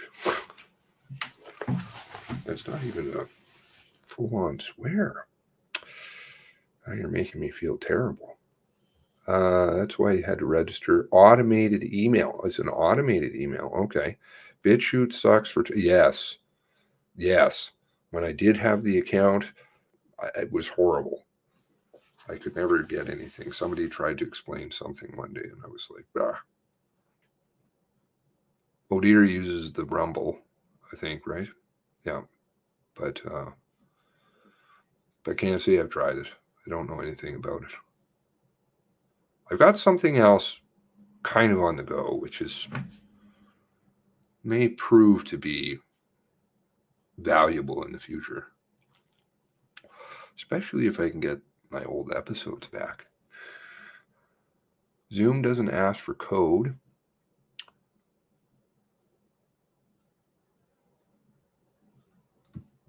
BitChute banned me, though. They literally deleted my account one day. I have the photo evidence. I was like, what the fuck? I didn't even have anything on it particularly. Today is feeling pre-recorded. Installed Zoom. Rumble is okay. Find Rumble is okay. Okay. You'd have to be a monster not to feel guilty about. Yeah, some of those lines I was reading there in those tweets, and kind of what I was picking up from what you guys were laying down, that was really not good. You know, he's like, "Are you okay?" I asked her, and she said yes. So, you know, my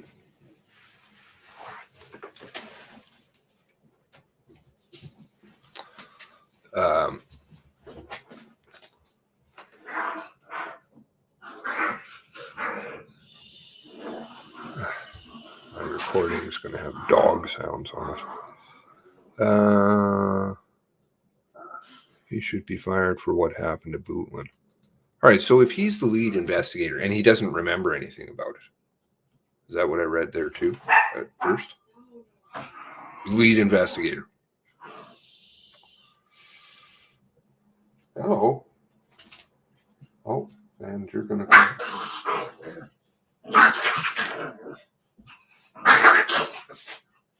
Hi. What is wrong with you?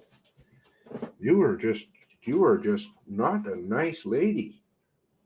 You are not a nice lady. I just get so angry. So angry. Selective. Yes, she's like, I don't think it's very much of a competition with this guy. He just kind of steps and yeah. Judge a good boy. Do you like their toy? Mm-hmm. Gremlins. Well, that's why I was asking about if there's something, because I never had a female dog before. There was something specific to female dogs.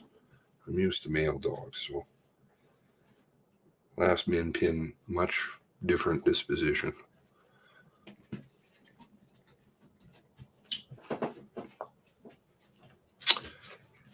Lead, as in lead dogs for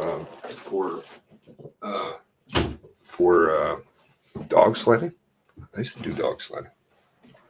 Always stick a female in the front.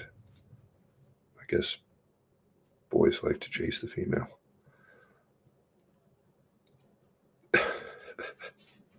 Massage courses. If he was just a teacher and nothing else prior to, yeah, I saw that. What was it? Teacher and something else?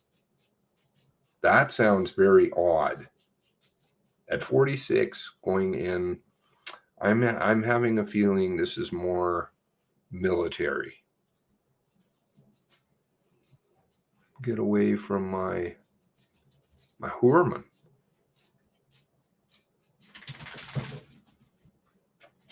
I hate text. I don't even understand half the time what it means. Farmer 2.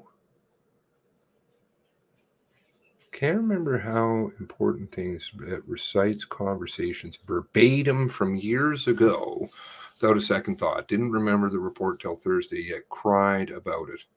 Sus. Okay, well, that's kind of like, I've never really had anybody be aggressive. There's only like 2 or 3 people ever in the history of me pulling anybody over that is aggressive, and this guy was super aggressive, and but I don't remember it. I don't remember pulling him over.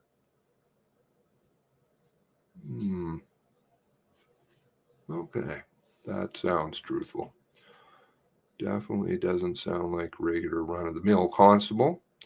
Laughed how Wiley suggested return time. Yes, she's always growling at him and jumping on his head, and he doesn't do anything though. He just kind of yawns. Screams security or military. I'm thinking military.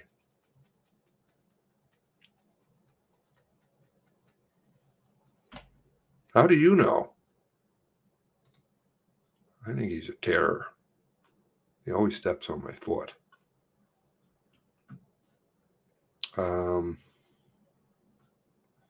Okay, so let's see here. Heidi, are we done with the updatings?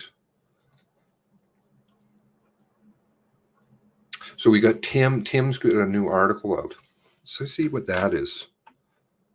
Lisa, is it seriously called Lisa versus Wiley? Oh my God. Not divisive at all.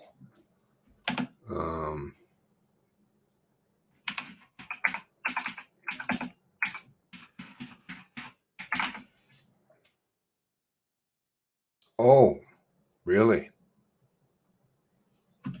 Okay. Just the same one that was applauding Dorrington this whole time. Failure to follow up on wellness checks. Tanking other people. Yeah, okay. Not that anything's, the one that was also the initial one to build up the feminist narrative. Where did it start? Oh, that's right. Linda, Sergeant Jean Sarson, and Tim. Well, Tim's favor. She was Bo then, but this item was, it was written by Tim. Okay. Even though it's got 3 different authors at the top. Okay. So what's the other 2? RCMP Constable Greg Wiley is testifying before Mass Casualty Commission today. Sorta. I feel like I'm reading a different publication. Wiley is an RCMP constable who played a prominent role in events now being investigated by the MCC. Here's what we know about Wiley in relation to MCC work. Wiley visited the killer's house 15 to 16 times. You can tell me if any of this is inaccurate because you guys know. Oh, 5-minute warning. Okay. I'm getting worried. Well, you can always mute me. Wiley visited 15, 16 times, 2008 and 2017. That was a bit of a weird. I did happen to walk in, go and just make sure the recording was still going, and I heard that. That was a bit strange. 2010, threatened parents, Halifax, Wiley. But Wiley never did so. There was several follow-up calls, I believe, in respect to that. And then he doesn't even remember it. Is that true? Friendly, not friends. With the Pepsis and the ginger ales? Uh-huh. Okay. The way he spoke with Gabe does not seem like just acquaintances either. Well, just like, informants go to Brinks. Right. 2017, Wiley responded to Susie Bootland. This is going to be, I think this is the RCMP, this may be their undoing. They really stepped in a big pile here. And rather than just deal with it and deal with the officers, instead they've been covering for them. Harassing text next door to Junior Dugan, Wiley, Bruton, not involved. Okay, you're going to leave out McDonald, Rod, who seems to be going out with April now, up in Nunavut. Very interesting. April 25th, 2025. Yeah, blast that tweet around if you guys want. It's I think I dropped it on Heidi there. Did I? How do you do this? I never know this thing.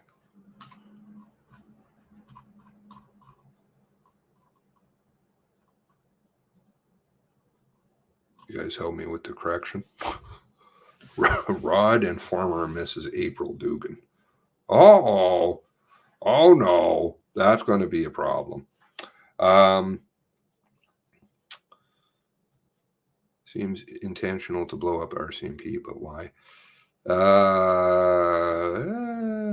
I think they thought it wasn't going to come out, but I mean, there's too many details that certain people know about this one. So, the April 25th interview, investigator brought in from Ontario, 2021, MCC investigator Wiley seems forthcoming. Right. Okay. Well, that must be those accommodations and stuff. The super extra duper special accommodations. Very forthcoming. Wiley told other calls make occasionally. Okay, so this is definitely worth a archiving. Come back to this one. How many people down in Portapique did he like to visit, or more importantly, probably on OBR? The villas, basketball and stuff. Brown envelopes. How many partied with Gabe? I'd heard this partying thing at a camp, a hunting camp or something like that. I don't remember who that was that told me that.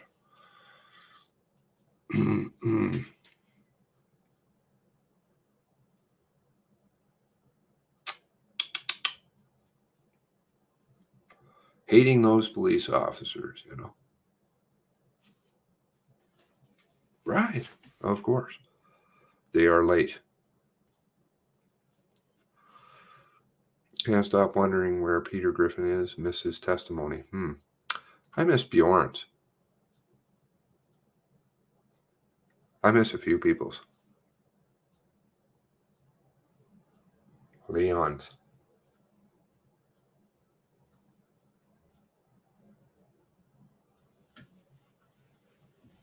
Fishers. Well, frankly, there's just a fucking pile of people. He said that he never went into the bedroom.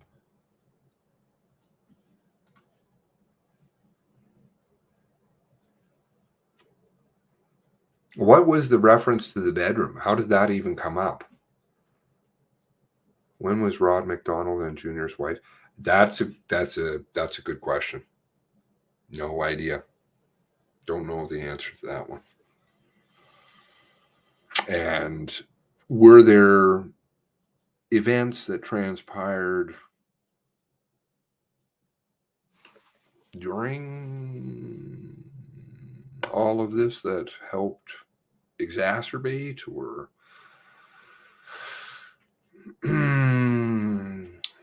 maybe wind him up a little bit more so that he's kind of out of the way? Is that totally beyond question? I don't know. I don't think so. Well, depends on how much freedom you have, latitude to asking questions, right? Don't know. Especially now, given out a lot of new evidence. 1 minute warning. Not done much milking. Us, Robert.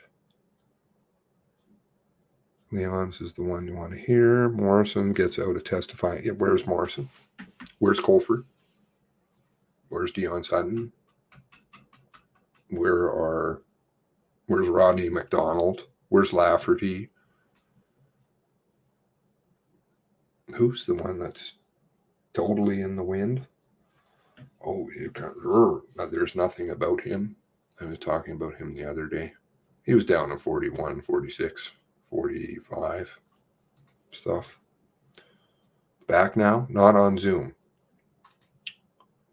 Not on Zoom? Okay. Well, as soon as you guys say, we'll get back to that.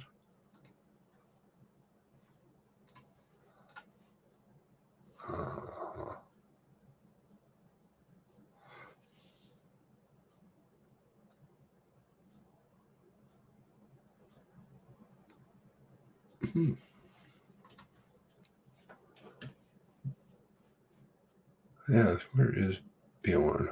Lily Grund. Lots of people. Lots of people. Because it's very open and transparent. And of course, everybody wants this one solved.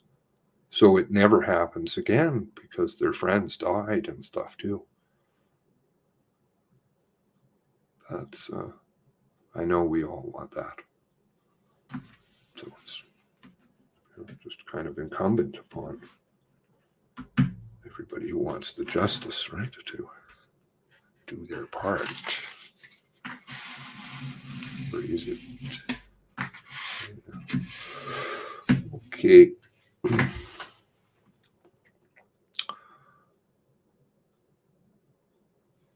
Well, the red Mazda, I found a reference to red Mazda. That's in the Como Gibson statement, red Mazda. Interesting. Well, I didn't find it. Actually, somebody else did when we were reviewing it. Sharon. Too busy real estate speculating? Was that before or after he set up the real estate company here in Calgary? Or before or after 3M got talked about on YouTube and then Facebook updated? 5 minutes late, Wiley transferred. So he's up in the Nunavut too? Is he up in Nunavut? I saw something about Nunavut there when I was doing his documents. 5 minutes late. Why do we have so many statements, so few affidavits? Where is all the audio video? dash cam? Where is the TMR2? Where is so many things? All the audio channels for all the radios. Where's the TAC1 channel?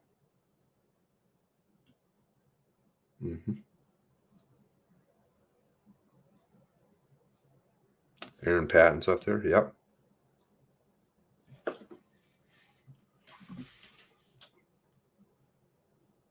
Yep. Seems like a Bible Hill transferoony. None of it's busy. Shut her down. Did they? Wiley's in the TO. I guess he must have asked about none of it then. Is that it?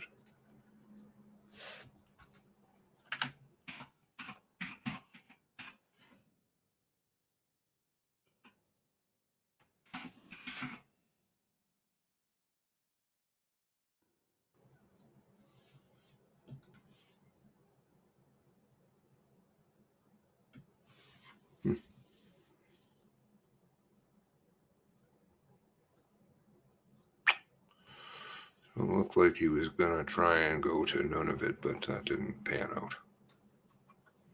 Interesting.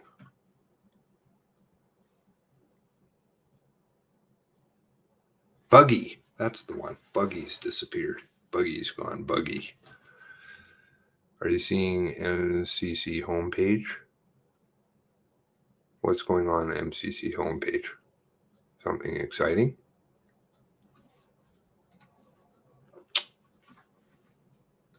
He's saying things are, the kitchen's too hot now.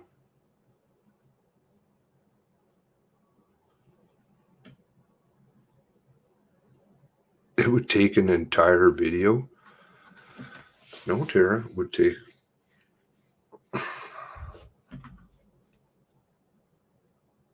hundreds of hours.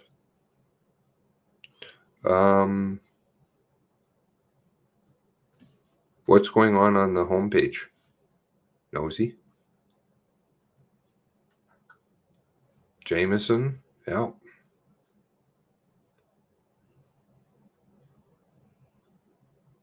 None of it's booming since China. That's totally fucked. I still can't figure that one out. And when the media actually does decide to touch that, you know, because they don't seem to like to touch things that we talk about, but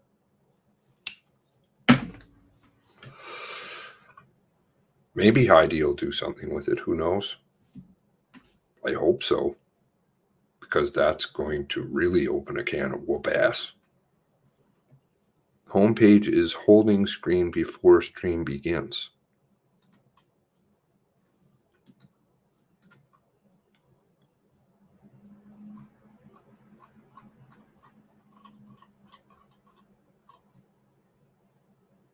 I'm not going to click on the proceedings button. I don't know what happens there.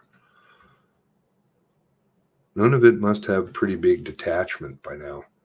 Well, it's just a town. Sarjit, or whatever. What's the town he's in? Sargent, or I don't know how to pronounce it. I would think it has not very many people. Glen Byron, caucus, caulking us, running overtime, 10 minutes. Wonder if they're having a racket, having a racket and delaying things, or is it on and we are not invited back? Who wouldn't invite you back? You know how to keep time.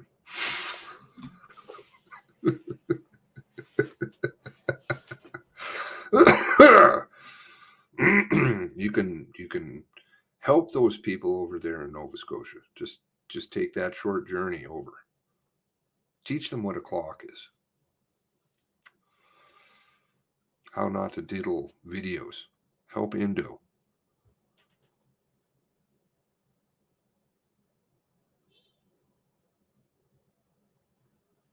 Glenn's busy carrying awards. Maybe they're hanging out with Pascal and Glenn.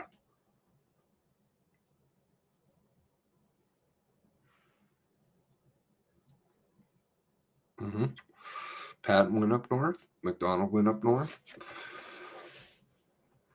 Yeah, that McDonald interview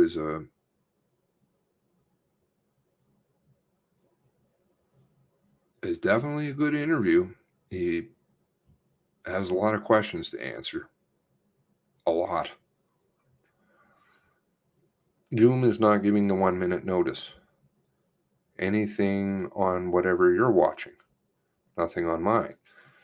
Maybe this is good. People can share their technical CSE bunk online.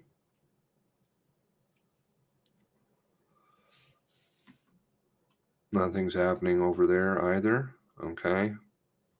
I got all my recording stuff downstairs, so nothing on the Zoom. On the Zoom, in the private room, in the Zoom. Nobody can watch a Zoom in a room. Zoom. Zoomies. They all just want to get out of Dodge. Nothing yet. Oh, I see. The home page. Is this the home page on the Zoom? They're on Nova Scotia time. On Indo time?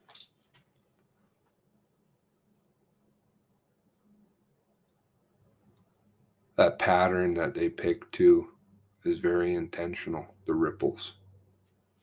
It's very intentional. I saw a reference to it one day. I was like, the thing is so hard on the eyes. Anyone else's device, phone giving muted pain about every 15 seconds. Mine has been doing it for the last 5 to 10 minutes. Okay. Different work rules, regulations.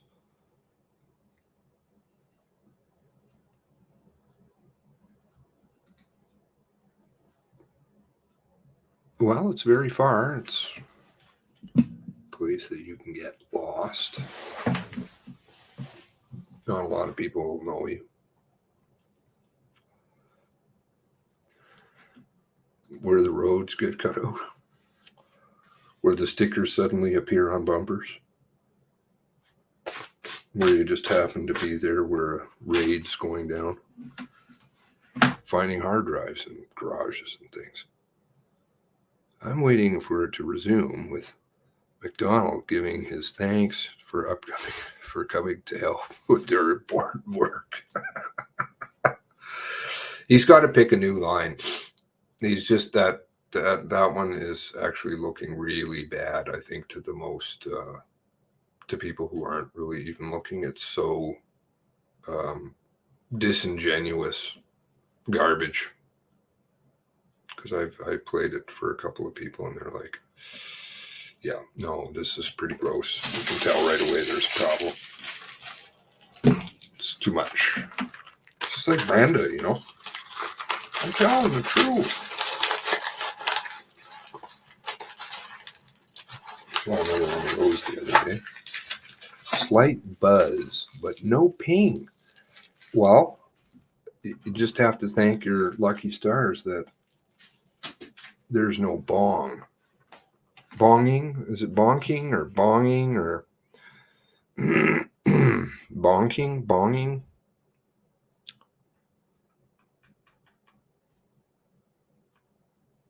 Good money to go to Nunavut to get isolation pay? Well, I'm sure there's some more reason than that. Not a lot of people will know you. You can just get lost in the wintry whites. Extra long break. Got to volunteer to go up there. Or, you know, it's not like people want to go for sure. Did anybody ever watch North of 60? I love that show. I thought it was a good show. At least for sure, the first few seasons were really good. Filmed out my way. Bonging.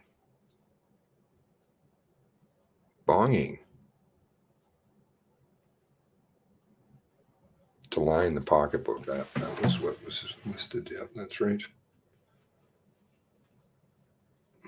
You watched North of 60? Love North of 60? It was a great show.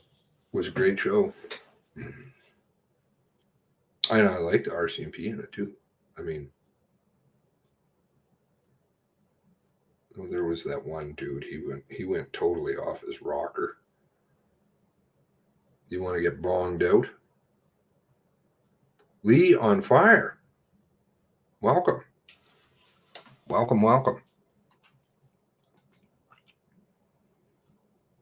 There's a few people in here who are bongers. Plus, they get all got 20,000 increase in pay. Reward. My wife is really good friends with the cast, friend in the cast who recently died. Well, that's too bad. Who died?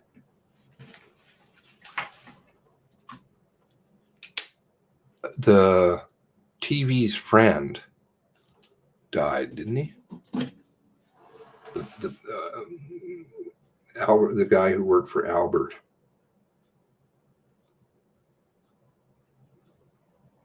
I really liked him too. I think he died, didn't he? CBC, yep. They used to have watching parties at my place all the time. I can't even remember what time it was. Sometime in the afternoon every day. There was like a group of us sit around and watch it and drink beer. I don't think they're coming back. Uh-oh. They lost the clock?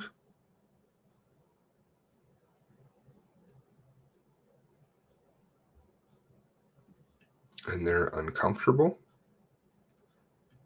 I don't know whatever they are, but they're doing PR. Gross. All their PR garbage trying to sell themselves. I saw that the Alberta they're now going to bring town halls because we're kicking them out, right? So now we're going to get town halls. They're going to try and consult with people as their shoe is going up the ass and the door is hitting them. No, we'll have town halls with you. Town halls, town halls.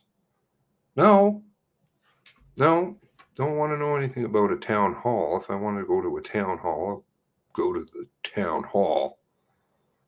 You can do your job and quit running your ops. MCC did not follow Wilkie's order to resume at 3 p.m. It must be some inside joke I'm missing. Oh, he played the storekeeper. Jerry.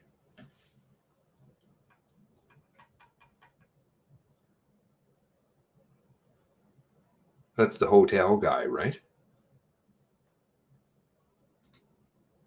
Jer.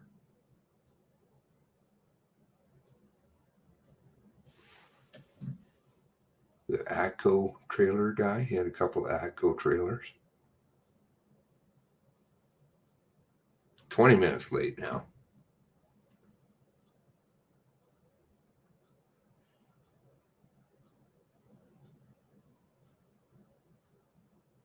Trauma is too much for them.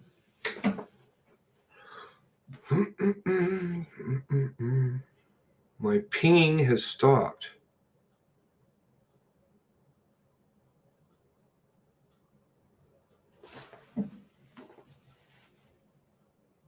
Did it go over the emergency radio that Gibson was talking, where it supersedes whoever it was talking on the radio? Did it go over the radio? The emergency button Gibson was talking about? I didn't see it. It automatically opens a channel and it just goes. I think there's like a certain time frame, like 15 seconds or 20 seconds. It steps on everybody's call. So it goes straight to the top. RTT. That's RTT button on the radio, on the portable. There's the 1033 button in the car. The orange button. Yeah. Yep. Thank you, Mr. Gibson, for sharing that. No, he played the storekeeper and he had a crush on Rosie. Oh, Rosie, who lived on stilts. I vaguely remember him. Yeah. Yeah, he was really fond on her.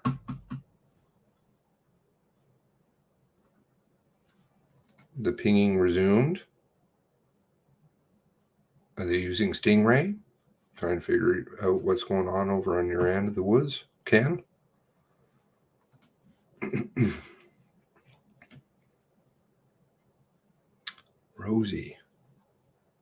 Rosie and Jerry. Now you've got me curious. I have to see.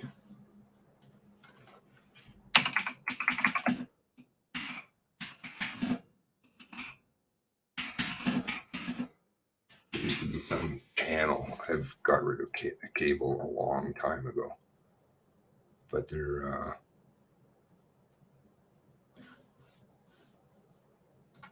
used to be a channel after CBC that had it every. Oh, Jerry. Yeah, the bald guy.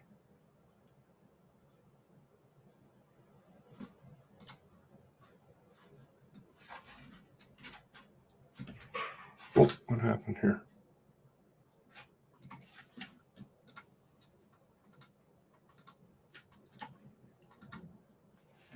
Jerry, this guy. Oh, he died, did he?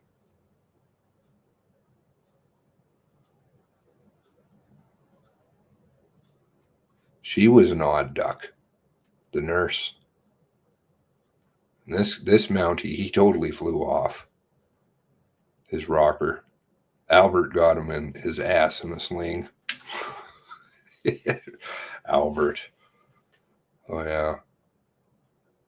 There's Rosie. The band manager, I forget his name. And there he is there. Oh, he was really cool. He lived in the bush.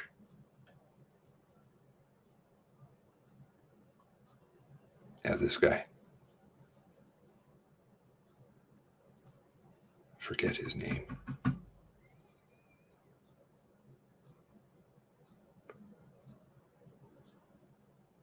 You knew him as Lubo? He's a co-founder of Paper Wheat. And they wrote a tiny scene in honor of my wife. Very nice. Beautiful.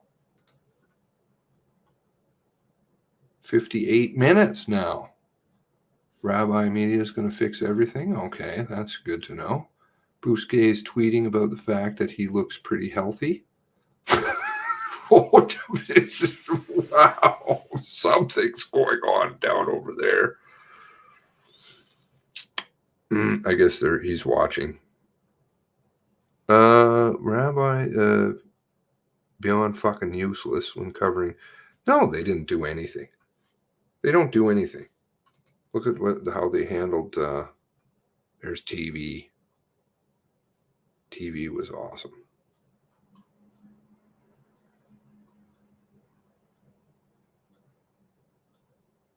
And Michelle was. She was a great Mountie. loved her character.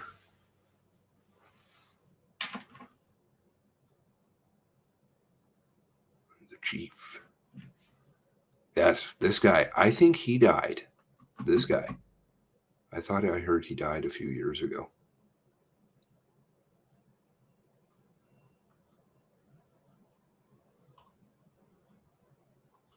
Oh yeah, I remember her.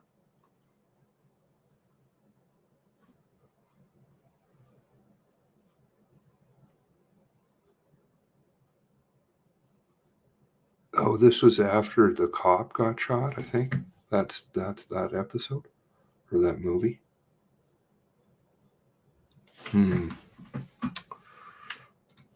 Anybody who hasn't seen North of 60, see if you can track it down. Give it a watch. Maybe you'll like it. It's pretty interesting. It's like a kind of like a Canadian soap opera. Kind of, but not really soapy. I don't know how, I guess that's the best way to describe it, but you know, lots of intrigue and little things. Oh, they're back? Okay.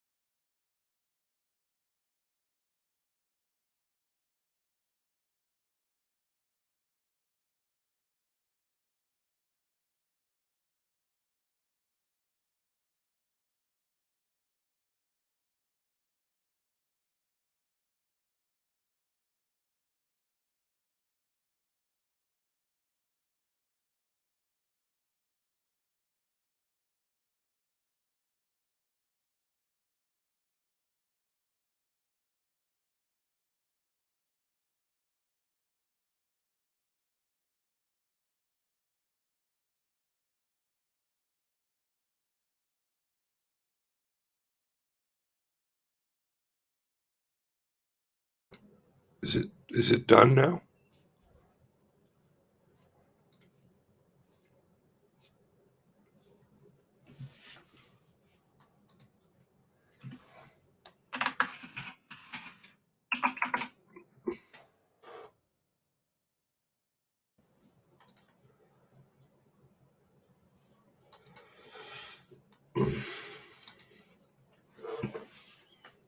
I'm jealous. Sounds like there were quite a few moments in there. Some exploding moments and light bulb moments and wow. Media lies and we cannot refer to what they write as fact. You can't rely on what the RCMP write as fact. It's just sorting through all of the drivel, trying to piece together something that makes half cockeyed sense. Logical, anyways. Roman wanted to have his testimony transcribed to show how the machine-based transcription is faulty. He was sorry he wasn't able to recognize the warning signs of a psychopath. Oh, did he use the word? Did he is he a psychologist now, too? He's able to diagnose. Everybody and their dog can. Pedigree dog food can diagnose people.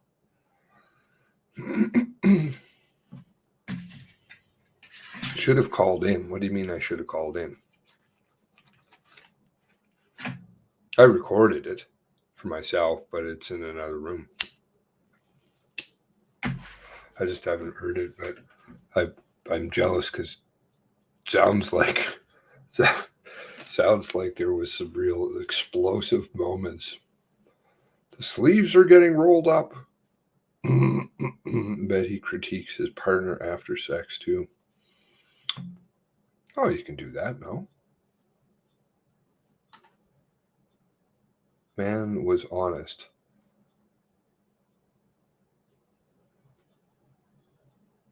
Oh, here's HB again. Wow. Support ducks.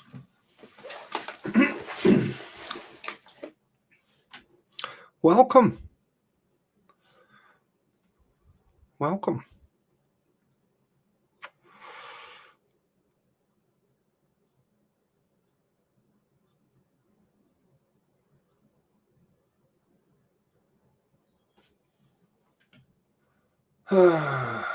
They're both the same, Toronto Airport. So you don't think that it's good enough permission?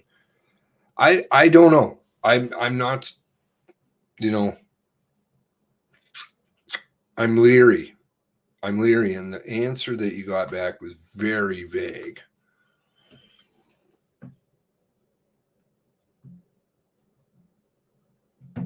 God, I can hardly see that.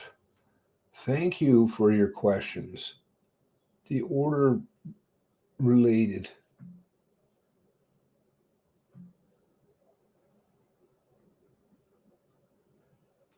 For your own purposes, not to publish or share publicly, which,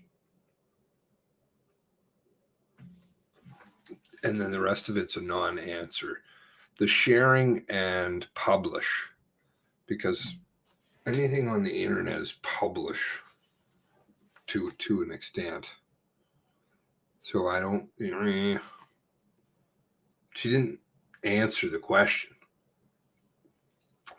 She just repeated their policy, pretty much. So I don't know. I just don't want to see anybody getting goo. Could follow it up again and say, like, can you answer me specifically if I am sharing this with one person or a few people? Well, I don't know. Or it's an online drive. You specifically stated, however it is. I don't even know what that is.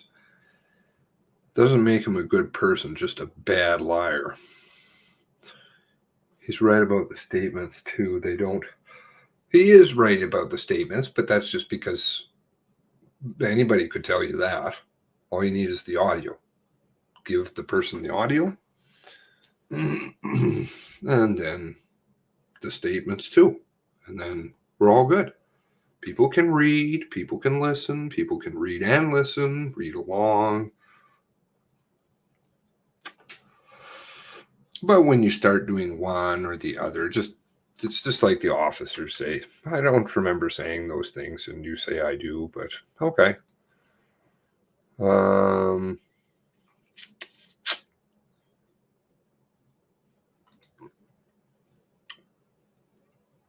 Oh, they're terrible. They're clearly editing. They've got sentences the thoughts aren't linear. It's nonsensical. But all you have to do is just provide the tapes, provide all of the webcams, provide all of the audio to the webcams, of course, provide all of the audio to every single channel that was online that day, anybody that was involved, affidavits from everybody, you call everybody, this is how it's done. And you'll get the truth. But if you want to fuck around in some people's things and lose notes, and then they're lying. It's what liars do. They only give you bits and pieces. Total control freak.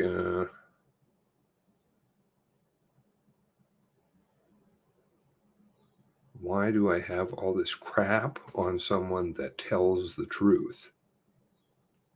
Swear an affidavit. Swear an affidavit. Have him swear an affidavit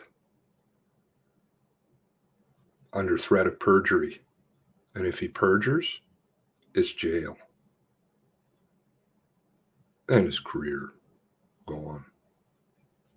I'm sure he would have no problem with that because he's telling the truth. Why do you need special concessions? What were you watching? He reminds me of Amber Heard. He may have had form of break all over the place motions. He's deeply liable on Bootland, I would think. From what little I read of what his statement says, and from the other statements that I've seen, and from what you've typed out here, I'll have to listen to what he said himself. I would say that he'll have the shield, because they do have the shield, but perhaps that's something that will be challenged in the future, and then he will be personally liable, which I think good officers should be. So you need to hold yourself to a standard. You can't just keep running around hiding behind skirts. Babies hide behind skirts. He may have had, if there's truly negligence, then a person should be held personally responsible, liable, fiscally. Took a picture before this afternoon, fresh flowers, lunch, end of the afternoon, my shade. The shade is like a lobster. Parts, he was good and this and that, and after a break, didn't know things. Selective memory is usually indicative. Got extremely hot and bothered when the friend part I'm going to have to see. That apparently got him riled.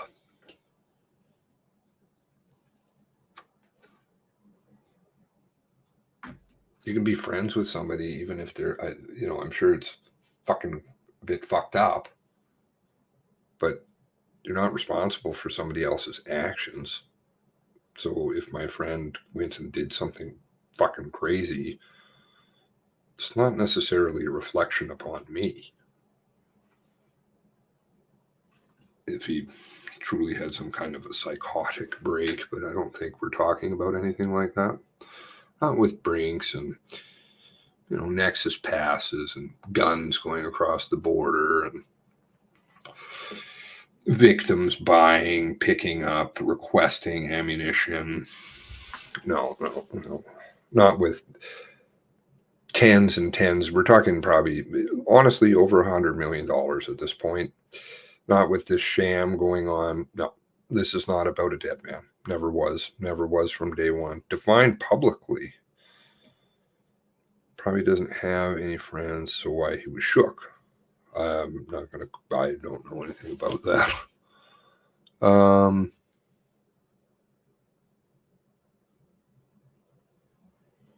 Do you all have the same perception on anything as your spouse? No, that would be uniform, and a uniform world would be boring.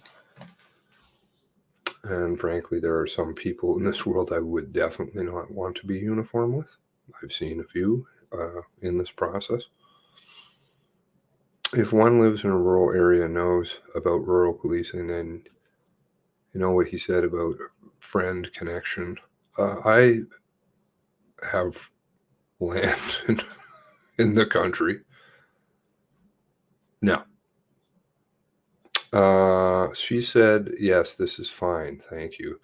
This is not that's not to my recollection. Is that notes? Is he saying not to my recollection and with the transcription again? Not to my recollection. I've never seen anybody say anything about the transcription in terms of officers. I've only seen them say that in reference to, and them is plural. I've only seen them say that in reference to the logs, the radio logs. Don't agree with what they said and don't agree with what they heard. I asked to have one further question. Would I be able to give this video to somebody who did not have a chance to watch? Well, I think that hopefully they will answer, right? With a clear, definitive answer, not a nothing burger. What happens when he's wrong? It seems like he's just straight up malfunctions. Again, I'd have to see it. I'm just going by what I was reading there. There definitely seemed to be some observations that multiple people were making. If you were, well, so it's rural or corporate. Which world are you in?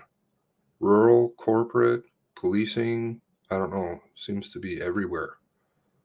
If you're in corporate world, if you're living in the rural world, if it's, it sounds like a whole bunch of guff. Support ducks. Tells the truth. So many others say otherwise. Okay, well, that's problematic. Definitely the Bootland thing. The fact, yeah, I would say the fact that there's another inquiry right around the corner, and he's right in the heart of it. I would think that that's a problem. That's indicative of a problem. But, you know, sure, the court cases and that will ensue after that will all equally find innocence or guilt. So that would be great. Might have to ask actual legal terms to let me know if I'm allowed. Well, you just ask her to spell it out. Can I upload to, I mean, I don't know that. I thought the question was fairly clear, but I think her answer was equally clear, which was very evasive. If I had to choose between him and Carla, I believe him. Not that I do, but she's lying. Well, notice how they turned on each other. He was in his statement, he was like, oh, you know, brings me the ginger ales and the Pepsis, and we sit around, and then the bus is going bump. I think he offered some type of assistance, policing. Doesn't matter to what level. I hope he's been offered some type of assistance since he's still in policing. Again, I'd have to see. I mean, I don't know. Are we talking about principal at school?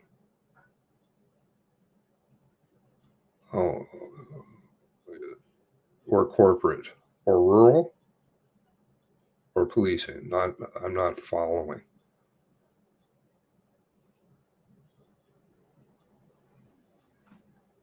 Seems to be go gadget career path going on here. What's Jessica's go gadget career path equal? Okay, Carla Homolka.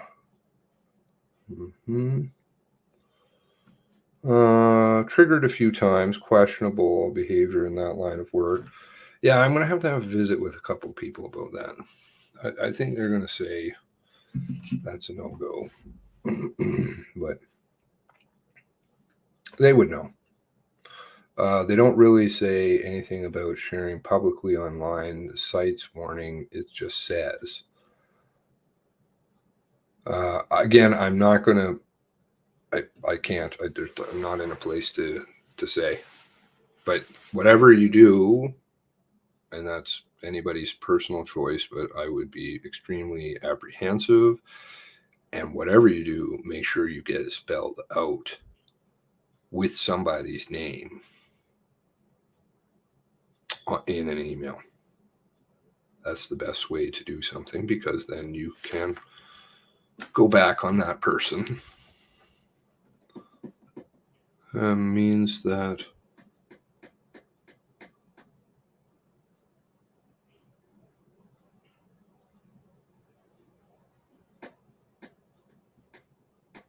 oh no, I agree. There's many people to blame, and they better take it all, each one of them, and quit hiding.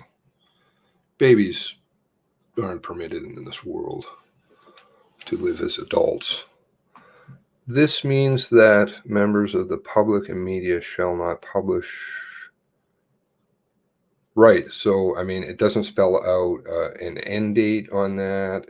Publish, in terms of the electronic world, is a fairly open-ended term. Like right now, I'm publishing, right? Twitter is a publishing. It can be viewed that way. I mean, it's very dependent. Since they spelt it out in the email and they said Twitter and talking about it on YouTube is fine, then that's one thing. But then I'm just concerned. That's all. That's all I would say. Right before lunch, Buddy said Rebecca Peters. Anybody know what role she played? Why her name mentioned? She owned a white Hyundai Elantra. I thought might have been the car Gabriel Wardman. Peters. I don't know. Rebecca Peters isn't ringing a bell. Peters maybe, but Rebecca Peters, no. Anybody know? Anger media, much to do with blackout of publication. Also the media. I think this is me again. That's just my personal opinion, but I would say it's everything that's going to come back in terms of Bootland specifically. I think the rest of it's going to come too, but right away the immediate threat is Bootland, because you're passing it off as one thing. Meanwhile, you do actually have a legitimately serious hardcore case of something. The one that they're trying to maintain, they have zero proof of. So you have to come with proof.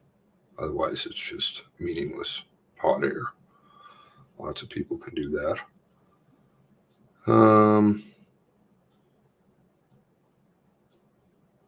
not sure who you're speaking to, but I do. Yeah. There's a couple people in here who know ranching wise what I do. So that might help you. I certainly am rural. Driveway.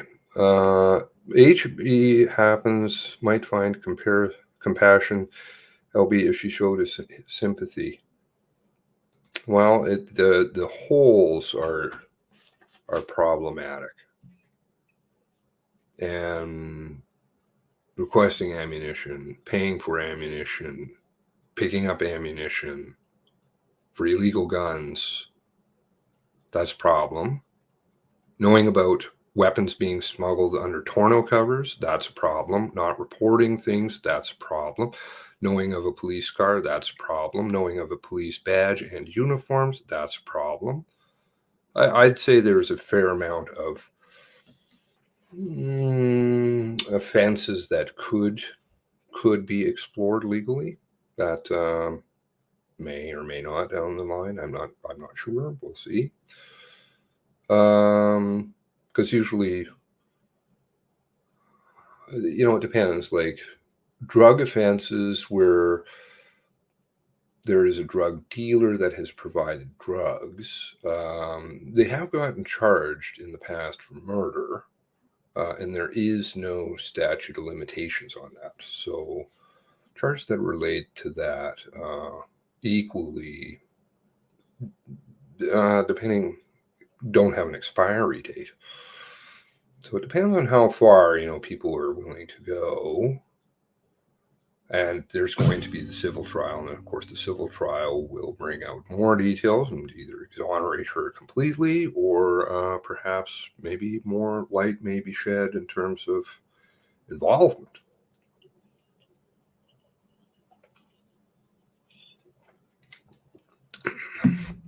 Lived in rural areas, never had dealings with police.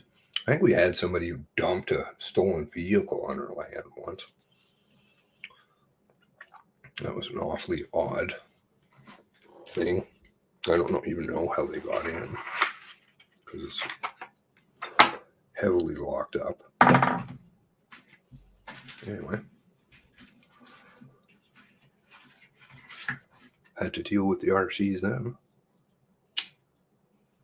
at least over there. So people deserve to work, deserve to be able to listen. Absolutely. Be able to listen, see, judge for themselves, whether they agree or disagree. But if you hide it from people, then you're just trying to make people forget about it, as though it never happened. Which, so far in this case, it appears as though anytime that's been attempted, it just draws more heat to the people who try to just avoid throwing scarlet. Never said it didn't happen. I don't recall.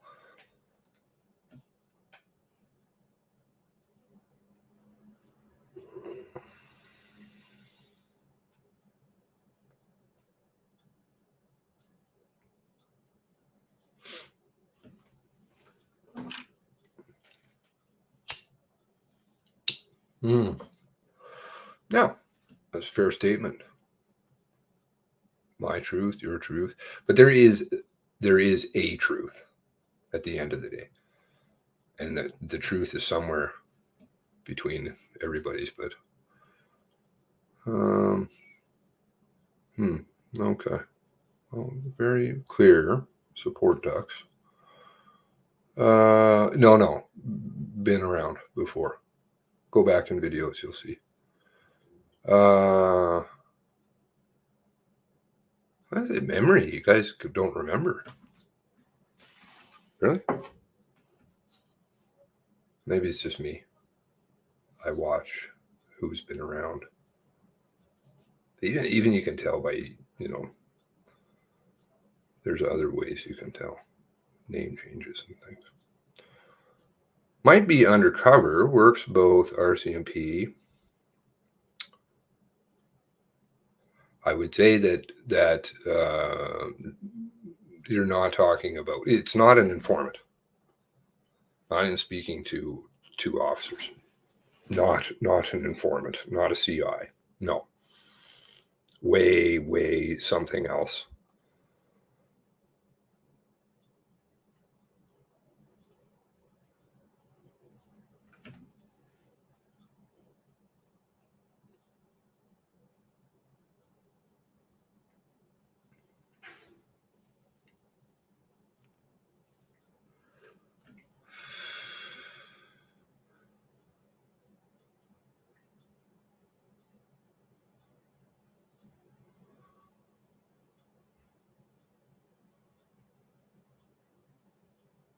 Ducks?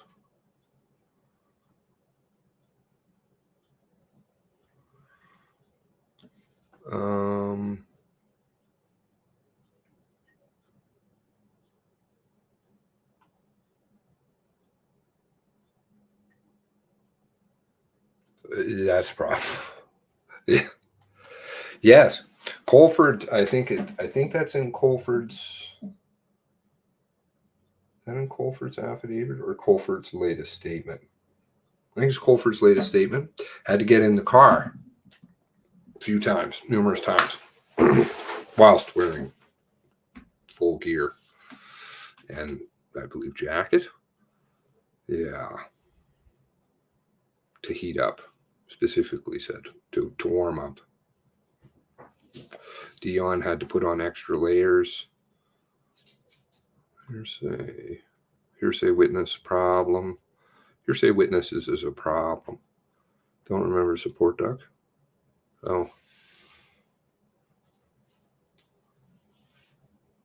They're around.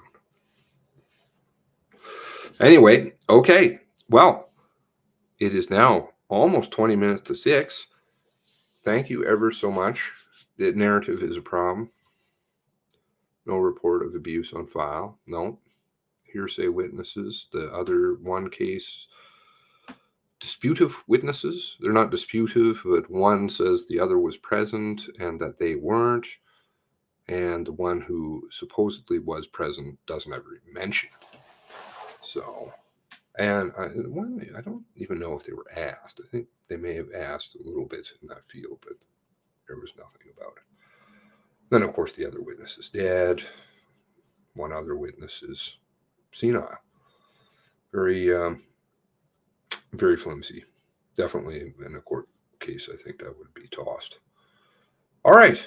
Do have a fantastic evening. Tomorrow will be a women's group stuff, I think, if I'm remembering right. Possibly recorded. Who knows? I don't know. They don't have a place there. Everything's from some unknown location. Tomorrow. Excuse me. No. Tomorrow is policing, contemporary policing, community safety and well-being. And then we have more policing. My apologies. I thought there was a women's group one coming here. Anyway, and then Brennan, but of course we won't get the transcript before Brennan. I'll put dollar down on. God bless you all. God bless the 23. Thank you very much for joining. Thank you very much to all of you for your insights, your commentary, your observations, and sharing that, because other people won't get to see that. And that is invaluable. Because there isn't, I don't think there's really going to be a source out there where they're going to have a lot of different input like you all did today. And that's many thanks to you. So thanks very much. God bless you. God bless the 23.